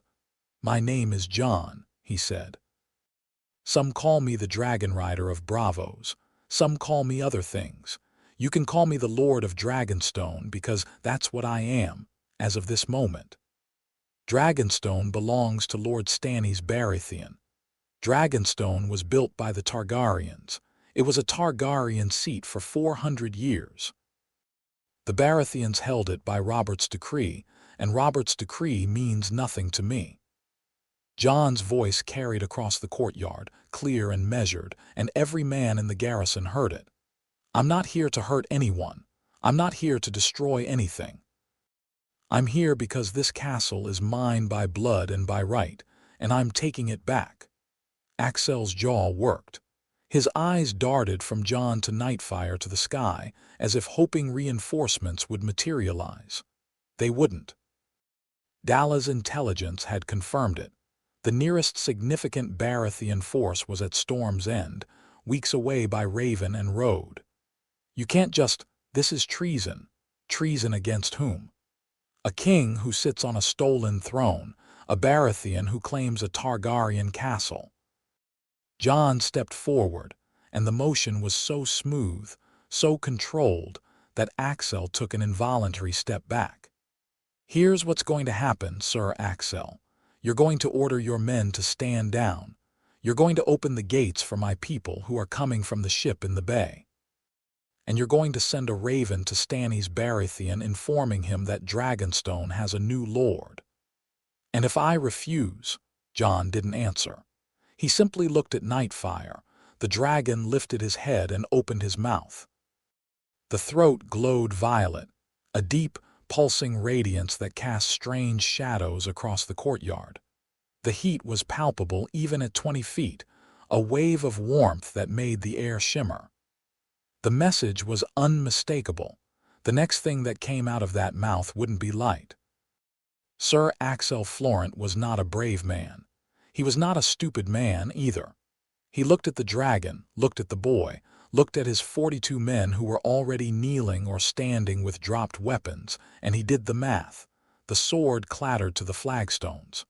"Open the gates," Axel said hoarsely. "All men stand down." Jon nodded. "A wise choice. No one will be harmed, and anyone who wishes to leave the island is free to do so. But Dragonstone is mine." The gates opened. The Black Wing's boats reached the harbor within the hour. Dalla came first, stepping onto the stone quay with her customary briskness, her eyes already cataloging the island's resources and defenses.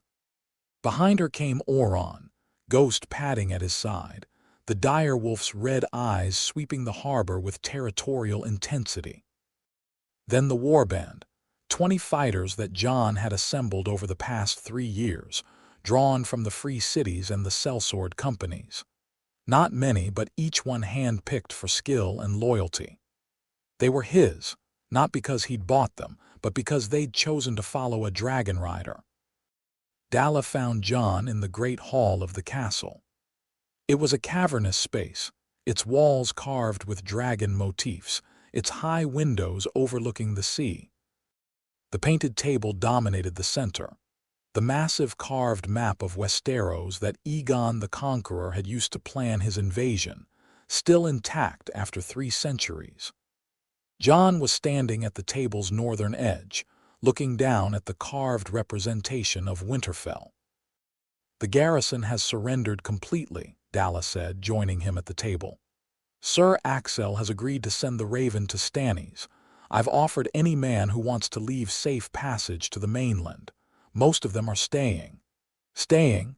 "They are fishermen and servants, Jon. They don't care who holds the castle as long as they're fed and safe. And a lord with a dragon is the safest lord imaginable." She paused. "Also, I think some of them are genuinely excited. There's a feeling on this island, a kind of anticipation, like the stones themselves have been waiting." Jon understood that. He'd felt it the moment Nightfire's claws touched the courtyard. Dragonstone wasn't just a castle. It was a living thing, saturated with centuries of dragonfire and Targaryen blood, and it recognized him. The walls were warm, not from the volcano, or not just from the volcano, but from something deeper. The obsidian candles in the great hall had flickered to life as he entered, their glass flames burning with a pale light that cast no shadow. The dragon carvings on the walls seemed to move when he wasn't looking directly at them. "The castle knows," Jon said.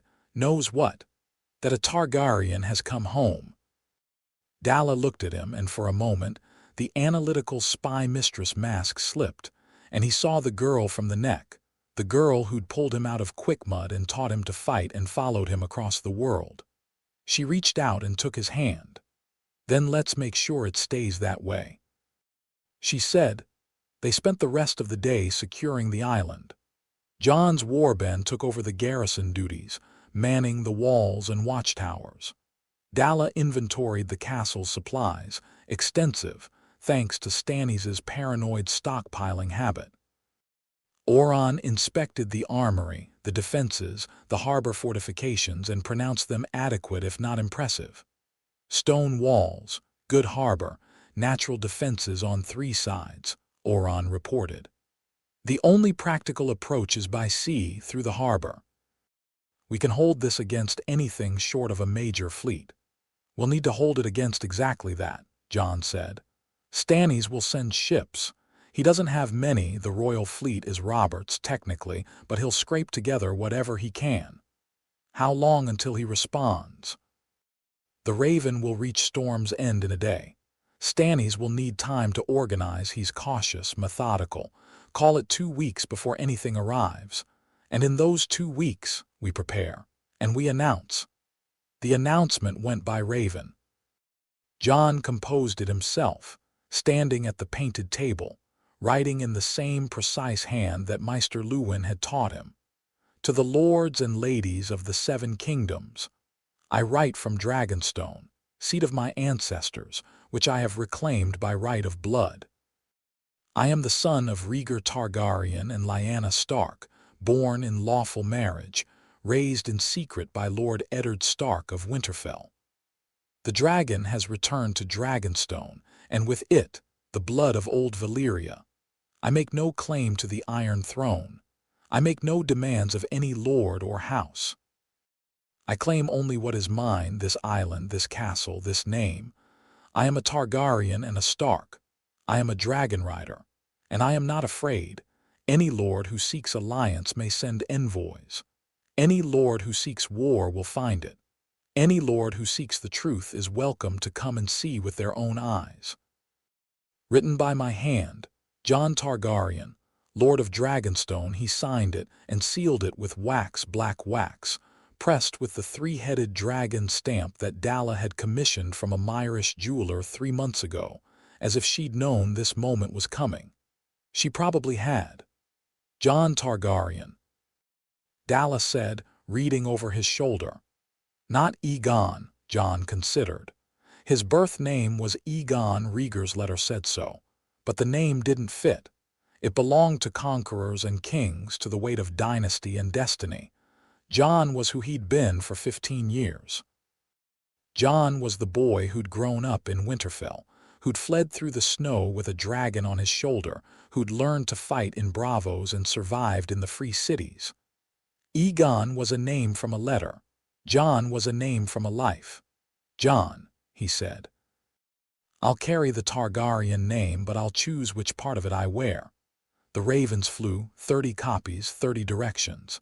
Every major lord in Westeros, the Night's Watch, the Citadel, King's Landing. The world was about to change.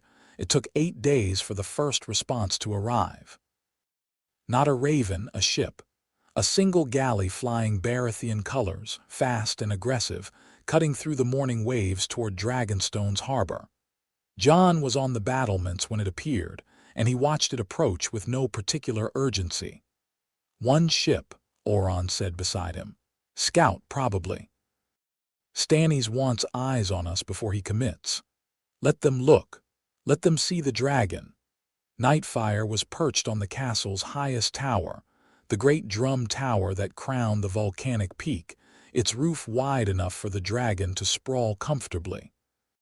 He'd claimed it the first day, and the tower had become his roost. From there, he was visible for miles in every direction, a dark shape against the sky that no approaching ship could possibly miss. The Baratheon galley slowed as it entered the harbor. Jon could see the crew on deck, their faces turned upward, staring at the dragon on the tower. Even at this distance, he could read their body language: fear, awe, disbelief. The ship docked.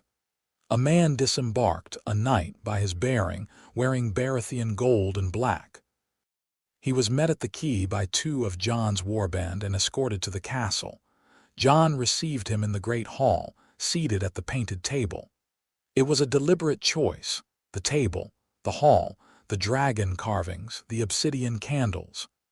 Every element of the room spoke of Targaryen authority. Jon sat at the table's head, where Aegon the Conqueror had sat, and the symbolism was not subtle. The knight was young, barely 20, and he was trying very hard to project authority. His name was Sir Justin Massey, and he brought a message from Lord Stannis Baratheon. Lord Stannis demands the immediate surrender of Dragonstone, Massey said, reading from a scroll with hands that shook slightly. He commands the pretender to vacate the castle and present himself at Storm's End for judgment. Failure to comply will be met with force. Jon let the words settle in the room. Dalla stood to his right, Oron to his left. Ghost lay at his feet, enormous and white and silent. "Sir Justin," Jon said, "is that the entire message?" "It is, my lord." Massey's eyes flickered around the hall, the carvings, the candles, the direwolf. "Lord Stannis wishes me to emphasize that he is resolved." "I'm sure he is. Lord Stannis is always resolved. It's his defining characteristic." Jon leaned forward. "Tell your lord this. Dragonstone is mine. It was never rightfully his. It was given to him by Robert as a slight, not a gift. Everyone in the Seven Kingdoms knows it. Stannis spent years grinding his teeth about it, and now that someone else holds the castle, he wants it back not because he values it, but because he can't stand to lose anything." Massey flinched. "Tell him he's welcome to come take it." "But I'd suggest he look up first." Jon gestured toward the windows, through which Nightfire's dark shape was visible on the tower above. "The last fleet that challenged my dragon is at the bottom of the stepstones. If Stannis wants to add his ships to the collection, that's his choice. But I'll give him the same offer I gave the garrison. Anyone who bends the knee keeps their life, their rank, and their honor. Dragonstone is not a hill worth dying on, Sir Justin. Tell your lord that." Massey stared at Jon for a long moment. Then, slowly, something shifted in the young knight's expression. It wasn't fear, or not only fear. It was the dawning recognition that the boy at the table was not a pretender or a madman but something else entirely, something that Westeros hadn't seen in a very long time. "I'll deliver your message, my lord," Massey said, and then, almost involuntarily, he added, "For what it's worth, you're not what I expected." "I never am." Massey left. His ship departed within the hour, heading south toward Storm's End. He'll be back. Dalla said, watching the galley shrink on the horizon, "With a fleet." "I know. Stannis doesn't bluff. I know that too. But Stannis also doesn't have many ships. The royal fleet is Robert's, and Robert is going to have his own opinions about a Targaryen on Dragonstone." Jon turned from the window. "The Raven to King's Landing. Has there been a response?" "Not yet. But my network reports chaos. The small council has been in emergency session for 3 days straight. Robert is reportedly furious. Cersei is reportedly terrified. And Ned Stark." Dalla paused. "Ned Stark has gone very quiet." Jon absorbed this. Ned. He hadn't allowed himself to think much about Ned in the writing of the announcement. The letter had been carefully worded, raised in secret by Lord Eddard Stark, acknowledging the truth without accusing or defending. Let the world draw its own conclusions, but Ned would read it. Ned would know that his secret was out, and Ned would know exactly who had spilled it. "What's the mood in the north?" Jon asked, confused, fascinated. "Angry in some quarters. The northern lords don't like being lied to, and finding out that their liege lord hid a Targaryen prince in plain sight for 15 years isn't sitting well with some of them." Dalla consulted her notes. "The Manderleys are intrigued. The Umbers are furious at Ned for the deception. The Boltons are being very, very quiet, which is never a good sign. And Winterfell, no ravens from Winterfell, not to anyone, complete silence." Jon nodded. Ned was doing what Ned always did, retreating into his own head, deciding alone, keeping his counsel. Some things never changed. "Let it play out," Jon said. "We have more immediate concerns." The more immediate concern arrived 12 days later. Stannis Baratheon sent his fleet. Not a large one. He didn't have a large one, but respectable. 17 ships, a mix of war galleys and repurposed merchant vessels, flying the crowned stag of Baratheon and the burning heart of the Lord of Light, which Stannis had apparently adopted on the advice of a red priestess he'd acquired. The fleet appeared on the southern horizon at dawn, a line of dark sails against the pink sky, moving in disciplined formation. Jon was on the battlements again. Dalla beside him, Oron on the other side, Ghost between them. The warband was at the walls, armed and ready, though their role would be minimal. This battle, if it came to battle, would be decided in the air. 17 ships, Oron said, counting. Perhaps 3,000 men if they're packed tight. Not enough for a proper assault, but enough to blockade the island. He doesn't want to assault, Dalla said. He wants to starve us out, establish a blockade, cut our supply lines, force a surrender through attrition. A sound strategy, Oron admitted, against a conventional enemy. Jon said nothing. He was watching the fleet, feeling the cold morning air on his face, feeling Nightfire's eagerness burning through the bond. The dragon was on his tower, awake and alert, every muscle coiled with anticipation. Not yet, Jon sent. Wait for them to get closer. I want them to see you properly. The fleet advanced. At 2 miles they would have been able to see the castle clearly. At 1 mile they could see the dragon on the tower. Jon watched the formation falter, ships slowing. The disciplined line wavering as crew and captains caught their first real look at what they were sailing toward. At half a mile, Jon moved. He climbed. Not the rigging of a ship this time, but the castle itself. Up the outer wall of the drum tower, using the carved dragon heads as handholds, scaling the volcanic stone with a speed and surety that came from years of climbing masts and buildings across 2 continents. Nightfire watched him come, violet eyes bright, tail lashing with anticipation. Jon reached the tower's summit and climbed into the saddle. The leather was warm from the dragon's heat, molded to his body after months of use. He settled in, gripped the horn, and looked out at the approaching fleet. 17 ships, 3,000 men, coming to take his home. Let's go introduce ourselves, Jon said. Nightfire launched. The takeoff was explosive, a detonation of muscle and membrane that launched them from the tower like a catapult stone.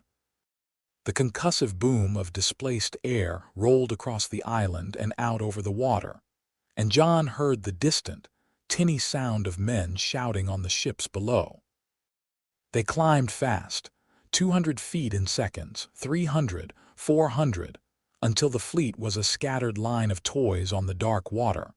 Jon circled once, letting them look, letting them understand the scale of what they faced. From below, Nightfire would be a nightmare, 100 feet of black dragon against the morning sky, wings blotting out the light, the violet fire in his veins visible even at altitude. The fleet stopped. Not a gradual deceleration, a full stop, oars raised, sails slack. 17 ships, motionless on the water, every face turned upward. Jon dove. He brought Nightfire screaming down from 400 feet in a power dive that split the air with a sound like tearing canvas. They leveled out 50 feet above the water, and Nightfire opened his mouth and breathed. The firestream hit the sea between the 2 lead ships, not touching either vessel, but close enough that the water erupted into a wall of steam 100 feet high. The heat wave rolled over the ship's decks, and Jon could hear the screaming now, clearly, the raw animal terror of men facing something their minds couldn't process. Nightfire pulled up, banked, came around. Jon guided him toward the flagship, the largest galley flying Stannis' personal banner. He brought the dragon alongside, close enough that the ship's crew could see him clearly. A figure in black leather astride a beast from legend, close enough to touch if you were mad enough to reach out. "I am Jon Targaryen," Jon shouted, and his voice carried across the water with an authority that his 15 years shouldn't have been able to produce. "Lord of Dragonstone, turn your ships around or I will burn them out from under you. You have one chance, take it." For a long, hanging moment, the world balanced on a knife's edge. The flagship's crew stood frozen, staring up at the dragon hovering beside their vessel. its wings beating slow and powerful, its violet eyes blazing. Jon could see the captain on the quarterdeck, a grizzled man with salt in his beard and terror in his eyes. Then a fire arrow arced up from the ship behind the flagship. It was a single shot, probably launched by a panicking archer, probably not ordered. It didn't matter. The arrow sailed toward Nightfire and bounced harmlessly off the dragon's chest scales. Nightfire didn't even flinch. But the bond between them flared, not with pain but with fury, a volcanic surge of rage that Jon felt in his bones. An attack. Someone had attacked his rider. No. Jon shouted, clamping down on the bond, forcing calm through the connection. Nightfire, no, ships only. No men, the dragon screamed, the war cry full-throated, devastating, and dove. His target wasn't the ship that had fired the arrow. It was the sea around it. Nightfire strafed the water in a wide circle, and a ring of violet fire erupted from the surface, surrounding the offending vessel in a perfect cordon of flame. The ship sat in the center, untouched, its crew screaming, the water burning around it in defiance of every natural law. The message was overwhelming. I could kill you all, I'm choosing not to.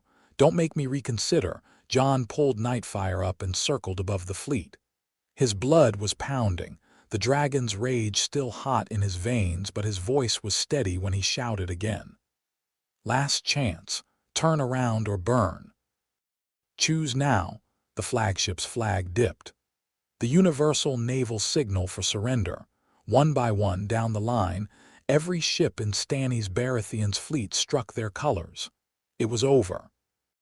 Jon brought Nightfire in to land on the battlements, and the dragon settled with a triumphant roar that echoed off the volcanic stone. Below, the warband was cheering. The castle's remaining household staff had come to the walls to watch, and they were cheering too, a sound that Jon found surprising until he realized what it meant. These people had lived on a Targaryen island their entire lives. Their parents and grandparents had served the Dragon Lords. For them, this wasn't conquest. It was restoration. Dalla met him at the base of the tower. Her face was flushed, her eyes bright, and she was smiling, not the sharp, controlled smile she used in negotiations, but a wide, genuine grin that made her look her age for once. That was the most terrifying and beautiful thing I've ever seen, she said. The fire ring was Nightfire's idea. He was angry about the arrow. Of course he was. Someone shot at his person. She looked up at the dragon, who was grooming his wing on the battlement with a casual indifference that was clearly an act. He's protective. He's a dragon. They're territorial by nature. I'm his territory. Jon paused. That came out strange. It came out accurate. Dalla's grin softened into something warmer. You did it, Jon. Dragonstone is yours. Stannis' fleet is surrendering. The Seven Kingdoms just witnessed a dragon in battle for the first time in over a century. Jon looked out at the fleet, where boats were being lowered, white flags raised, the process of formal surrender beginning. He looked at the castle walls, at the dragon carvings that seemed to dance in the morning light. He looked at Nightfire, vast and dark and magnificent, the fire of his blood made flesh. This is just the beginning, he said. The surrender negotiations took 3 days. Jon handled them personally, receiving each ship's captain in the great hall at the painted table. He was fair, generous even. Any man who wished to leave was given provision and safe passage. Any man who wished to stay was offered a place in Dragonstone's service. Most stayed, some out of fear, some out of opportunism, but a surprising number out of genuine interest. The dragonrider was real. His power was evident. And his conduct, firm but humane, authoritative but not cruel, earned a respect that fear alone could never have achieved. Sir Axel Florent, the original castellan, chose to leave. He sailed for Storm's End with a small group of Stannis loyalists, bearing Jon's message. Dragonstone was claimed, the fleet was defeated, and any further military action would be met with dragonfire. Jon doubted Stannis would try again. The man was rigid, but he wasn't stupid. One didn't throw ships at a dragon. The larger question was Robert. On the 5th day after the fleet's surrender, a raven arrived from King's Landing. Not from Robert, from the hand of the king. Jon Arryn's message was brief and carefully worded. The Iron Throne did not recognize any Targaryen claim to Dragonstone or any other territory. The individual calling himself Jon Targaryen was commanded to present himself in King's Landing. Failure to comply would be considered an act of rebellion against the crown. Jon read it at the painted table, Dalla and Oron flanking him. "Standard," Dalla said. "They have to respond. They can't let a Targaryen take a castle with a dragon and say nothing." "Jon Arryn is reasonable," Jon said. "He's trying to manage Robert, not provoke me. The demand to present myself in King's Landing is theater. He knows I won't do it, but he has to make the demand for the record." And Robert is a different problem. Robert is emotional, impulsive, and he hates Targaryens with a passion that borders on insanity. If it were up to Robert alone, he'd call his banners and march. Can he? March on Dragonstone, with what? It's an island. He'd need a fleet, and the royal fleet answers to Stannis, who just lost a fleet. The Lannisters have ships, but Tywin Lannister won't spend gold on Robert's personal vengeance. Jon traced the lines of the painted table, his fingers following the coastline from King's Landing to Dragonstone. Robert will bluster, he'll threaten, he'll rage, but he won't act. Not yet. Not while Nightfire sits on this tower. And if he does, Jon looked up, then he dies. The words were quiet, flat, without bravado, a statement of fact. Dalla and Oron exchanged a glance but said nothing. There was nothing to say. The mathematics of the situation were simple. A dragon changed everything. A dragon made a 15-year-old boy on a volcanic island more militarily powerful than the king on the Iron Throne. That was the reality, and everyone, Jon, Robert, and every lord in the 7 kingdoms, would have to adjust to it. Jon composed his reply to Jon Arryn. It was polite, firm, and deliberately measured. "Lord Arryn, I decline your invitation to King's Landing. I have no wish for conflict with the crown, but I will not place myself in the power of a king who has publicly sworn to kill every person of Targaryen blood. I hold Dragonstone by right of birth. I have harmed no one who did not first move against me. I ask only to be left in peace. If the crown wishes to discuss terms of mutual recognition, I will receive envoys here at Dragonstone under guarantee of safe conduct. I suggest someone with authority to negotiate and the wisdom to see that this situation need not end in bloodshed. Respectfully, Jon Targaryen." "Respectfully," Oron muttered. "That's a nice touch. Very diplomatic for a boy who just burned a fleet." "I didn't burn the fleet. I burned the water around the fleet. There's a difference. The history books won't see it that way. The history books can write whatever they want. The people on those ships know what happened, and they'll tell the truth." The raven flew, and then, on the 7th day, another raven came. This one bore no royal seal, no lord's sigil, no official mark. The message was written on plain parchment in a hand that Jon recognized instantly, a hand he hadn't seen in 5 years but would know until the day he died. "Jon, I am coming to Dragonstone, not as the king's envoy, as your father. Please let me land." Jon read it twice, 3 times. The parchment trembled in his hands, and he realized he was shaking, not with fear, not with cold, but with something he couldn't name. Something that had been sleeping for 5 years, curled around his heart like a dragon around an egg, and had just cracked open. Dalla found him on the battlements at sunset, the letter in his hand, his face turned toward the northern horizon. "I know," she said, because she always knew. She stood beside him, close enough that their arms touched. "When he'll sail from King's Landing.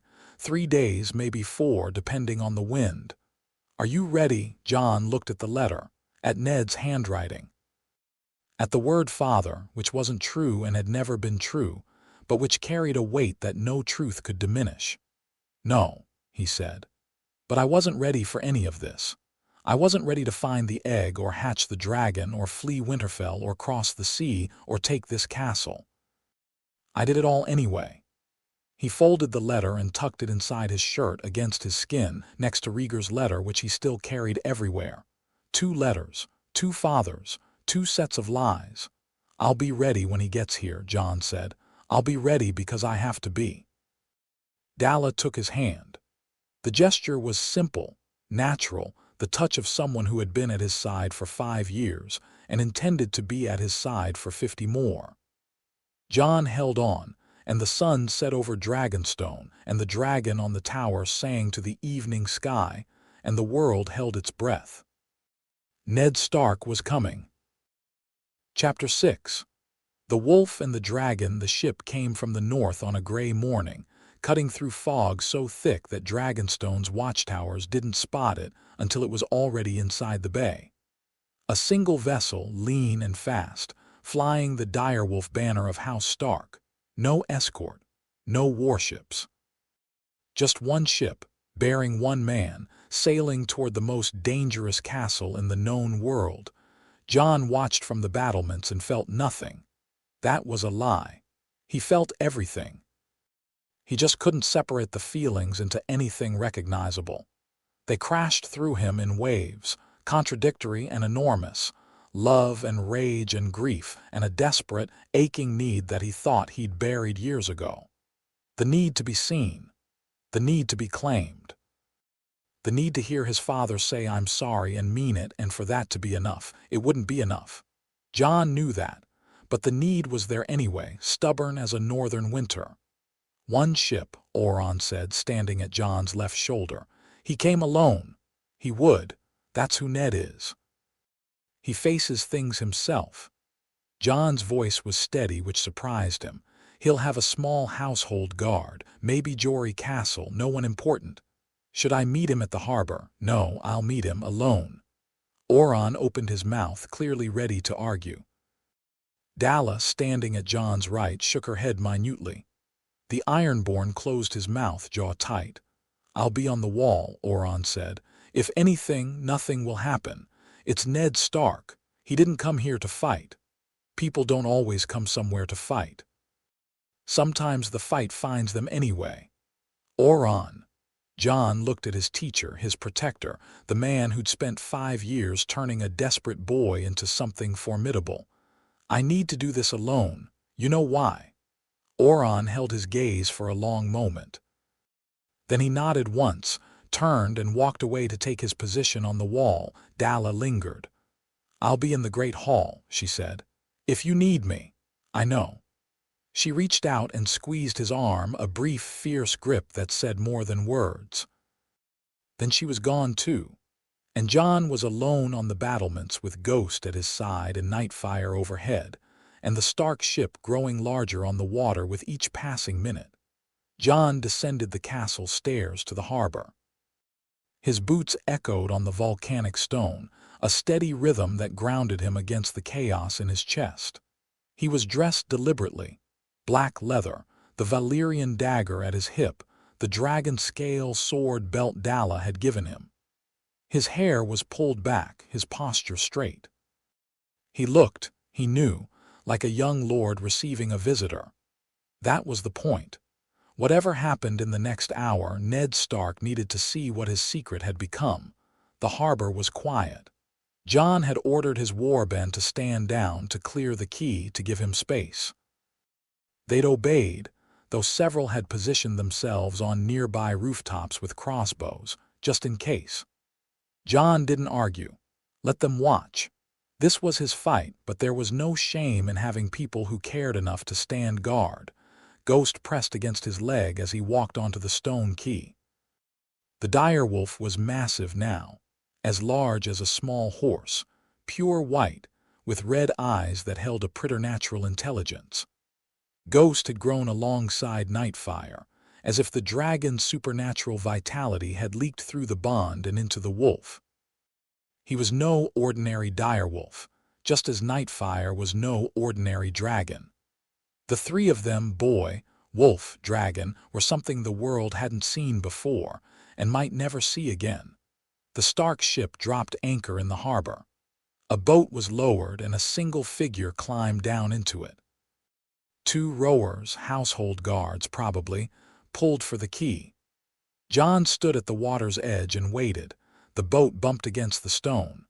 A hand reached up and gripped the iron ring set into the key wall. And Eddard Stark climbed onto the dock of the castle that his sister's son had taken with dragonfire. 5 years. Ned looked older. That was Jon's first thought, sharp and unwelcome. The man he remembered from Winterfell had been vigorous, commanding, his dark hair and gray eyes projecting an authority that came from certainty, certainty of duty, certainty of purpose, certainty of honor. The man standing on the quay now was diminished. Not physically, he was still tall, still broad-shouldered, still carried himself like a lord. But something behind his eyes had cracked. The certainty was gone, replaced by a weariness that went deeper than fatigue. His hair was grayer. His face was thinner. He looked like a man who hadn't slept properly in years. Ned's gaze found Jon, and the effect was immediate.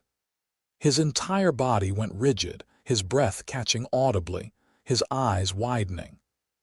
He stared at Jon the way you stare at a ghost, with shock, with recognition, with the desperate hope that what you're seeing is real and not a cruelty of the mind. "Jon," he said, "just that. Just the name, the voice was the same. After everything, the letter, the flight, the years, the anger, the voice was the same. The voice that had told him stories at bedtime, that had corrected his sword grip in the training yard, that had said, 'You may not have my name, but you have my blood,' with such conviction that Jon had believed it. The voice that had lied. "Lord Stark," Jon said. Ned flinched as if struck. The formal address hung in the air between them, cold and precise. Jon had chosen it deliberately, not father, not Ned, Lord Stark, the title of a stranger. "You came alone," Jon said. "You asked me to let you land. I didn't think you'd appreciate an army." Ned's voice was rough, unsteady. His eyes were moving over Jon, cataloging the changes, the height, the build, the armor, the weapon, the bearing, taking in the boy he'd lost and trying to reconcile him with the young man standing on the quay. "Jon, not here." Jon turned toward the castle. Inside, the great hall. He walked without waiting for a response. After a moment, he heard Ned's footsteps behind him. Heavy, uncertain, the steps of a man walking into a situation he'd dreaded for 5 years. Ghost fell in beside Jon, between him and Ned, a wall of white fur and watchful red eyes. The direwolf had been Ned's gift, in a sense, found in the snow outside Winterfell, given to the children. Ghost hadn't seen Ned since he was a pup. The direwolf showed no recognition, only the calm assessment of a predator evaluating a potential threat. They walked through the castle in silence. Jon could feel Ned's eyes on everything: the dragon carvings, the volcanic stone, the warband members standing guard at doorways. The signs of occupation, of authority, of a young man who had built a power base from nothing. Ned was absorbing it, processing it, and Jon could practically hear the machinery of his mind working. Then they passed under the arch that led to the main courtyard, and Ned stopped. Nightfire was in the courtyard. The dragon was sprawled across the flagstones like a vast, dark sculpture, his body taking up half the space, his wings folded against his flanks. His head was raised, his violet eyes fixed on the newcomer with an intensity that was palpably threatening. A low rumble vibrated through the ground, not quite a growl, not quite a purr. A warning. Ned Stark, Lord of Winterfell, Warden of the North, veteran of Robert's Rebellion, looked at the dragon and went white, not the ordinary white of shock. the bone-deep white of a man confronting the physical manifestation of every fear, every consequence, every secret he'd kept for 16 years. This was what the hidden chamber and the stolen egg and the lies had produced. This was the fruit of his silence.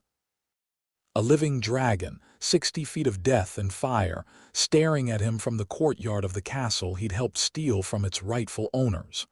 Gods, Ned whispered. His name is Nightfire, Jon said, not slowing.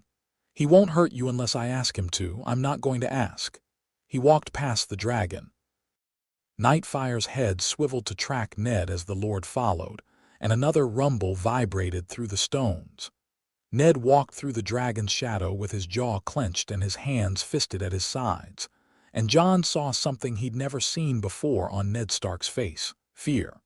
Real fear. Not of the dragon, of what the dragon meant. The great hall was warm. The obsidian candles burned with their pale, shadowless light, and a fire had been laid in the massive hearth. The painted table dominated the center of the room, and Jon took his seat at its head, the conqueror's seat, deliberate and unmistakable. He did not offer Ned a seat. They faced each other across the width of the table. The carved map of Westeros lay between them. Every kingdom, every castle, every river and road and mountain, rendered in painted wood.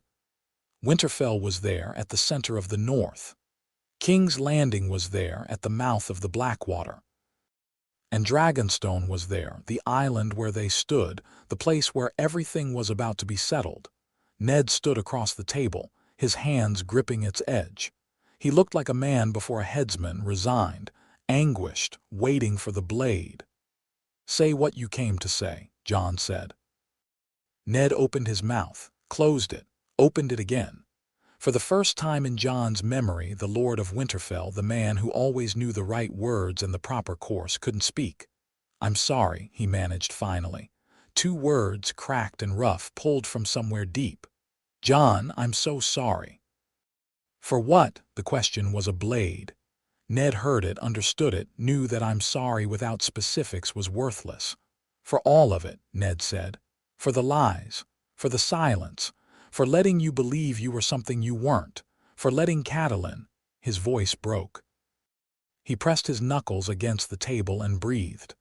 "For letting Catelyn treat you the way she did, for telling you your mother didn't want you, for watching you suffer and telling myself it was necessary." "Was it necessary?" "I thought so. Robert would have killed you. He ordered the murder of Rhaegar's other children, the babes, Jon. Elia's children. He called it justice. If he'd known about you, if he'd known about me, you would have had to choose between your friend and your blood, between Robert and your sister's son." Jon's voice was level, controlled, but the heat beneath it was volcanic.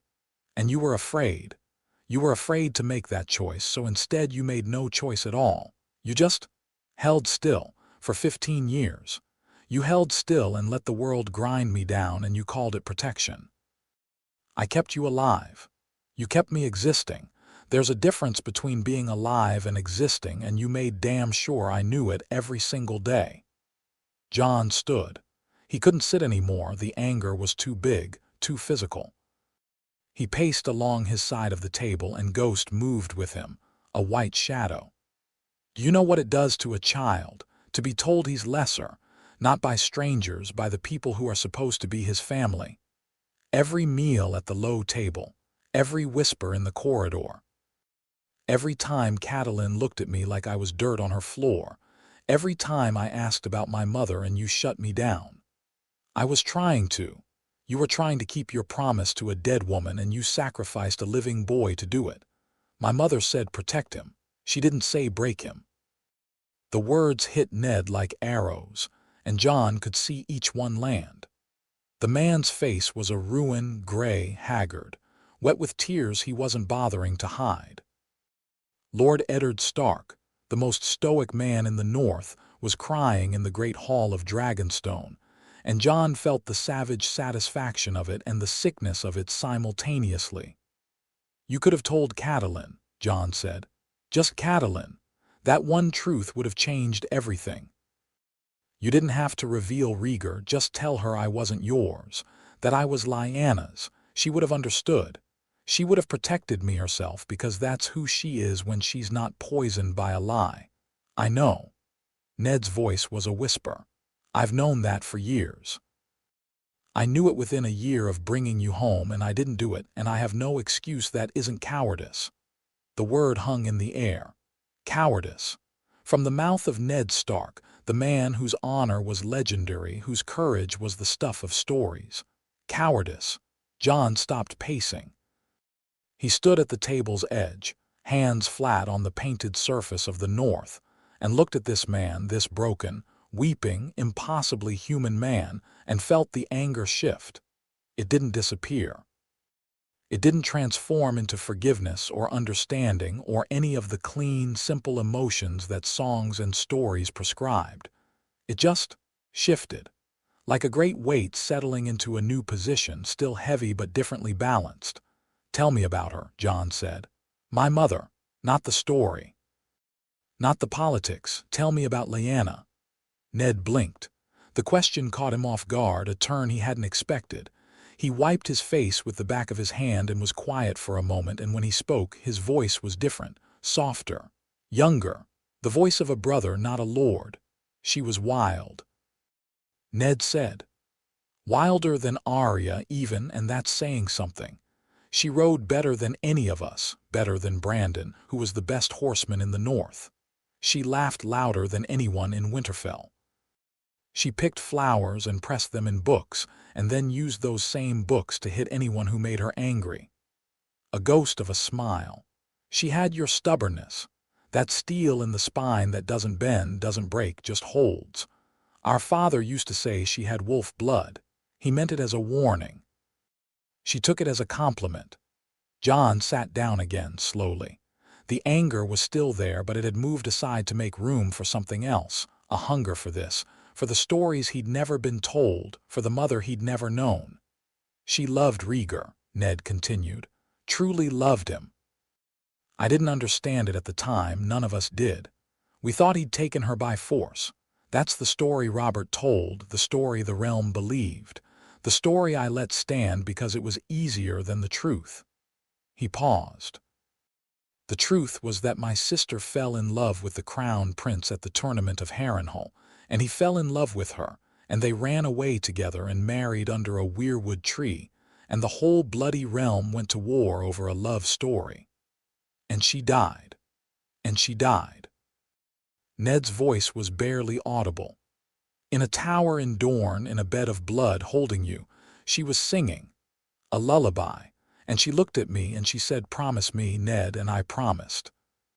And I've kept that promise every day since, badly and well, perfectly and terribly, and I would give everything I have to go back and do it differently. The great hall was silent except for the crackle of the fire and the distant sound of waves against the island's cliffs. Nightfire rumbled outside, a low, constant vibration that Jon felt through the floor. I read the letter, Jon said. Rhaegar's letter. He called me Egon. I know. Lyanna told me at the end. You never told me. How could I? How could I tell a child that his real name was Aegon Targaryen without destroying everything I'd built to protect him? You could have found a way. You had 15 years to find a way. Ned nodded. The fight had gone out of him, not the courage, but the resistance. He stood at the painted table like a man at a confessional, offering everything, expecting nothing. I chose Jon, Jon said. You should know that. The letter says Egon, and that's my legal name, and I'll carry the Targaryen blood openly. But I'm Jon. That's who I am. Not because of you, because of me. Because Jon Snow is who survived Winterfell and fled through the Neck and crossed the narrow sea and hatched a dragon and took this castle. Egon is a name from a letter. Jon is a name from a life. Ned swallowed hard. Jon then. They looked at each other. 5 years of absence, 15 years of lies, and beneath it all, the stubborn, indestructible thread of something that refused to die no matter how much damage it sustained. Not forgiveness. Not yet, maybe not ever, but something. Sit down, Jon said. Ned blinked. "Sit down, Lord Stark. You look like you're about to fall over, and I'd rather you didn't faint on the painted table. It's 300 years old." Ned sat. The chair scraped against the stone floor. He looked at Jon across the table, his nephew, his ward, the boy he'd raised and failed and lost, and his face held a bewildered gratitude, as if he'd expected the headsman's blade and received something else. "Tell me about Winterfell," Jon said. "Tell me about Robb and Arya." The shift caught Ned off guard again, but this time he adapted faster. He cleared his throat, settled into the chair, and the Lord returned, not fully, not the man he'd been, but a version of him, steadied by duty and the familiar comfort of talking about his children. "Robb is Lord in all but name," Ned said. "He runs Winterfell when I'm away. He's grown into a fine young man, tall, strong, smart. He has your mother's, Catelyn's, sense of duty and my stubbornness, and he's better than both of us." Something shifted in Ned's expression. "He's never forgiven me." "For what? For you. For letting you go. For whatever I did or didn't do that drove you away. He doesn't know the full truth. I couldn't tell him, not with Robert alive, but he knows enough. He knows I failed you, and he's carried that anger for 5 years. Ned paused. "He made me promise the morning after you left. Made me swear on the old gods that if you were found, you'd be brought home safe. I swore and I failed, and Robb has reminded me of that oath every single time I've seen him since." Jon's chest tightened. Robb, his brother, arguing with Ned on his behalf for 5 years. And Arya, Ned actually winced. Arya. She's 12 now, and she's more your sister's ghost than anyone alive. She's fierce, she's angry, and she has not spoken to Catelyn in 3 years. 3 years, she found out. Not the full truth, the part about Catelyn driving you away. She overheard a conversation she shouldn't have heard, and she confronted her mother, and the resulting argument was. Ned shook his head. "Arya packed a bag and moved into your old room and refused to come out for a week. She told Catelyn that if Jon couldn't live in Winterfell, then Arya wouldn't live in Winterfell either. She meant it. Catelyn tried everything, commands, pleas, punishment. Nothing worked. Eventually, Arya came out, but she hasn't spoken to her mother with anything beyond cold courtesy since." Something broke in Jon's chest. Not painfully, the opposite. A warm, flooding rush of love for the little girl who'd stood in front of Winterfell's walls and defied her mother for a brother who wasn't even there. "I'm going to see her again," Jon said. "And Robb soon. They'd like that." "They'd like that more than anything in the world." Ned hesitated. "And Catelyn?" "What about Catelyn?" "She knows, Jon. I told her. After you left, after I found the chamber, I told her everything. The truth about you, about Lyanna, about Rhaegar." Ned's face twisted. "She didn't speak to me for a month. When she finally did, the first thing she said was, 'What have we done to that boy?' Not what you did, what we did. She claimed her share. She's been carrying it ever since." Jon absorbed this. Catelyn Stark, knowing the truth. Knowing that the boy she'd tormented for 10 years was not her husband's bastard but her good sister's son. Knowing that every cruel word, every cold look, every prayer for his death had been aimed at an innocent child whose only crime was being born in the wrong place at the wrong time. "I'm not ready to talk about Catelyn," Jon said. "I understand. I might never be ready." "I understand that too." They sat in silence for a while. Outside, the wind shifted, and the sound of night fires breathing deep, slow, like bellows in a forge, drifted through the windows. Ghost had settled at Jon's feet, his massive head on his paws, eyes half closed. "What happens now?" Ned asked. "The realm is in chaos. Robert wants you dead. Cersei wants you dead. Half the lords in Westeros don't know what to make of you, and the other half are already choosing sides." "What happened when the ravens arrived?" Ned ran a hand over his face. "Pandemonium. Robert threw a chair through a window. Literally.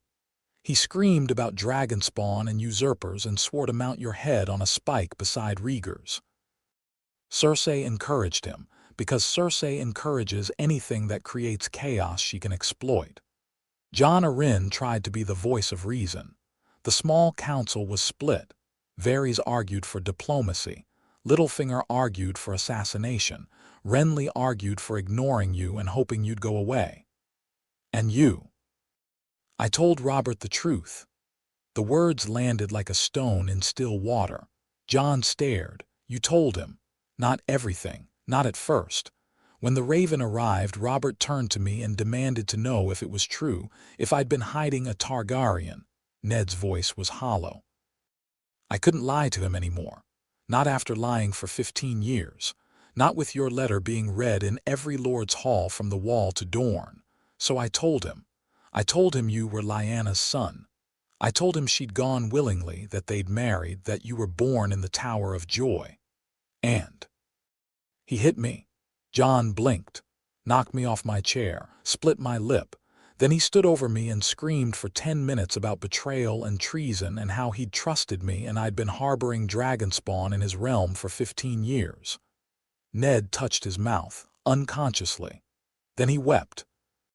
Robert Baratheon, first of his name, wept like a child and told me that Lyanna would have been his if Rhaegar hadn't stolen her, and I told him what I should have told him 20 years ago, that she went willingly, that she chose Rhaegar, that the war was built on a lie. How did he take that? About as well as you'd expect. He threw another chair. Then he banished me from King's Landing, stripped me of the handship, not that I held it, but he revoked the standing offer, told me to go back to Winterfell and never show my face again. So you came here instead. I came here because you are more important than Robert's feelings. You've always been more important than Robert's feelings. It just took me 15 years and a dragon to understand that. Jon sat with this. Ned Stark, defying his oldest friend, his king, to come to Dragonstone. Not because someone ordered him. Not because honor demanded it, because he chose to. Maybe it was possible to change. Maybe 15 years of cowardice could be answered by one act of courage. Maybe it wasn't enough, but it was something. It was a start. Robert won't let this go, Jon said. No. He won't. But Robert is not as powerful as he thinks he is. The crown is in debt to the Lannisters, the realm is restless, and the lords are watching to see which way the wind blows. Your letter shook something loose, Jon. The idea that a Targaryen still lives, that the old dynasty has a dragon again, it's awakened loyalties that Robert thought he'd crushed. I didn't write the letter to start a civil war. I know. But civil war may be coming whether you want it or not. The question is whether you're ready for it. Jon thought of his dreams. The Wall, the Night King, the army of the dead. There's a worse war coming, he said. One that makes the Game of Thrones look like children squabbling over toys. Ned frowned. What do you mean, the White Walkers, the Long Night, the army of the dead beyond the Wall? Jon watched Ned's face cycle through skepticism, dismissal, and then, because Ned was looking at a boy who rode a dragon, a creature that shouldn't exist, uncertainty. I've been having dreams since I left Winterfell. Visions. Something ancient is reaching out to me, showing me what's coming. The Wall is failing, Ned. Not today, not tomorrow, but soon. And when it falls, everything south of it dies unless someone stops it. The White Walkers are stories. Old Nan's tales. So were dragons. Jon gestured toward the window where Nightfire's dark bulk was visible. I'm not asking you to believe me based on stories. I'm asking you to consider the possibility that the world is bigger and stranger than you thought. You've spent your whole life as a practical man, dealing with practical problems. I respect that. But the practical world now includes a dragon on your nephew's roof, and if dragons are real, maybe the things that dragons were bred to fight are real too. Ned was quiet for a long time. The fire crackled. The obsidian candles flickered. What do you need from me? Ned asked. It was, Jon realized, the first time Ned had ever asked him that question. In 15 years of living under the same roof, Ned had provided food, shelter, training, a name. but he'd never asked what Jon needed. He'd assumed he knew. He'd been wrong. "I need the North," Jon said. "Not to rule it, it's yours, and it will be Robb's. But I need it as an ally. When the long night comes, the North is the first line of defense, and the North needs to be ready. That means the wall needs to be reinforced, the Night's Watch needs men, and the Northern Lords need to stop fighting each other and start preparing for what's coming from beyond. And in return, you get a dragon. When the dead come south, I'll be there. Nightfire will be there. And whatever comes through that wall will burn it." Ned stared at him. The man was recalibrating. Jon could see it happening in real time. Every assumption, every expectation, every mental model he'd built about his nephew was being dismantled and rebuilt. "You've thought about this," Ned said. "I've had 5 years to think about it. 5 years of running and training and growing and dreaming about ice and fire. I know what I am. I'm the weapon the world is going to need, and I intend to be sharp enough when the time comes. And the Iron Throne, I don't want the Iron Throne." Jon said it flatly, simply. "I've said it publicly. I mean it. The Iron Throne is a chair made of swords that has brought nothing but misery to everyone who sat in it. Let Robert keep it. Let whoever comes after Robert fight over it. I have Dragonstone, I have my dragon, and I have a purpose that's bigger than any crown. Robert won't believe that. Robert doesn't have to believe it. He just has to be too afraid to act on his disbelief." Jon met Ned's eyes. "A dragon changes the math, Ned. Every equation Robert runs comes back to the same answer. Attacking Dragonstone means facing Nightfire.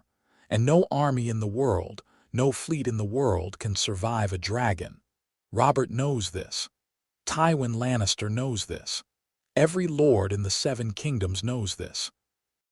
As long as Nightfire lives, Dragonstone is untouchable. And if they find a way to kill the dragon, they won't. Rhaenys' dragon was killed at Hellholt. Merax's shot through the eye with a scorpion bolt. It's happened before. Merax's was shot during a low-altitude pass over a castle that was prepared for dragon attack. I don't make low passes over prepared defenses. I was trained by the best swordsman in the Free Cities and the sharpest intelligence operative between here and Asshai. We don't make mistakes because we can't afford to." Jon paused. "And Nightfire isn't Merax's. Nightfire is something new. The bond between us is deeper than anything in the histories. We don't just fight together. We think together. And we're getting stronger every day." The conversation continued through the afternoon and into the evening. They talked about the North, about the political landscape, about the specific lords who might rally to Jon's side and those who would oppose him. They talked about the Night's Watch and the wildlings and the rumors filtering south from beyond the wall. Reports of villages found empty, of rangers vanishing, of cold that moved against the wind. Dalla joined them in the evening, bringing food and wine and her own particular brand of incisive analysis. Ned was wary of her at first, a Cranugman's daughter, Howland Reed's child, another piece of the puzzle he'd failed to see. But Dalla was not someone you remained wary of for long. She was too direct, too competent, too clearly essential to everything Jon had built. Within an hour, she and Ned were deep in a discussion about northern supply lines and defensive positioning that would have impressed any war council. Oron drifted in later, ostensibly for food but actually, Jon knew, to assess the man who'd raised his student. The Ironborn Knight watched Ned with a fighter's eye, reading his body language, measuring him. Whatever he saw, he kept to himself, but he didn't leave, and his presence at the table was its own kind of statement.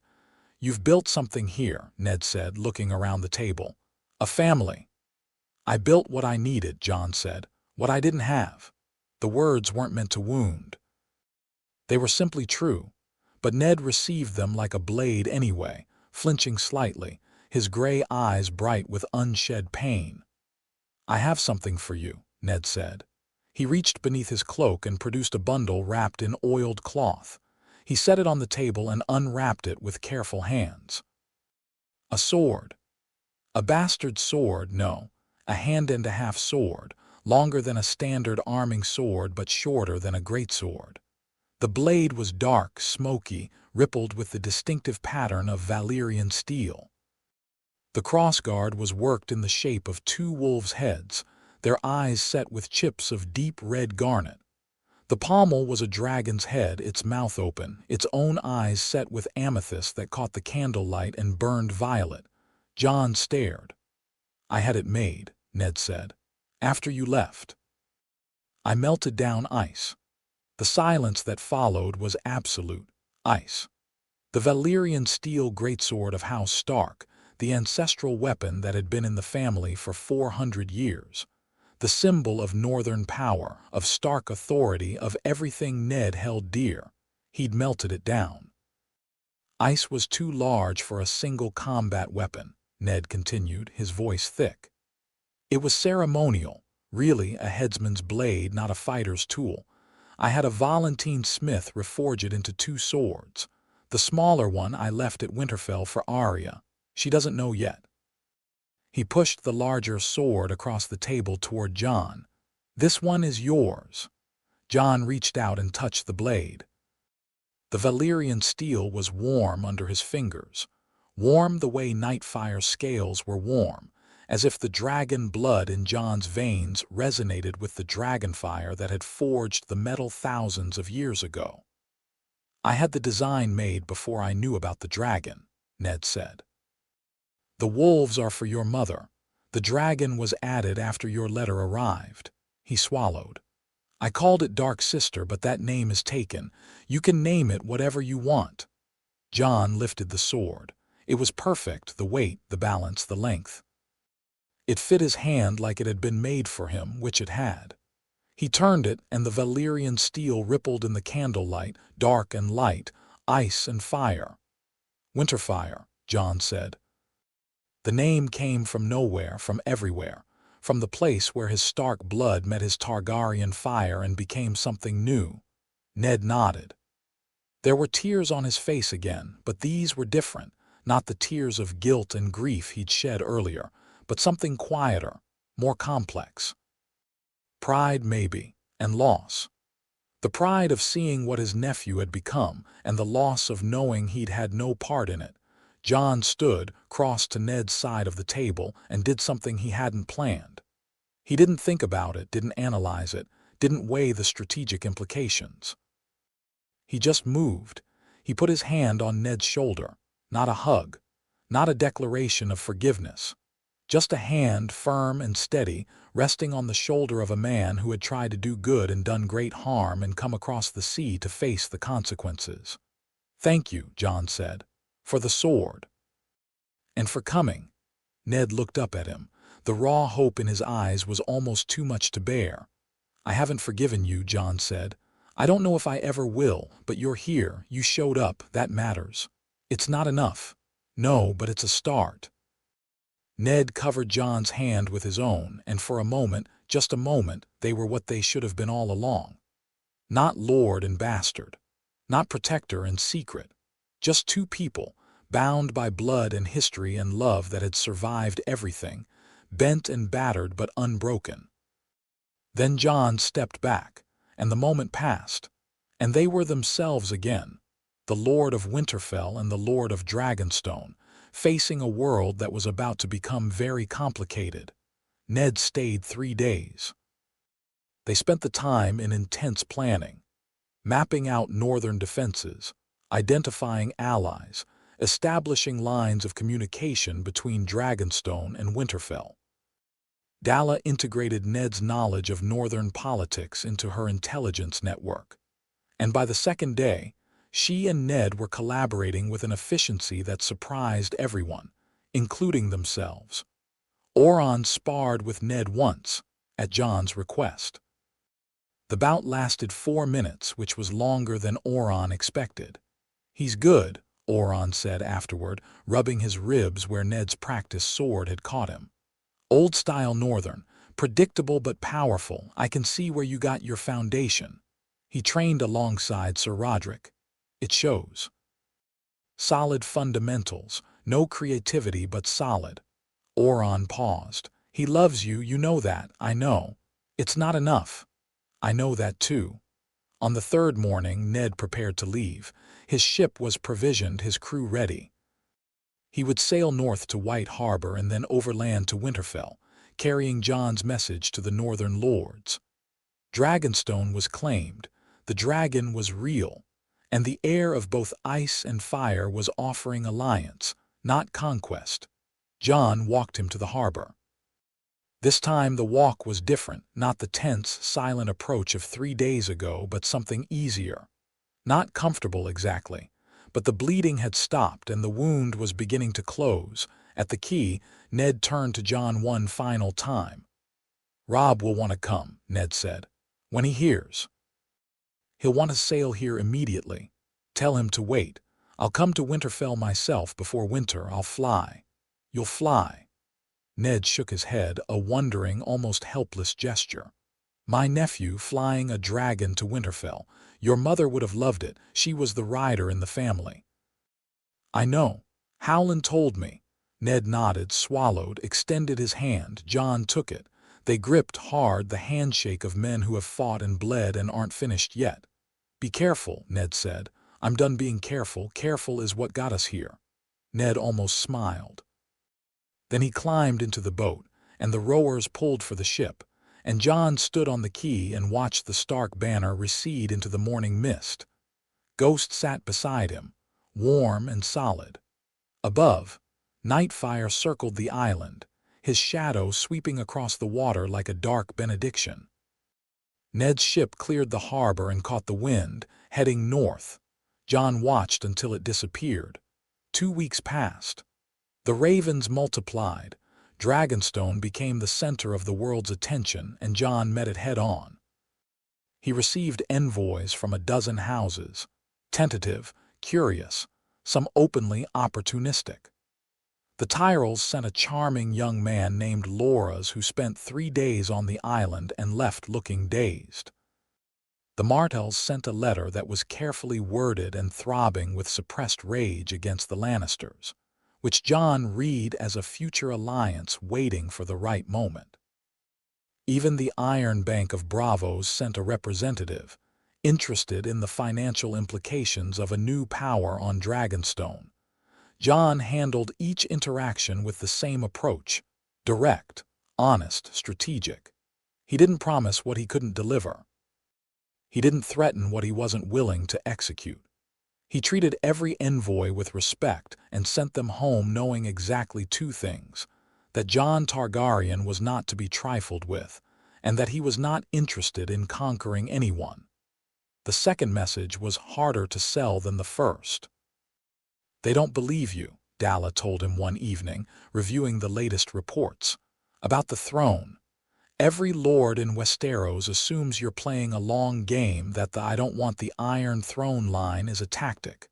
Because that's what they would do." "Exactly. They can't conceive of someone with a dragon who doesn't want to conquer. It breaks their mental model. Then let them be confused. Confusion is better than certainty, because certainty means they've decided how to deal with me. Confusion means they're still figuring it out." Jon rolled his shoulders. "Let them figure. While they're figuring, I'm building." Building was the right word. Dragonstone was transforming.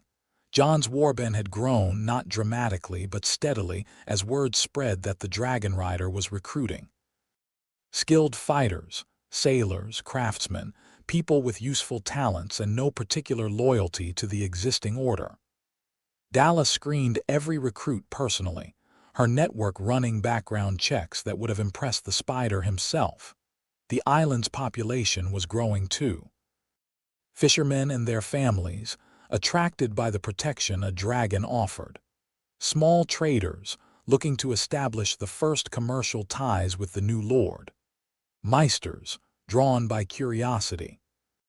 Even a Septon, who had walked to the harbor on the mainland, hired a fishing boat and presented himself at the castle gates with nothing but a prayer book and an earnest desire to serve. "You're building a court," Oron observed one morning, watching a group of new arrivals being processed at the harbor. "I'm building a home," Jon said. "A place for people who don't fit anywhere else. Does that sound familiar?" Oron gave him a long look. "You're still that boy, aren't you? Under all the armor and the dragon and the politics, you're still the boy who sat at the low table." "I'll always be that boy. That's the point. I know what it feels like to not belong. I won't let anyone feel that way here." The morning came when Jon woke to something different. Not a sound, not a change in the air. A feeling.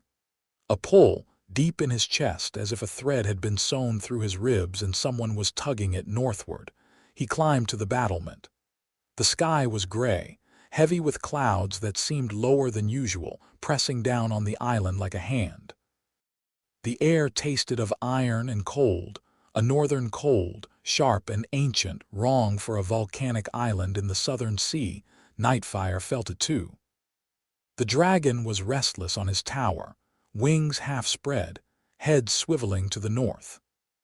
Through the bond, Jon felt something he'd never felt from Nightfire before: unease. Dragons didn't get uneasy.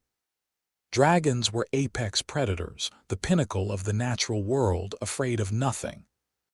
But Nightfire's scales were rippling, his violet fire pulsing faster, his enormous body coiled with a tension that spoke of something primal.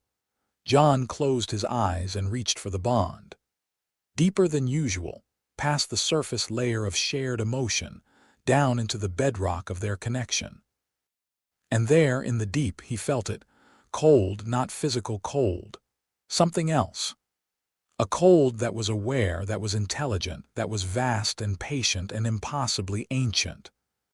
A cold that had been watching from the edge of the world for 8,000 years, waiting for the fire to sleep, waiting for the walls to weaken, waiting for the moment when the long darkness could fall. The Night King. Jon opened his eyes. Nightfire was staring at him, those violet eyes blazing with an intensity that went beyond animal instinct. The dragon felt it too. The enemy. The opposite.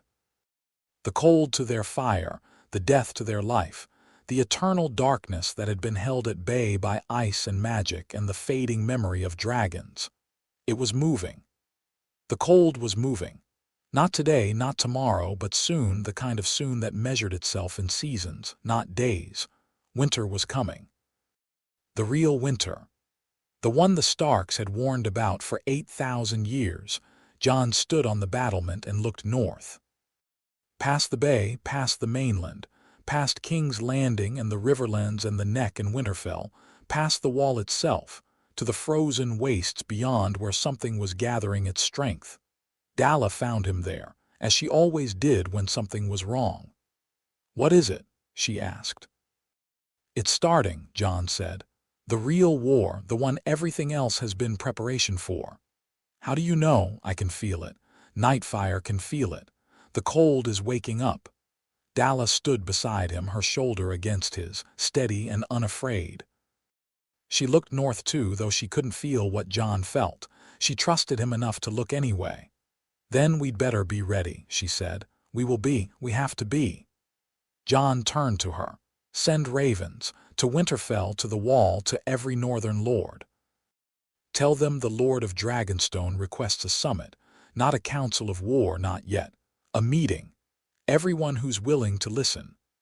And if they're not willing, then Nightfire and I will fly north, and I'll land on every castle between here and the Wall, and I'll make them listen. Because what's coming doesn't care about politics or pride or the Game of Thrones. What's coming will kill everyone: Stark, Lannister, Targaryen, Baratheon. Every man, woman, and child in the Seven Kingdoms, unless someone stands in its way. Someone with fire. Someone with fire." Jon looked up at Nightfire, who spread his wings against the gray sky, 100 feet of black-scaled defiance against the gathering dark. The dragon opened his mouth and roared, the war cry, the ancient challenge, the the sound that the Night King hadn't heard in 150 years.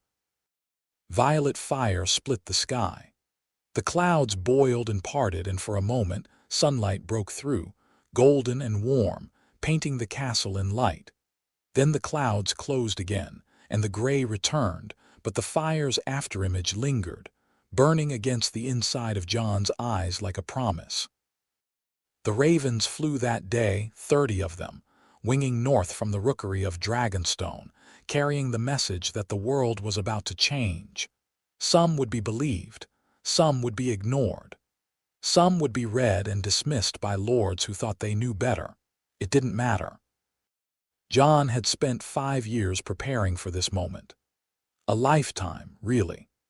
From the crypts of Winterfell to the swamps of the Neck to the canals of Bravos to the volcanic stone of Dragonstone, every step had been leading here.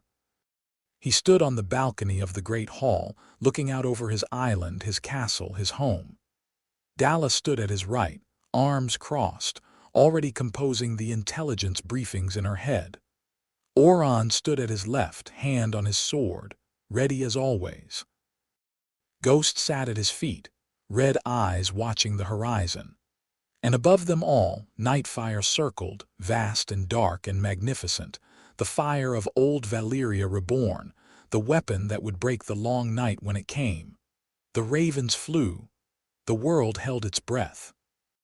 And Jon Targaryen, who had been Jon Snow, who had been a bastard boy eating soup at the low table, who had hatched a dragon in the dark beneath Winterfell and walked out of his old life into a new one. Jon stood at the edge of the storm and did not flinch. He was ready. Whatever came next, he was ready.